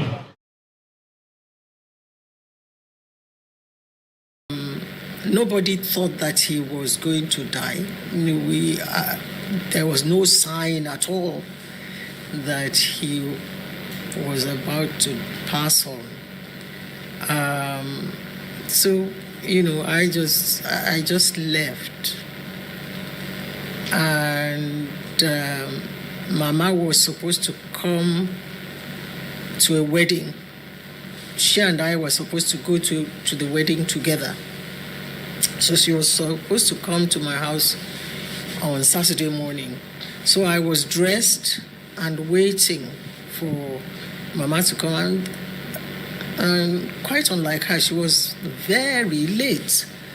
I waited and waited. So when I heard the sound of a car at the gate, I looked out. This is the difference between their generation and generation tiwa. Ǹjẹ́ èèyàn kan lè kú ní Nàìjíríà lálẹ́ nísinsìnyí ká má gbọ́. Mo ń béèrè ni o. Ìdí tá ṣe ń sọ pé generation tàwa yìí a máa la igi mọ́ yín lórí gbẹ̀yìn ni. A máa la igi mọ́ yín lórí last. Torí pé ẹ ní dá wa lóhùn. Nígbà náà ìyá yìí ní òun dúró de màmá rẹ̀ tó ń bọ̀ láti Kẹ́nẹ́. Ṣèbó yẹ kí telephone conversation kan sọ pé mo rán létò nǹkan kan ti ṣẹlẹ̀ o. À gbọ́ kí ló ṣẹlẹ̀. Báwo ló ṣe wá deliver message fún ìyá yìí? That is the beauty of what we are doing today. Ìyẹn lẹ́yìn ṣe gbọ́dọ̀ support ẹ̀. Tẹ́ bá fẹ́ jẹ́ kí ọ̀rọ̀ ìrìn àjò Yorùbá nation kò ń ṣe káfọ̀ sọ Yorùbá nation no going back no. Platform tiwa yìí ẹ̀yin invest sínú ẹ̀. Oh yes. Lórí platform yìí tó dúró fún ìjàngbara yìí tó ní òun ò ṣe kankan míì a máa invest. But nígbà tá a bá ti invest then ìgbà tá a bá gba Yorùbá nation náà la máa gbà délẹ̀. Kò ṣe bá ní ìgbà ìgbà tá a bá gbà délẹ̀ náà la gbà. Because how many people can listen to a 3 hours, 18-minute broadcast láti ṣe so far? How do we penetrate and deliver the message for the people tá a fẹ́ jẹ́ kó gbọ́ tó jẹ́ àwọn ọmọ Yorùbá? Wọ́n mọ̀ nípa owó lóòótọ́. Ǹjẹ́ wọ́n mọ̀ nípa bàbá Akintoye? Dáadáa. Kí ni wọ́n mọ̀ nípa pé bàbá Akintoye stand fún? Kí ni wọ́n mọ̀ nípa pé bàbá Akintoye stand fún? Gbogbo tí mo gbé dání nísìn ó yẹ kí ìdílé kọ̀ọ̀kan ó yẹ ká máa fi ṣe present fún wọn ni pé bọ̀ ní èdè Yorùbá tó máa yé wọn not in English. Gbogbo fáìlì yìí nísìn ó yẹ ká print ẹ̀ ní bọ́ńdù bó ṣe wà lọ́wọ́ ẹ̀mí náà báyìí ká wá máa deliver pẹ̀lú flag pẹ̀lú eléyìí lásán bí ẹnìkan bá kà nínú ilé ẹ̀ á máa prepare pé ìjọ tẹ bá ti whisper lásán wọ́n máa fọ́n sí gbòòrò ni. Wọ́n máa ṣe kí ni? Wọ́n máa fọ́n sí gbòòrò. Èèyàn mélòó ló wá lè ṣe bẹ́ẹ̀? Okay, a ní kán lọ download ẹ̀ lórí website wa. Èèyàn mélòó ló ní phone láti lè fi lọ download ẹ̀ lórí KOIKIMEDIA website? Ó wà níbẹ̀. Tẹ́ bá lọ sórí Yorùbá people. In tí mò ń ká yìí òun lélẹ́yìí. Guideline to the prosperity. Download lásán ni. Ẹ lè ṣe látòrí fóònù yín. But how do we deliver the message to the people on the ground, grassroots? Biafra ti ṣe grassroots for more than many years. Àlàyé ti yé wọn. Tó bá ní síta tó ní Monday, tó bá bíbà bá tiẹ̀ dá ìwọ̀n ìrìn àjò lọ sí South East. Kò sọ pé gọ́vnà náà máa fún security. Gọ́vnà gan Àbújá ló ń sùn níjọ́ Sunday, ó di Tuesday kó tó padà sí state ẹ̀. Torí ó mọ̀ pé tóun bá lọ sílé ewu ń bẹ. But àwa nísìn tí bá ní a máa jáde o, wọ́n ní ṣèmi ni Ọọ̀ni of Ifẹ̀ tí mo ṣe ní ká má jáde, ìdí tẹ́ máa sọ fún mi nìyẹn. Wọ́n á ní ṣèmi ni Ọọ̀ni of Ifẹ̀ kábíyèsí àbẹ́mi ni Àwùjalẹ̀ tí mo ṣe ń polongo pé ká má jáde, àṣírí jáde, a fẹ́ lọ jẹun, ebi ń pa wá o, a máa kú o, kíní kan o. Òun ni wọ́n ti gba gbogbo Nàìjíríà mọ́ wa lọ́wọ́ láti ta. So this is the reason why a lè kọ́kọ́ stop awareness gbọ́dọ̀ máa lọ because already àwọn kan ti wà diluted. Àwọn àti gba country tó ọmọ tó ń sọ. Mo wo pin bí ìhẹ́ ọ̀dà pé yẹn ti fa gbóyò kábàkábà ló sọ. Ó ní àwọn tó ti múlẹ̀ pẹ̀lú Ìgbòho. Ṣé gbà tí o máa gba American passport ẹ ṣé o ò múlẹ̀ pẹ̀lú America àwọn ọ̀dẹ̀? Ẹ bèrè lọ́wọ́ Wálé Àlí mo mọ̀ bí òun ní British passport. Tó o bá ti bíbà bẹ́ẹ̀ sí bíbà ẹ̀ tó jẹ́ pé ó gba British passport yẹn through one way or the other ni ó ti swear allegiance ọ̀dẹ̀. Àwọn èèyàn mọ́ tó ń pè ní allegiance bí Akintoye ṣàlàyé fún yín lálẹ́ yìí. British passport British passport kò ń ṣe renew allegiance ó máa swear allegiance kó tó gba passport swear British citizenship swearing ceremony ẹ jẹ́ n ṣàlàyé fún yín ẹlòmíì ò mọ tó ń pè bẹ́ẹ̀ òun lélẹ̀ ó máa swear oath ó fẹ́ gba British passport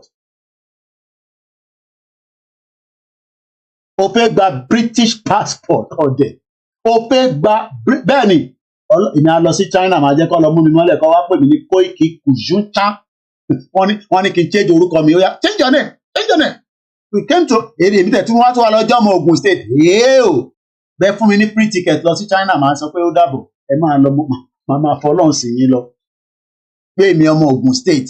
Now citizenship ceremonies you need to attend a citizenship ceremony if you are 18 years old or over and have successfully applied to become a British citizen. Ẹ béèrè lọ́wọ́ pin bí tó bá bí bàbá ẹ̀ sí Amẹ́ríkà ó ti sún allegiance l'Amẹ́ríkà wọn dẹ̀ because wọn ò ní làákàyè ìrọ̀ tá à ń sọ àwọn ti gba country ẹ sọ fún pin bí pé tó bá bí bàbá àtìyẹ́ ẹ̀dá ó lọ sí Benin Republic àwọn ọ̀dẹ̀ ẹ̀yin jókòó sí Amẹ́ríkà ẹ̀yin sọ pé ẹ ti gba country ẹ jókòó sí UK ẹ̀yin náà ti gba country ẹ tẹ̀ ṣeré lọ sí country yẹn bọ̀ ẹ gba Benin Republic wọlé ṣòro ṣeéṣe kọ́ lè mú yín mọ́lẹ̀ ẹ bá dé Nàìjíríà ẹ̀yin ọ̀dẹ̀ ẹ̀yin Zagamu. If you become a British citizen under the Windrush scheme, you can choose if you want to attend a citizenship ceremony. You will not have to pay the fee. Wọ́n mọ tó ṣe fáwọn Jamaica, àwọn Caribbean, ìyà ló fi wọ́n jẹ. Mo kí Ọlákúnlé, mo kí bàbá wa Sunday Bámiṣílẹ̀, mo kí gbogbo ẹ̀yin ìlànà ọmọ Oòduà l'Amẹ́ríkà ní Canada.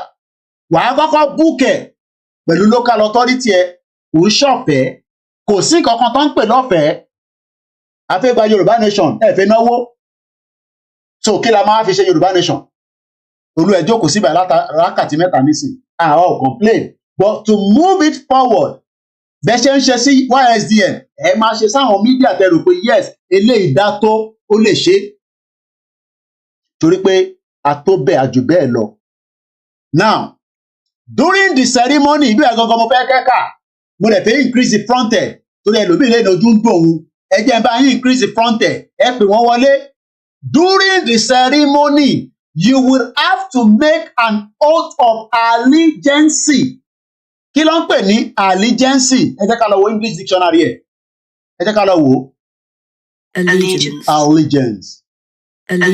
Loyalty or commitment to a superior or a group of cause. Olórí burúkú àwọn tó ń tẹ̀lé 2 by 2 àwọn olòṣì wọn ò fẹ́ gbà lábẹ́ bàbá Akíntóyè torí wọn ò fẹ́ gbà fún. Bàbá tí wọn lè ṣe bàbá wọn ti kú ìtí bàbá ò kú ó ń ráre káàkiri ni àwọn olòṣì. Ẹbí pin bí pé ṣé màmá ẹ̀ tó wà l'Amẹ́ríkà mo dárúkọ màmá ẹ̀ pé ṣé màmá ẹ̀ lè ṣe tí bàbá Akíntóyè ṣe gbogbo ẹni mo fi sọ ẹ̀kọ́ tẹ̀kẹ́ sẹ́ndẹ̀ sí kò ní dá fún. Pé ṣé màmá ẹ̀ tó ń bẹ l'Amẹ́ríkà tó lè ṣe tí bàbá Akíntóyè ṣe àbí tíyàwó bàbá Akíntóyè ṣe torí èmi rí ìyàwó bàbá Akíntóyè àwọn idiot all over the place.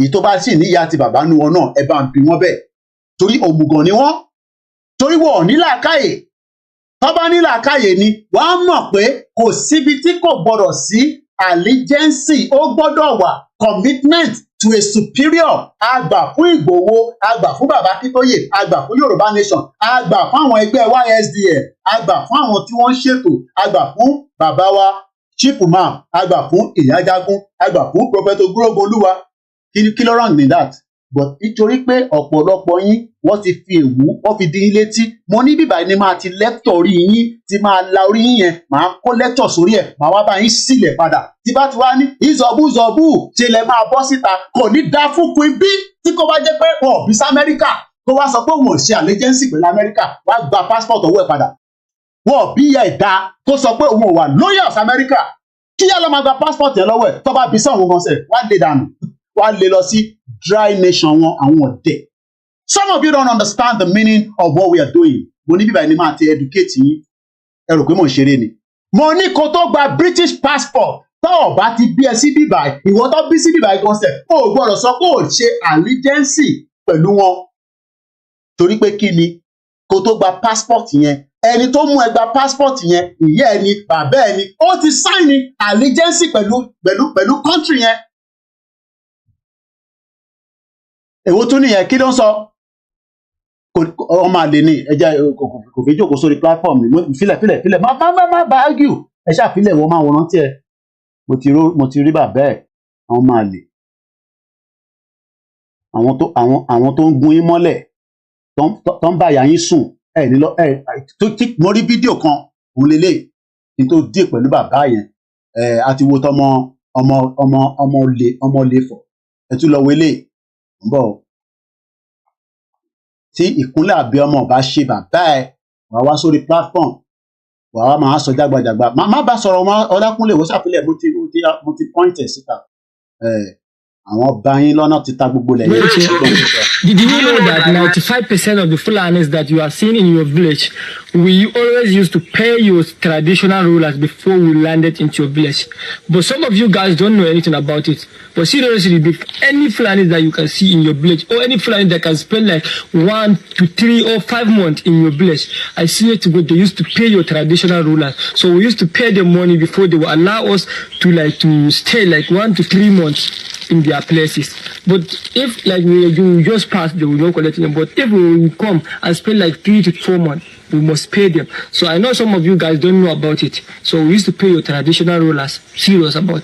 I see so many people are saying we are going around with in the bushes that we did not own. Which I say we used to pay for it. Actually, traditional rulers. I swear we used to pay them. Otuni, we used to pay your traditional rulers. Ẹgbẹ́nu sọ̀hún. Gbogbo àwọn baálẹ̀ ti gba nǹkan lọ́wọ́ gbogbo wọn. Èyí tó gbowó àánú náà fẹ́ màálù 3. Ẹ jẹ́ kí màálù mi bímọ kẹ́ tó ta o. But èpè tèmi ṣẹ́ fún wọn ìyẹn ló ń dùn wọ́n. Àbí ìyẹn ló ń dùn yín. Ẹ ní rí mọ́ lórí program má wọrí Ààrẹ Ọlákúnlé àwọn máa lè. Ẹ jẹ́ ká padà mo ní kó tó gba British passport àbí ẹni tó kọ́kọ́ gba British passport fún ẹ tí wọ́n fi lè rí gbà torí pé èèyàn kan gbọ́dọ̀ kọ́kọ́ gbà kí wọ́n tó gbà èèyàn kan kọ́kọ́ gbọ́dọ̀ gbà kí wọ́n tó gbà òun náà ń pè ní citizenship. You will make an oath of allegiance or an affirmation if you prefer not to swear by God and a pledge. This means kí ló wá mean? You promise to respect the rights and freedoms and the laws of UK. Tí bá swear allegiance mú kí àròlé Odùduwà káàbọ̀ sórí ètò. Tí bá swear allegiance pẹ̀lú bàbá Akintoye nítorí pé mo ní tú àṣírí gbogbo ọ̀rọ̀ Yorùbá nation síta èmi ò kì í ṣe practice ẹ bá wá practice àbáwọn tó ń sọ̀rọ̀ ẹkùn àti ìsàlẹ̀ lọ́hùn àtòkè lọ́hùn wọ́n wà lórí oríṣiríṣi platform ẹ bá wọn tó ń sọ̀rọ̀ ti Mohbad wọ́n wà níbẹ̀ ìtawà ń sọ nígbà ni pé ìjà òmìnira là ń jà àwọn nǹkan kan dẹ̀ wà kò ń ṣe fún public consumption nítorí ọjọ́ iwájú foreign policy àti service tá a máa ṣe pẹ̀lú àwọn ìlú kan gbogbo ìlú tí Dúpẹ́ náà ń bá yín ti káàkiri olùsìyàwó èrè bombasta ó náà ti káàkiri gbogbo àwọn òlú gbogbo òlú ni mo ti bá sọ̀rọ̀ mo ti bá wọn sọ̀rọ̀ lọ́tún lọ́sì tá bá ti declare báyìí tá bá ti ṣe menstruation tá ti ṣe gbogbo ẹ̀ báyìí ṣe lọ́ máa kó ìbọn jáde lọ́ máa support yín lọ́ máa fi kámẹ́rà wò yín láti United Nations ó tẹ̀ sọ United Nations yẹn ó tẹ̀ sọ àwọn yẹn di jágbajàgbà mọ́ mi lọ́wọ́ Ọlọ́run ló ní kólú ẹ̀tẹ̀ kàwé kékeré ó mà tẹ̀ dá tí mi máa lọ sí secondary school tí mo lọ primary school tí mo tún wá travel wá sí London irú àwọn ìjìnlẹ̀ àti Wálé Àlí yẹn Wálé Àlí báwo ló ṣe gba visa wọ London ẹlòmíì máa ń wọ́ndà pé báwo ló ṣe fún wọn visa tó bá bíyàn sígbà ìgbọ̀n irú àwọn ẹ̀kọ́ ti deport wọn padà how can you sit in that your small little room kó wá sọ pé àti gba country Benin Republic rèé ò lè lọ tó bá dẹ̀ pé olówó passport olówó ticket sọ fún àwọn media bíbà yà á fún olówó ticket kó tẹ̀ ṣeré lọ́gbàtẹ́gùn dry nation ní àwọn ọ̀dẹ̀ British citizen kó tó lè gbà ó máa swear oath idiot all over the place ó fẹ́ gba British passport tó máa gbé ẹ lọ káàkiri gbogbo àgbáyé passport tó yẹ pé tó bá mú ẹ síta pé ó ṣe drug representative máa wá bẹ ẹ níbẹ̀ pé ọmọ wa ni ó ṣe drug lóòótọ́ ǹjẹ́ ó lè lọ ṣẹ̀wọ̀n ní UK àwọn ọ̀dẹ̀ àwọn mùgùmù àtẹ̀tùwá láwọn tó wà ní UK báwo lẹ ṣe wọ UK gan sef ta ló fún yín ní visa ẹ̀yin ní British passport tí ẹ ṣe ìyàwó lé lórí tẹ́ fi gba passport tí ẹ bímọ sígbà tẹ́ fi gba passport ṣé nígbà tẹ́ fi gba passport yẹn ẹ sún ẹ kò ní dá fún gbogbo yín ẹ wá máa sọ pé àwọn ọmọ Ìgbòho wọ́n ti múlẹ̀. Kí ló ń pè ní ìmùlẹ̀? Kí ni wọ́n ń pè ní ìmùlẹ̀? Tẹ́yìn ṣe oath tẹ wọ́n sọ pé àwọn kan ṣe ìmùlẹ̀. Ẹ̀yin ọ̀dẹ̀. Ìmùlẹ̀ ni pé a dúró fún Yorùbá nation. Ntí Ìgbòho bá sọ pé ká má sọ síta, a ní láti wá fẹ̀ díẹ̀ síta.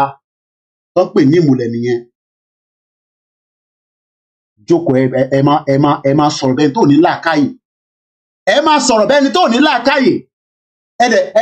Ẹlòmíì inú yín ẹ̀dẹ̀ fẹ́ gbé ní UK. That is why mo ṣe wá rí pé púpọ̀ nínú yín Yorùbá film nìkan lẹ máa ń wò. Ọlọ́run ló ní kí Yorùbá nation jáde. Ọlọ́run ló ní kí Yorùbá nation jáde ta fi educate púpọ̀ nínú yín. A tún wá educate yín tán. Ẹ wá lọ kóra yín sọ́dọ̀ ìyá wèrè kan tán pè ní 2x2. Ìyá wèrè bomb bastard. Ìgbòho wọ London. Ẹni kí Dúpẹ́ Onítìrí wá sí London. Kó má lọ Nàìjíríà mú, kó má tẹ̀ lọ Nàìjíríà. Ẹni kó wá sí London, kó ṣeré wá sí London. Ẹni kó ṣeré wá sí London, kó wá dé kò ní láti pè mí, kó dé Trafalgar Square, kó ya picture, kó upload ẹ̀. Ṣèbẹ̀rẹ̀ mi àti Ìgbòho ní London kò ní dá fún gbogbo yín. Wọ́n ṣe mú Ìgbòho mọ́lẹ̀ nígbà tó wọ London. Àbẹ́ẹ̀rí ṣojú ń dùn yín. Ẹ rí pé welcome lọ́kọ síbẹ̀ yẹn, welcome to London. Àbẹ́ẹ̀rẹ̀ mi náà ní pẹ̀lú Ìgbòho òòṣà. Irúmọlẹ̀ tó ń jẹ tọ́ńtọ́ń, irúmọlẹ̀ tó ń jẹ mọ́ínmọ́ín. Mo ní kọ́kọ́rọ́ Nàìjíríà bó máa dàrú lálẹ́ ọwọ́ Ìgbòho ló ṣì wà. Tó bá wúkọ́ wọ́n ní ṣó ti bẹ̀rẹ̀ ni. Ẹ̀rí àwọn èèyàn tó máa rọ́ sí gbòòrò. Ohun ẹ̀ wọ́n fẹ́ jẹ́ kó sọ̀rọ̀ ni. Òun dẹ̀ sọ pé àsìkò tí ìsìtò láti sọ̀rọ̀ ẹ jẹ́ ká sì máa wo fíìmù.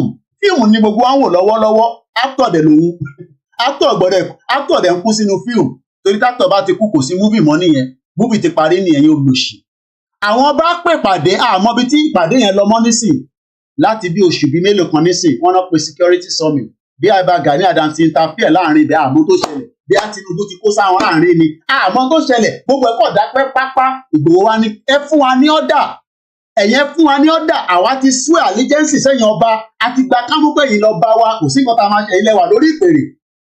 Bọ́lá mi kan tẹ́ ẹ pè mọ́nẹ́ni tó bá ti kú ká lọ máa gbókùn wọn síwájú ilé ọba. Mo ní ọba gbọ́dọ̀ rókù. Èèwọ̀. Brother yẹn bínú tán lọ́sàn-án yìí.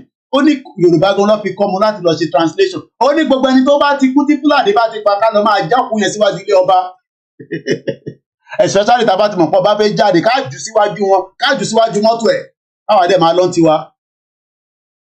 But when people don't understand the meaning of movement, ẹ̀ ń pariwo movement, ẹ̀yin pariwo movement lọ́dọ̀ yín lọ́hùn, ẹni ẹ̀ ti gba country, but leader yín àmọ́bi tó sá sí báyìí, inú ìrà ló wà ní, ó ti kú ni, ó wà láyé ni. Ìyá ẹ̀ ti wọlé, àwọn ìyá dáadáa, àwọn ìyá tó ní Koiki má bá ṣe é lọ, ẹ jẹ́ kó confuse ẹ, ẹ comfort ológun jà, mo kí gbogbo yín lẹ́ẹ̀kan sí. So intern tí ara ti ṣàlàyé fún yín ni pé ká padà sórí fídíò yá yìí, ikú fẹ́ dé orí bàbá ẹ̀ níjọ́ Wednesday.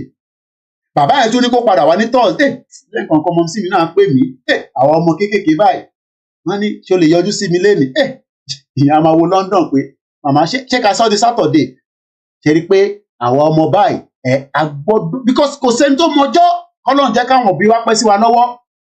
Ó ní ìbàbá yìí sọ fóun pé ò ní sùn sálẹ̀ ò ní sùn lálẹ́ yìí ni àwa náà bá ṣe máa ń kánjú a máa kánjú bòròbòrò bí àṣà ẹ̀gbọ́n mi triple DRS ó ní London na pay as you go wàá máa kánjú onímọ̀ tó ń lé ẹ wàá máa rẹ́ni ìgbà tí mo kọ́kọ́ dé àwọn èèyàn máa rìn fast màá bímọ sí mi pé ṣé kí ló ṣe wọ́n tó ń rìn fast wọ́n ní ó fẹ́ tó yé mi wàá máa rìn fast ìlú ìmọ̀ ti mọ̀ pé àwọn wàá máa jẹ sandwich lọ́lọ́nà kò sẹ́ni tó máa bí ẹ pé kí ló dé tó ń jẹ sandwich lọ́lọ́nà nígbà tó gbọ́dọ̀ lọ múṣẹ́ 7 o'clock láàárọ̀ tó gbọ́dọ̀ lọ sí service tó pé lọ ṣe àwa máa wá ṣe gbogbo yẹn tán káwa máa wá send owó sẹ́yìn sílé àbí ẹ̀wá tí wọ́n máa sọ fún wa pé a lè máa dictate láti abroad fún yín $40 billion lówó wa tó ń wọlé sí Nàìjíríà láti abroad a ní every right láti bá yín sọ̀rọ̀.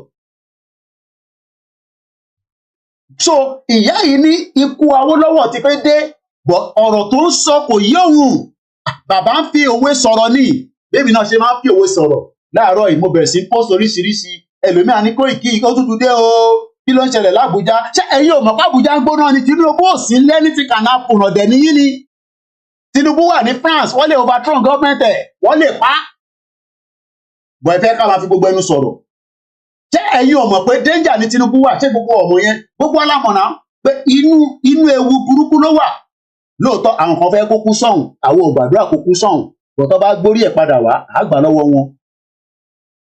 wọ́n pa bàbá kan wọ́n tún ní kó wá san 60 million kó wá fi gbé bọ́ọ̀dì ẹ̀ lọ ṣé ojú ń dùn wá àárí pé wọ́n ti pa bàbá yìí. bàbá yìí wọ́n ti pa bàbá yìí ó ti lọ ẹ sọ pé ó ti ẹni ó ti kíni ó ti lọ kí ló sọ àgbọn tó sọ. gàálà I'm sure Hausa làwọn eléyìí nísìn eléyìí ò kì í ṣe Fúlàní so torí tó bá jẹ́ Fúlàní ni wọ́n nípa ó ti ṣe kíni ó ti lọ ó ti gbàgbé pé wọ́n wá sáyé wọ́n tún wá ní kán mú 60 million kán wá fi gba bọ́ọ̀dì ẹ̀ lẹ́yìn kan sin bọ́ọ̀dì ẹ̀ sínú igbó lọ́hùn àìmọye àwọn èèyàn tó ti sin sínú igbó ó di ọjọ́ ọ̀la nígbà tá a bá ń ṣe excavation la máa rí egungun àwa kó gbogbo egungun yẹn à ń kó lọ sí research center ó tún mú mi rántí ẹ jẹ́ n close screen mi torí mo fi jẹ́ kẹ́ rí email mi ni mo ṣe sọ bẹ́ẹ̀ tó jẹ́ ká gbélé wá báyìí ṣé kò show now ó ní kankan tí brother mi kan fi ránṣẹ́ sí mi through email máa padà sọ́dọ̀ bí bàbá Awólọ́wọ̀ ṣe kú o bò fídíò yẹn tó bá fẹ́ wò tó máa gbádùn ẹ máa lọ sórí kíni ẹ fún wa lówó a nídòwó owó la fi ń ṣe la fi ń ṣiṣẹ́ kò ń ṣe ń bọ̀ ó ní átíkù kan tó sẹ́ǹsì ni mo ti kà ṣe rí ọ̀pọ̀lọpọ̀ yín kò ń ṣe nú olóṣèlú láti máa rí owó ẹ̀yin ni kò tí ì yé ni there is money to be made in Yoruba land a máa wá sí bíbá máa farabalẹ̀ máa kà mo ní mo sì ní at least another 1 hour to play with láti fi bá wa ṣe program ilé mi torí a ti miss so much ṣe rí so but ayé ká kọ́kọ́ lọ gbọ́ bí bàbá Awólọ́wọ̀ ṣe kú àwa padà wá sí bíbá innovation university spin out could be the answer to the UK growth problem kí ló mean by that àwa kà lórí CTAN ọ̀fẹ́ náà ní pépà ẹ̀ tó bá pàdé tó ń lọ síbi iṣẹ́ mo dání sọ́wọ́ máma sọ pé o kọjá lẹ́gbẹ̀ẹ́ pépà ọ̀mú pépà ọ̀fẹ́ ni o rẹ̀ lè ta fún alákàrà nílùú yìí torí wọ̀ nígbà lọ́wọ́ ẹ jẹ́ ká padà sọ́dọ̀ ìyá wa Awólọ́wọ̀ lẹ́ẹ̀kan ṣe má gbàgbé arákùnrin mo sọ lẹ́ẹ̀kan Dubai ló ń gbé drug kingpin ni Dubai dẹ̀ ló ti ń ṣayé lọ́wọ́lọ́wọ́ báyìí wọ́n deported oríṣiríṣi owó ló wà nínú United Arab Emirates oríṣiríṣi owó ló ń rọ̀lù nínú bẹ̀ ẹ rántí pé bẹ́ẹ̀ náà ni Oxford fi gbé títí so now a ti gbọ́ nípa àwọn 13 farmers tó pa ní Ṣìlóró local government gbàtà pọ̀ ní nọ́mbà náà àfa àfọlọ́runṣọ́ mo kí dizima mo kí ẹ káàbọ̀ sórí ètò èèyàn kan níṣẹ́wọ́ ló lọ sí ọ̀dọ̀ Wálé Àlí mo ní kò jẹ́jẹ́ bẹ́ẹ̀ ẹ bá mi confam torí brother mi kan ní òun rí yín lọ́dọ̀ Wálé Àlí pé wọ́n wá ń bú bàbá Akíntóyè ẹ wá ń sọ pé àṣẹ mo ní kò tó bẹ́ẹ̀ mo ní ẹnu ìyẹn mo ní bí a fake person nìyẹn kò jẹ́jẹ́ dizima tiwa ní bíbà pé dizima àkúrò mi a lọ sọ́dọ̀ Wálé Àlí wọ́n ní spy káàkiri tó ń bá mi ṣiṣẹ́ tẹ bá gbéra ní bíbà tẹ bá lọ sí platform tẹ bá lọ bú mi tẹ bá bú bàbá Akíntóyè wàá rìpọ́tì yín fún mi padà sí bíbà wàláì mo ní kò jẹ́jẹ́ dizima tèmi mọ̀ mo níyàn tí Ìgbòho nìyẹn a lọ wá bú bàbá Akíntóyè lọ́dọ̀ Wálé Àlí wá jẹ́gẹ́ bí èèyàn ni ẹranko nìyẹn ẹranko burúkú ayé àtọ̀run mo ní kò jẹ́jẹ́ dizima tiwa ní bíbà broda mi yẹn ní ṣé mo ṣọ́ mo ní ẹ tún lọ wádìí dáadáa kò jẹ́jẹ́ yẹn mo ní spy káàkiri ni bí not me o sọ I am easy ṣó ń gbọ́ easy ṣó ń gbọ́ mo ní kò jẹ́jẹ́ dizima tèmi mọ̀ dizima tó sẹ́ni gbogbo ẹ má kí n tún lọ síbẹ̀ yẹn lálẹ́ àwọn kan wà tó ń ṣiṣẹ́ tẹ́ pé n tó wà lọ́wọ́ wọn mo ní mo máa sọ̀rọ̀ nípa university spin out ọ̀rọ̀ innovation dizima ló dé lọ́wọ́ tẹ bá ń sọ̀rọ̀ pé innovation lọ́jọ́ iwájú nílẹ̀ Yorùbá tá máa fi dolówó táàdì máa tẹ̀lé àwọn olóṣèlú lórí burúkú bíi Yáyà àti gbogbo wọn ẹ jẹ́ ká padà sọ́dọ̀ báwo ni bàbá Awólọ́wọ̀ ṣe kú oríṣiríṣi la gbọ́ ó kọ̀ mí ti society ní o ó parẹ́ sí ní àwọn jágbajàgba jógbojògbo jẹ́jọ́ wà níbẹ̀ nígbà tó kú àwọn ọmọ ẹ̀ tó wà níbẹ̀ gan wọ́n ní àwọn ọmọ tó ṣẹlẹ̀ lóòótọ́ bọ̀tọ́ lọ́jọ́ bá dé ó dé náà ni bàbá Awólọ́wọ̀ ṣe bá o ó ṣe gbòlà ó ṣe gbú ó ṣe gbàgbà inú bí apalọ̀ tẹ́tí mọ tí yín ṣàbòyè mo kí ẹ ẹlòmíì ò ní ìbàbá kan sẹ́ẹ̀dì kankan sí mi mo sọ fún yín pé bí bàbá ti máa kọ́ yín lọ́gbọ́n ẹ má bínú pé mo tún yá bàrà bìkọ́ fi ṣe rántí ni bí bàbá yẹn ṣe sẹ́ẹ̀dì kìíní yẹn mo kọ́kọ́ lọ sórí íńtánẹ́ẹ̀tì kí ni bàbá yẹn sẹ́ẹ̀dì sí mi mo ní play audio yẹn but nígbà táwọn sẹ́ẹ̀dì sí mi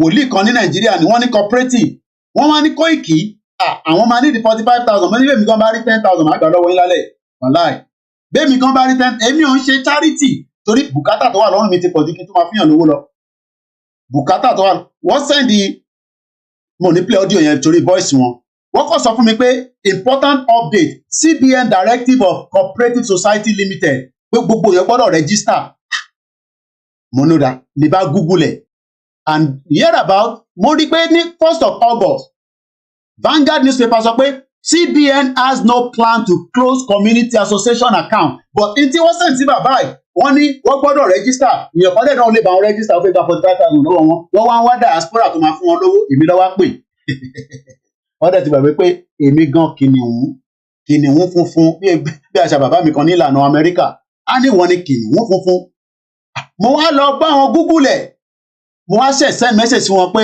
kò rí bẹ́ẹ̀ o kò rí bẹ́ẹ̀ rárá o ẹ gbọ́ audio tèmi nílé play audio tèmi fún yín ọmọ nílé play tọ́tọ́ tí wọn.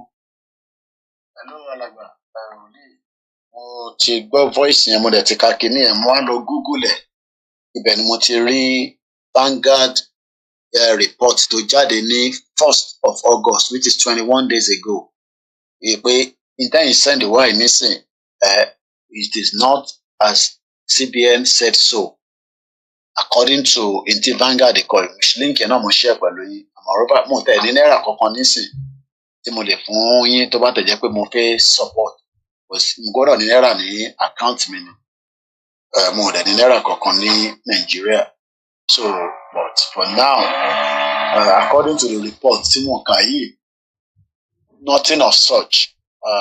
So information wa very very important ẹlòmíì akọ gbọ́ gúgúrú àtẹ̀pà okay. Where's your mom? What do you want to eat? Go to get toast, go to jáde. Don't toast again. Where is your sister? Go and call your sister to come and make toast for you. So, information wa important. Tẹ́ bá jókòó sórí Koiki Media, information portal ní bíbáyìí. So, nígbà táwọn send ẹ̀ wá, wọ́n ní wọ́n fún wọn ní deadline up to next week Wednesday. Láti lọ register fáwọn tó ní cooperative. Nigeria is still a country. So kíyàn kan wá sọ fún pé Nàìjíríà ń ṣe country o àti gba country tiwa o whereas àwọn ọmọ Yorùbá tó wà níbẹ̀ wọ́n sì wà wọ́rì bàbá ìwà wà wọ́rì wọ́n náà need 45,000 but tí bá tẹ̀ wá ní 45,000 yẹn èmi nígbà táwọn send ẹ̀ sí iṣẹ́ tèmi ni pé kí n kọ́kọ́ lọ cross check mo dẹ̀ find out pé CBN ò sọ kọ́kọ́ tó jọ bẹ́ẹ̀ mo dẹ̀ ti reply wọn inú wọn dẹ̀ ti dùn tell her to please come and I'm busy here so mo kàn mú yẹn jáde kẹ́lẹ̀ bá rí pé we are dealing with some this was about 10 minutes to 4 p.m. lọ́sàn-án ní gbogbo communication yìí mo send message wọn ní 10 past 4 mo tún send another one ní 11 past the next boy boy 12 minutes past 4 ṣé eléyìí ní ṣe pẹ̀lú Yorùbá nation ṣèbí bó ṣe get in touch pẹ̀lú mi títẹ̀ kọ́kọ́ máa wọ pé kí ní kàn mí pẹ̀lú cooperative kí okay I'll come and do it in a minute àbọ̀rọ̀ mọ̀ yẹn nísìn but because èmi mọ̀ pé Nàìjíríà ṣì exist so mo gbọ́dọ̀ guide bàbá yìí tí n bá tẹ̀ lówó tí mo fẹ́ fún wọn mo gbọ́dọ̀ lè bá wọn ṣe a bit of small research because àwọn lè má ní understanding ẹ̀ so ẹ jẹ́ ká padà sọ́dọ̀ ìyá wa Dr. Olatokunbo Dosunmu the daughter of the late saga legend late Chief Obafemi Awolowo kọ́lọ́nkọ́run kẹ́ bàbá yẹn mo kí gbogbo alẹ́ nǹkan sí o we still have about an hour roughly to play with or a bit less so we see how far we can go. I'm going to mute my mic adélọ́bàmọ̀ yẹn ṣe tó fẹ́ kó yíyọ wá lẹ́nu and we continue mo kí gbogbo alẹ́ nǹkan sí o ẹ bá mi share program yìí kẹ́ bá wa comment dáadáa lórí ẹ̀ mo kí àwa Elizabeth wọ́n ní it was when I passed the exam then I was given a certificate o máa kọ́kọ́ ṣe English test o máa ṣe life in UK wà wá lọ swear oath pé gbogbo ohun tí ọba ìlú ìbá fẹ́ ló fà fẹ́ o lè gba British passport kó sọ pé òfin tọba ìlú ìfẹ́ ẹ rò pé ṣòwò rẹ stupid tó ti gba American passport ó mọ tó ń ṣe náà ẹ jẹ́ ká fìyẹn síbẹ̀. Was about to pass on. So I just left, and Mama was supposed to come to a wedding. She and I were supposed to go to the wedding together. So she was supposed to come to my house on Saturday morning.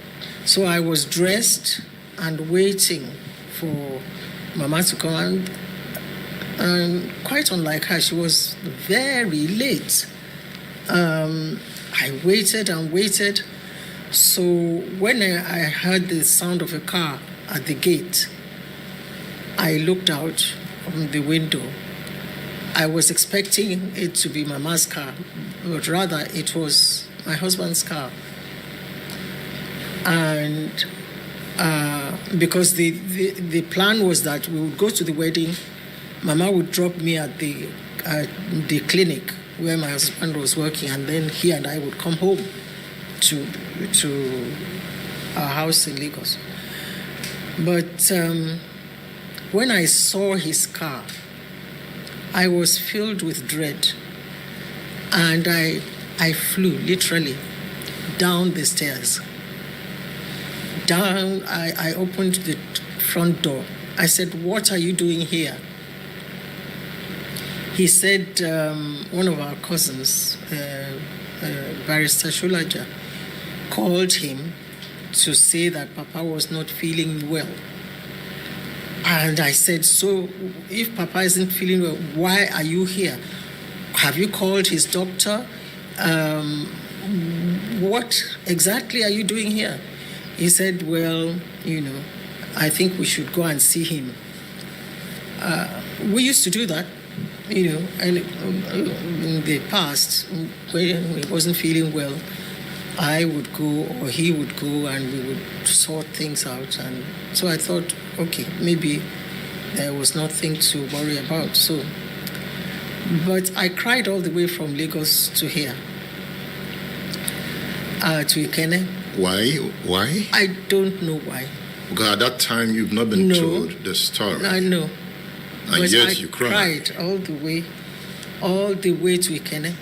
Then when we got into town, I was looking for signs of commotion or whatever, but everything was calm. There was no sign that there was anything until we got to this compound. We got to the compound, the gardeners were doing their work. The compound was serene. One of his stewards opened this door. I said, "Shadrach, where is Papa?" He said, "He's upstairs." "Where is Mama?" "She's upstairs." Okay, so I went up the stairs gingerly. I knocked on Papa's door. There was no answer. I tried to open the door. It was locked. So I tried to open Mama's door. That was locked too. So I knocked, and one of the ladies that were looking after Mama was the one that opened the door, and her face just told me the story. Nobody needed to say anything, and there was a blackout, I think, for me. There was a complete blackout. I don't know what happened for the next few minutes. And then when I came out, Mama said, "Well, this is what happened. That Papa had woken up in the morning, but he locked the door to go to the bathroom and all of that. And but that after a few minutes, she thought he should have come out of the bathroom. And she knocked gently. No answer. Knocked loudly. No answer. Then she called his driver of 40, 50 years. Went to call him. And they took a big stick. And at that point, they knew that there was something seriously wrong. So she told me all of that. And so I said I wanted to see him. So they opened the connecting door between Mama's room and his room, and I simply fell on his body. I just fell on his body and lay there, and they had to pull me off. No, it was bad. It was a bad day, and I knew I had lost a vital pillar. He wasn't in ill? My life.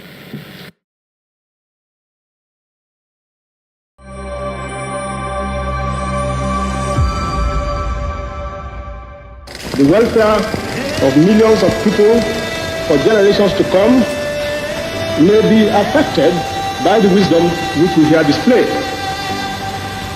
If Nigerian leaders and our British partners are to prove themselves worthy of their trust, now is the time for us solemnly and truly to dedicate ourselves to seeking the greatest good of the greatest number of our people in Nigeria.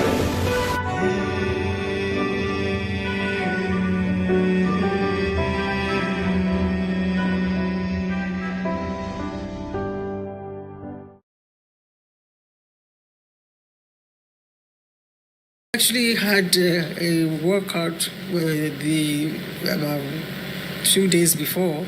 Everything was all right. His ECG was fine. Everything was fine. So what happened in the bathroom? I don't know. I think it was just one of these sudden death syndromes. Nobody will ever be able to tell that story. But I think he just maybe had a catastrophic event. What kind of father was he? He was, he used to have sessions with us, special sessions. Just, we would sit and chat, and he would talk to us, philosophize. I remember one special session. Sometimes we would do just sing together, hymns. There was one special session in this sitting room here, which I will never forget.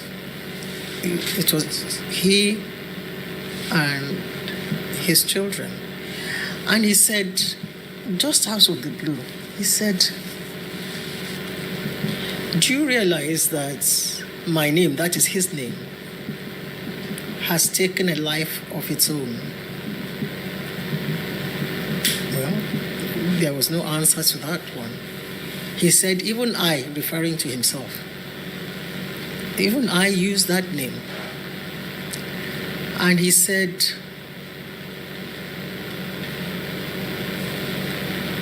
if you use that name is available to all of you to use. If you use it wisely, it will work for you. But if you don't, you're on your own. What name? His name.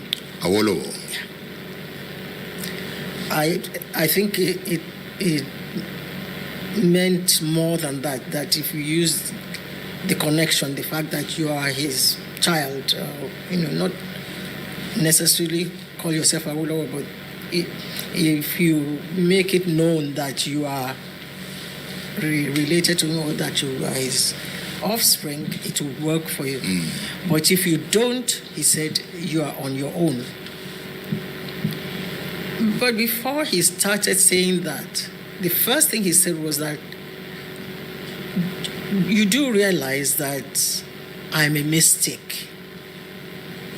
Have you heard about Akusoli? These are the cutting-edge orthopedic insoles that people look forward to using. Yes, orthopedic insoles are beneficial for relieving foot, knee, hip, and back pain. And they're perfect for people who deal with such problems as foot inflammation and flat or pronating feet. But why should your insoles be boring, ugly, overpriced, and something only your cranky doctor would recommend when a new, modern, and affordable solution is changing the orthotics landscape right now? Introducing Akusoli, the revolutionary magnetic orthopedic insoles that fit any shoe, while also preventing foot pain and conditions like plantar fasciitis and flat or pronating feet in 9 distinct ways. 1. The innovative wave-shaped arch support distributes pressure evenly across your feet, improving your body's overall alignment and aiding conditions like inflammation of the plantar fascia tissue, soreness, and tingling. 2. The ultra-soft cushioning absorbs pressure to protect your heels and joints from the impact of walking all day. It keeps your feet energized, the connective tissue relaxed, and fatigue-free. 3. The three-way heel support provides extra stability, so you can walk confidently. 4. The flexible and breathable material adapts to your foot shape, providing comfort and support, and prevents unpleasant odor thanks to anti-mold and antibacterial technology. 5. The unique patented magnetic technology. And I just thought, where is Fireback going with this one? And so that was one particular session that I will never forget. But he tried to make time. Sometimes we would just sit and chat, and he was quite a humorous person, actually. Humorous? Yes, humorous. He made you laugh? Yes. And sometimes.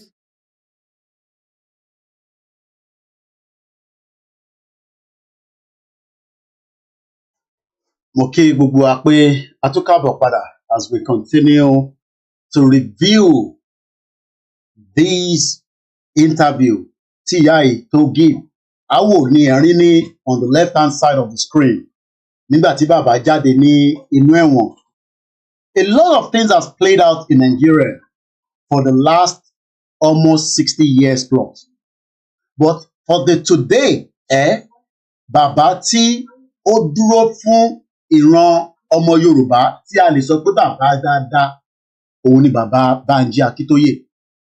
Ṣé a wá lè máa compare Banji Akintoye, ìyẹn professor, àti Tinubu? Torí pé Tinubu ambition ẹ̀ ló ń lé, kò lé future ọmọ Yorùbá. And everybody knows that. And that is why àwa kan máa stand with Ìgbòho, àwa ọmọ Ìgbòho ṣá láti múlẹ̀ pẹ̀lú ẹ̀bẹ̀ ṣe sọ.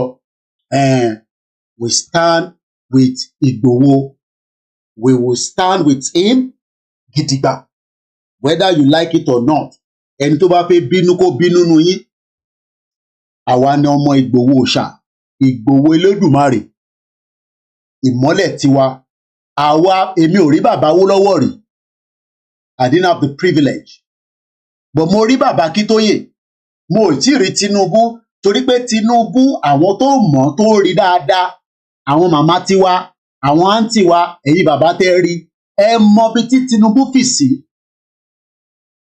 Ẹ mọ àníyàn ẹ̀. Eré tiẹ̀ ló ń sá fún, kò sá fún anybody. So the interview tá ti gbọ́ yẹn, ó sọ̀rọ̀ nípa bàbá Akintoye nínú ẹ̀, but mo mọ the pointer bí tó ti sọ̀rọ̀ yẹn ní minute. So I'm going to move away from that interview because èmi kọ́ mo ní. So mo fẹ́ kẹ́yìn náà lọ wò, èmi náà ti wò full interview mo ti wò. So tá bá padà dé after this short break, àwa lọ sórí this part of another angle. Kó tó di pé mo fẹ́ fi space fáwọn ọmọ mi náà kó lè ní access TV kí n má dẹ̀ block gbogbo tó fi ṣe. So nínú ilé a ti ṣe 3 hours already. So this program will come to an end in the next 15 minutes. So kó tó di pa tó máa gbé wá ní ọ̀la. So now ẹ ká kọ́ gbọ́ bàbá Awólọ́wọ̀ lẹ́ẹ̀kan sí níbí báyìí ká tó máa wá ṣe kí ni lọ gbọ́ èyí tí mo fẹ́ kà jáde fún wa.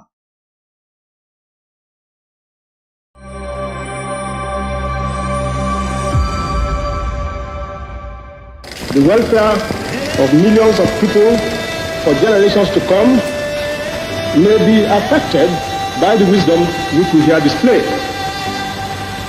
If Nigerian leaders and our British partners are to prove themselves worthy of their trust, now is the time for us solemnly and truly to dedicate ourselves to seeking the greatest good of the greatest number of our people in Nigeria.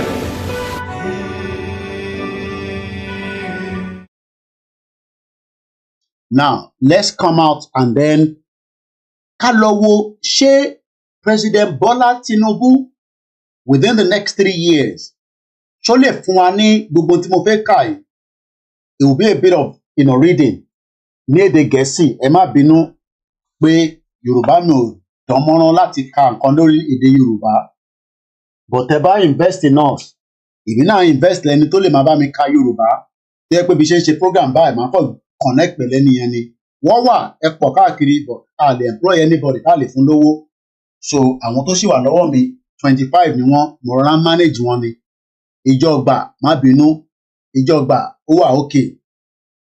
For now, méjì inú wọn nísìn, mo sọ fún yín pé bàbá wa ẹlẹ́kùn Èkó, ọmọ mi kan san mobile phone ẹ̀nù. Mo tún ní ọ̀kan tó ti san mobile phone.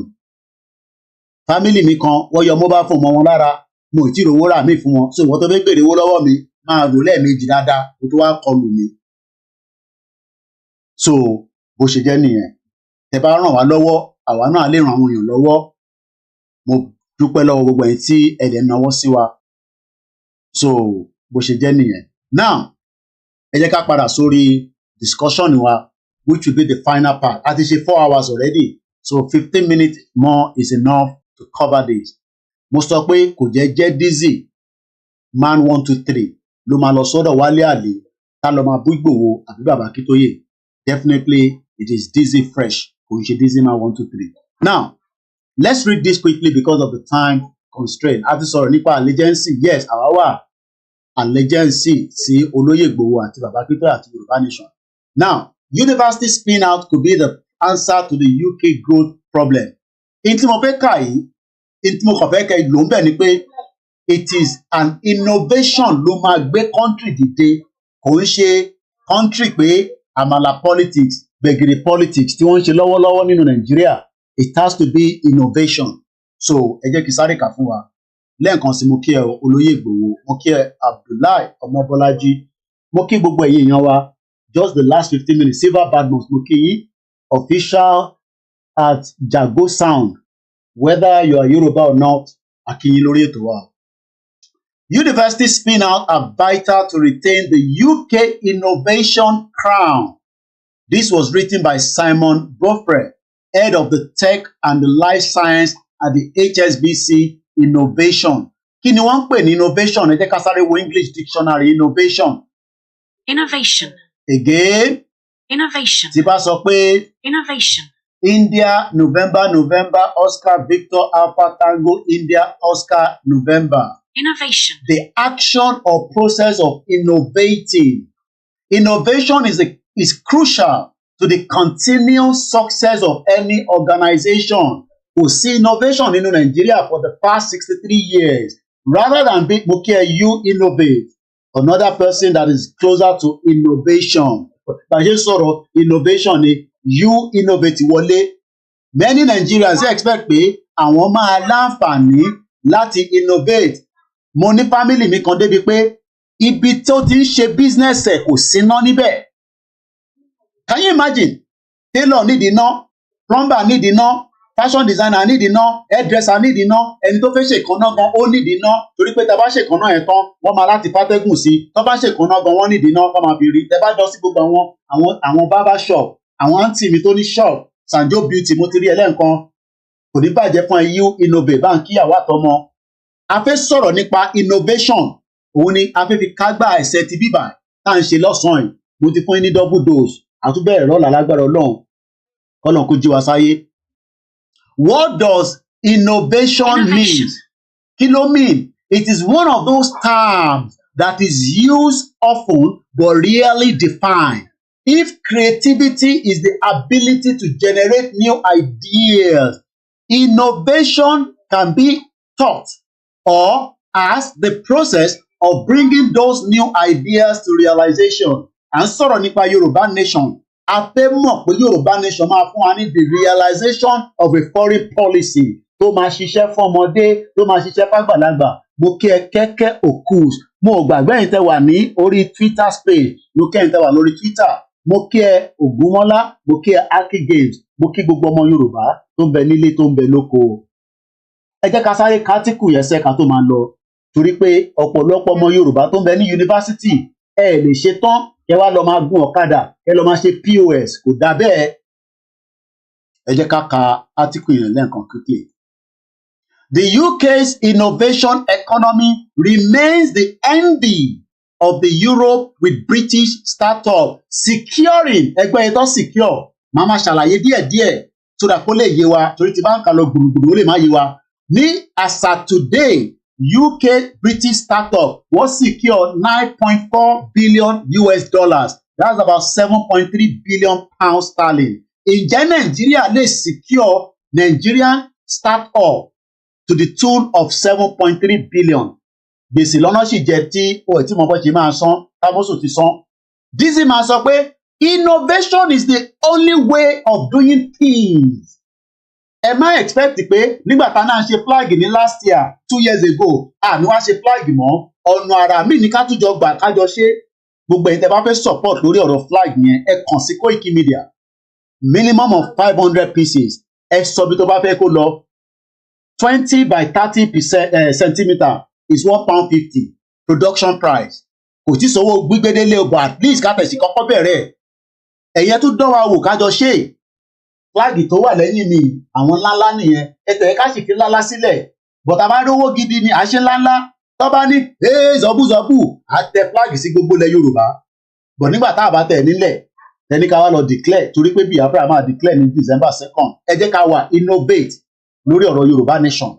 Ẹ jẹ́ ká wọlé sí wọn lára lọ́nà tí wọ́n ti ní expect. Ó ń bẹ lórí, ó ń bẹ ní idea gbogbo wa la mọ̀. Kò ń ṣe pé a fẹ́ fi ìbọn nìkan jà. Yes, ìbọn wà lára tá a máa fi jà lọ́jọ́ iwájú. Bọ̀ ká tó lo ìbọn ẹ jẹ́ a lo agbárí wa ká wà innovative. Innovative lọ̀rọ̀ yẹn. Ẹ jẹ́ kí n ká forward. So, one UK British startup, they're able to secure 7.3 billion pounds sterling of the venture capital investment in the first 6 months of 2024 alone, more than the 8.6 billion that was raised by the second and the third place Germany and France combined.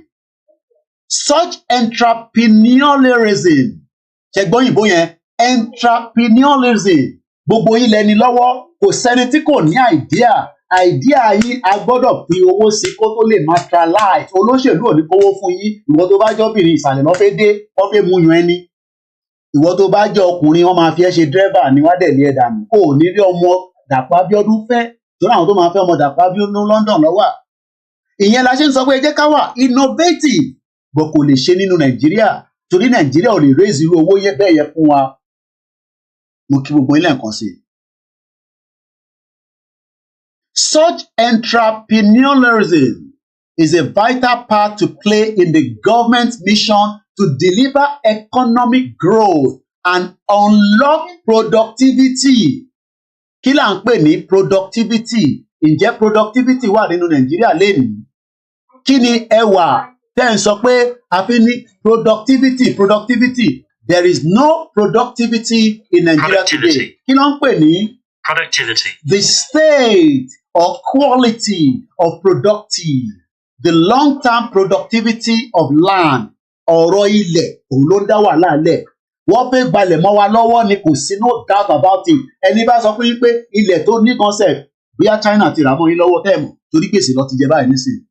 According to the English dictionary, the rate at which a country or company etc. produces goods or services.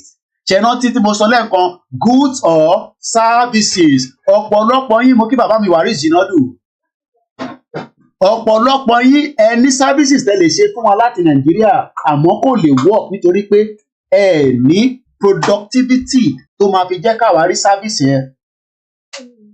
But if we are out of Nigeria, má sọ fún mi pé leadership problem ọ̀rọ̀ Nàìjíríà. Mo yó mo yà. Ọ̀pọ̀lọpọ̀ nǹkan wà tá lè bára wa ṣe nílé. Bọ̀ ṣé tí ta bá ṣe gbàgbòs tó di pé gbèsè tí owó tí mo lọ yá ní báǹkì ní UK tí mo kó fún ẹ kó fi ṣe business Nàìjíríà lọ kówó fún nísìn tó rówó san báyìí o. Ṣé wá rí pé ó máa difficult kéèmì àti ẹ kájọ ṣe business nínú Nàìjíríà. Ẹ̀yin tẹ́ ń ṣe business mo yìn yín. Mo ní kẹ́ má ṣe o but mo yìn yín ni nínú condition báyìí. 2,100 ní owó ọmọkòwò ẹ̀ ti di 2,100 to £1. 2,100 ó máa fún ẹ ní £1 tó bá dẹ̀ máa rà padà ó jù bẹ́ẹ̀ lọ. So in tá à ń pè ní what do we mean by productivity? Productivity is what measure of economic performance that compares the amount of goods and services tí Nigerian produce output with the amount of input used to produce those goods. Tá a bá lọ sí orí OEC a sọ fún yín pé àṣà 2022 ìlú òfò ìlú àdánù Koiki má ṣe pé fún Nàìjíríà òmùgọ̀ nìyẹn òmùgọ̀ Nàìjíríà tó ní ká má ṣe pé fún kò produce jack gbogbo tí ó fi rí owó ní 2022 òun ni crude oil. Mo ní bíbá ilẹ̀ ti máa gbọ́rọ̀ Nàìjíríà tó máa sọ ẹ pé Nàìjíríà ni bọ̀bọ́ yìí bàjẹ́ báyìí bẹ́ẹ̀ ni mo good at it ni. Crude oil òun ló fún wa ní owó ní 2022 at 73.7% to the value of $52 billion. Wọ́n wá ní wọ́n raise owó tó wọ́ ti 9.4 billion. That is like another 4 na ma fi kàtẹ́ sọ pé 10 billion. So that means pé just start up nínú ìlú kan tó ń pè ní Britain wọ́n raise 9.4 billion. Ní 2022 Nàìjíríà dẹ̀ pa 52 billion. Ṣọ́rọ̀ yẹn yẹn nísìn. So ìwọ tó ń rò pé ọ̀rọ̀ crude oil la máa fi make owó lọ́jọ́ iwájú òmùgọ̀ nìyẹn. O gbọ́dọ̀ ní entrepreneurship skills. A máa train ẹ bó bá fẹ́ jẹ́ doctor a gbọ́dọ̀ train ẹ so that tó má lọ gún Mohbad ní abẹ́rẹ́ tí kò yẹ kó gún Mohbad nọ́ọ̀sì ti gún Mohbad pa. Ọlọ́run kò ṣàánú mi mo kí sísá mi Bukky Jesse ẹ kú iṣẹ́ takuntakun. Wọ́n ní nọ́ọ̀sì ló gún wọ́n ló gún nídìí ni àwọn kan ní nọ́ọ̀sì kan ló gún wọ́n ní Wùnmí ni wọ́n ní Wùnmí ló gún ní Wùnmí ti gún ní kankan àwọn bomb bastard. Ẹ jẹ́ kí a kúrò ní Nàìjíríà ká wá lọ wá justice fún Mohbad gbogbo wọn máa kú sẹ́wọ̀n ni ẹ̀wọ̀n lẹ máa kú sí but ẹ fẹ́ máa jà ẹ jẹ́ ń yọ bàbá kúrò níbẹ̀ ó kà lè fi sílẹ̀ so at least ẹ̀ ń rí crude oil yẹn. So kí ni mo fẹ́ fàyọ́ bẹ́ẹ̀ ni pé ẹ wo bí wọ́n ṣe raise owó fún startup $9.4 billion àwa dẹ̀ pa crude oil 52 billion tabanika wo that means pé in another few more years British government a máa raise 52 billion fáwọn entrepreneurship wọ́n máa wá máa pín ìwọ ló máa wá lọ sọ pé iṣẹ́ báyìí ni mo fẹ́ ṣe èlò ló ní mo ò nídìí ju £10,000 lọ èmi á wá gba £10,000 màá wá kó fún ọ tó wà Nàìjíríà bomb bastard màá wá máa lé ẹ kiri a máa fògùn para wa gbẹ̀yìn ni torí ògùn lẹ máa ṣe síyàn gbogbo ilẹ̀ àwọn onílẹ̀ tẹ́ ti gbà àwọn bàbá tó ní ilẹ̀ yẹn wọ́n gbé fún àwọn ọmọ wọn àwọn kan wá jókòó sórí ilẹ̀ yẹn gbogbo nọ́ọ̀sẹ̀sì yẹn mo stop but tá a bá wà nù Nàìjíríà bẹ́ẹ̀ ni the purchasing power party of the future of the Yoruba nation will be ìyàwó mi block ibi omi kò jẹ́ kí n rí nǹkan will be higher in all sectors of the economy. O fẹ́ Nàìjíríà máa fẹ́ Nàìjíríà ló máa pa ẹ́ because Nàìjíríà tó wà productive òun ló wà níbàyí. What is productivity?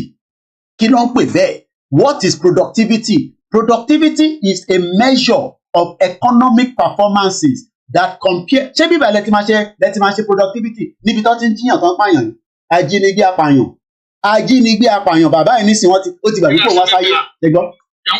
Tàǹwáná Dàmáṣọ́ara wọ́n ti pa ó ti gbàgbé kó wá sáyé.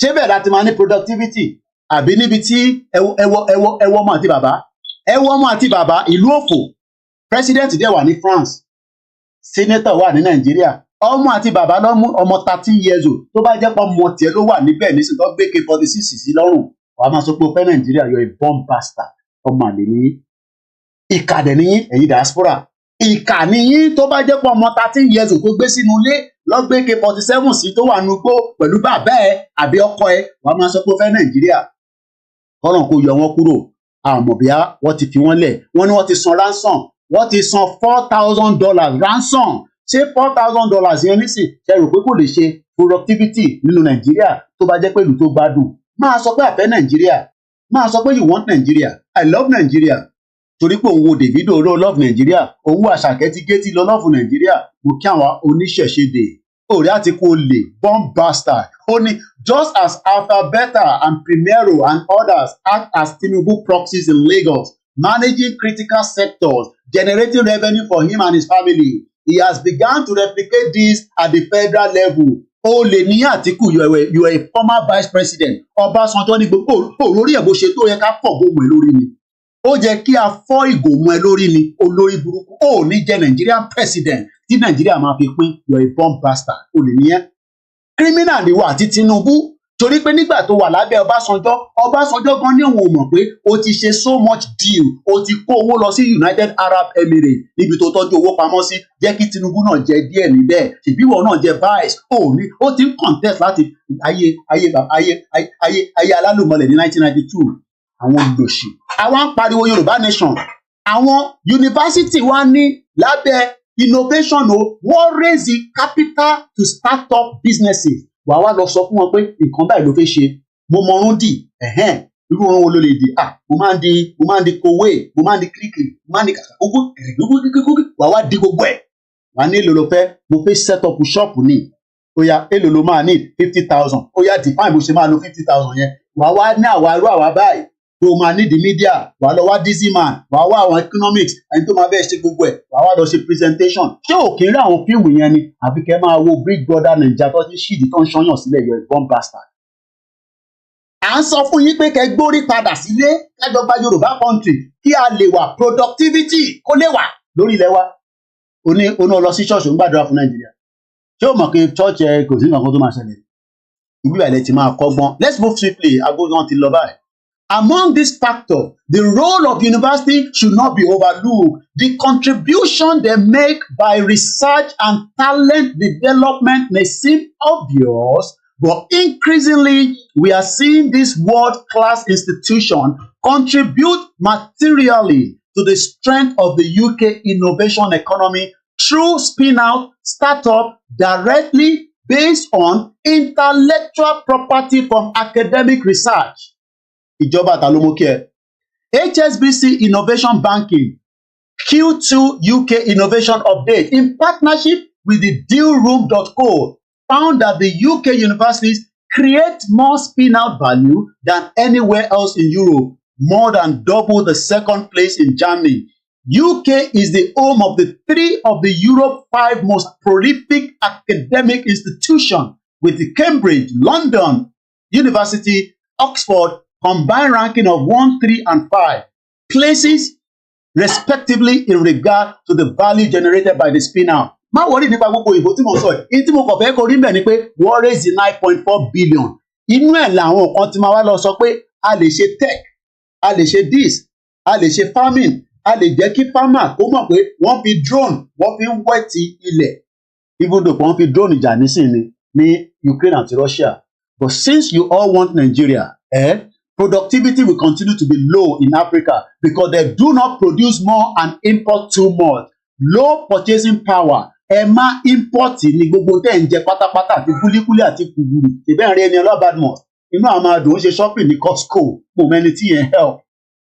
Nígbà tí yẹn bá lọ ń ṣe Costco shopping. Báwo nìyẹn ṣe fẹ́ help economy Nigeria? Mo béèrè ni o. But we are telling you that the only way import Nigeria lélẹ́yìí o. Ẹ wo import Nigeria. Look at everything we import. Àwa náà la lọ refine petrol níta agbépadà wá. Car gbogbo nǹkan la import wheat everything kò sí nǹkan tá à ń ṣe brochure paper pen pencil gúgúrú ẹ̀pà gbogbo ẹ̀ òróró gbogbo ẹ̀ la import. We cannot continue like that. Okay? That is not a country. Fake country nìyẹn. So as I'm going to be ending this broadcast because like I said it's already 9:30. We will continue on that maybe tomorrow, God's willing. Mo kí gbogbo wa pé a máa ṣe àṣeyọrí lórí ìrìn àjò tá a gbé dání lórúkọ Jésù lágbára àwọn onílẹ̀lẹ̀ Yorùbá. Mo kí ẹ̀yin tẹ́ wà ní France, mo kí gbogbo yín káàkiri gbogbo àgbáyé. Tó bá jẹ́ lákọ̀ọ́kọ́ ilẹ̀ máa kọ́kọ́ darapọ̀ mọ́ ìkànnì yìí pé kí n tó ń sọ bíbà ó rà ń pé bí èpè pọ̀ ní bíbà bẹ́ẹ̀ ni a máa ń ṣépè o fáwọn olórí burúkú politicians yìí àwọn máa ń ṣàǹfààní àwọn olè àwọn jẹgúrújẹrá àwọn tara wọn nìkan lọ́mọ̀ tí wọ́n mọ ti ẹlòmíì bọ̀ tó bá jókòó tó bá gbọ́ àlàyé dáadáa wá rí pé ètò tó ní kíni tó ní kìmínú ni. As I'm going this evening, I will be back again tomorrow. Mo kí ìyá tó bí mi lọ́mọ, mo kí gbogbo àwọn family both home and abroad. Mo kí èyí tí ẹ̀ ń gbọ́ wa silently, èyí tẹ́ jẹ́ silent listener. Ẹ má gbàgbé pé dínà olóyè Ìgbòho àwa ta stand for Ìgbòho adúró gidigba ni.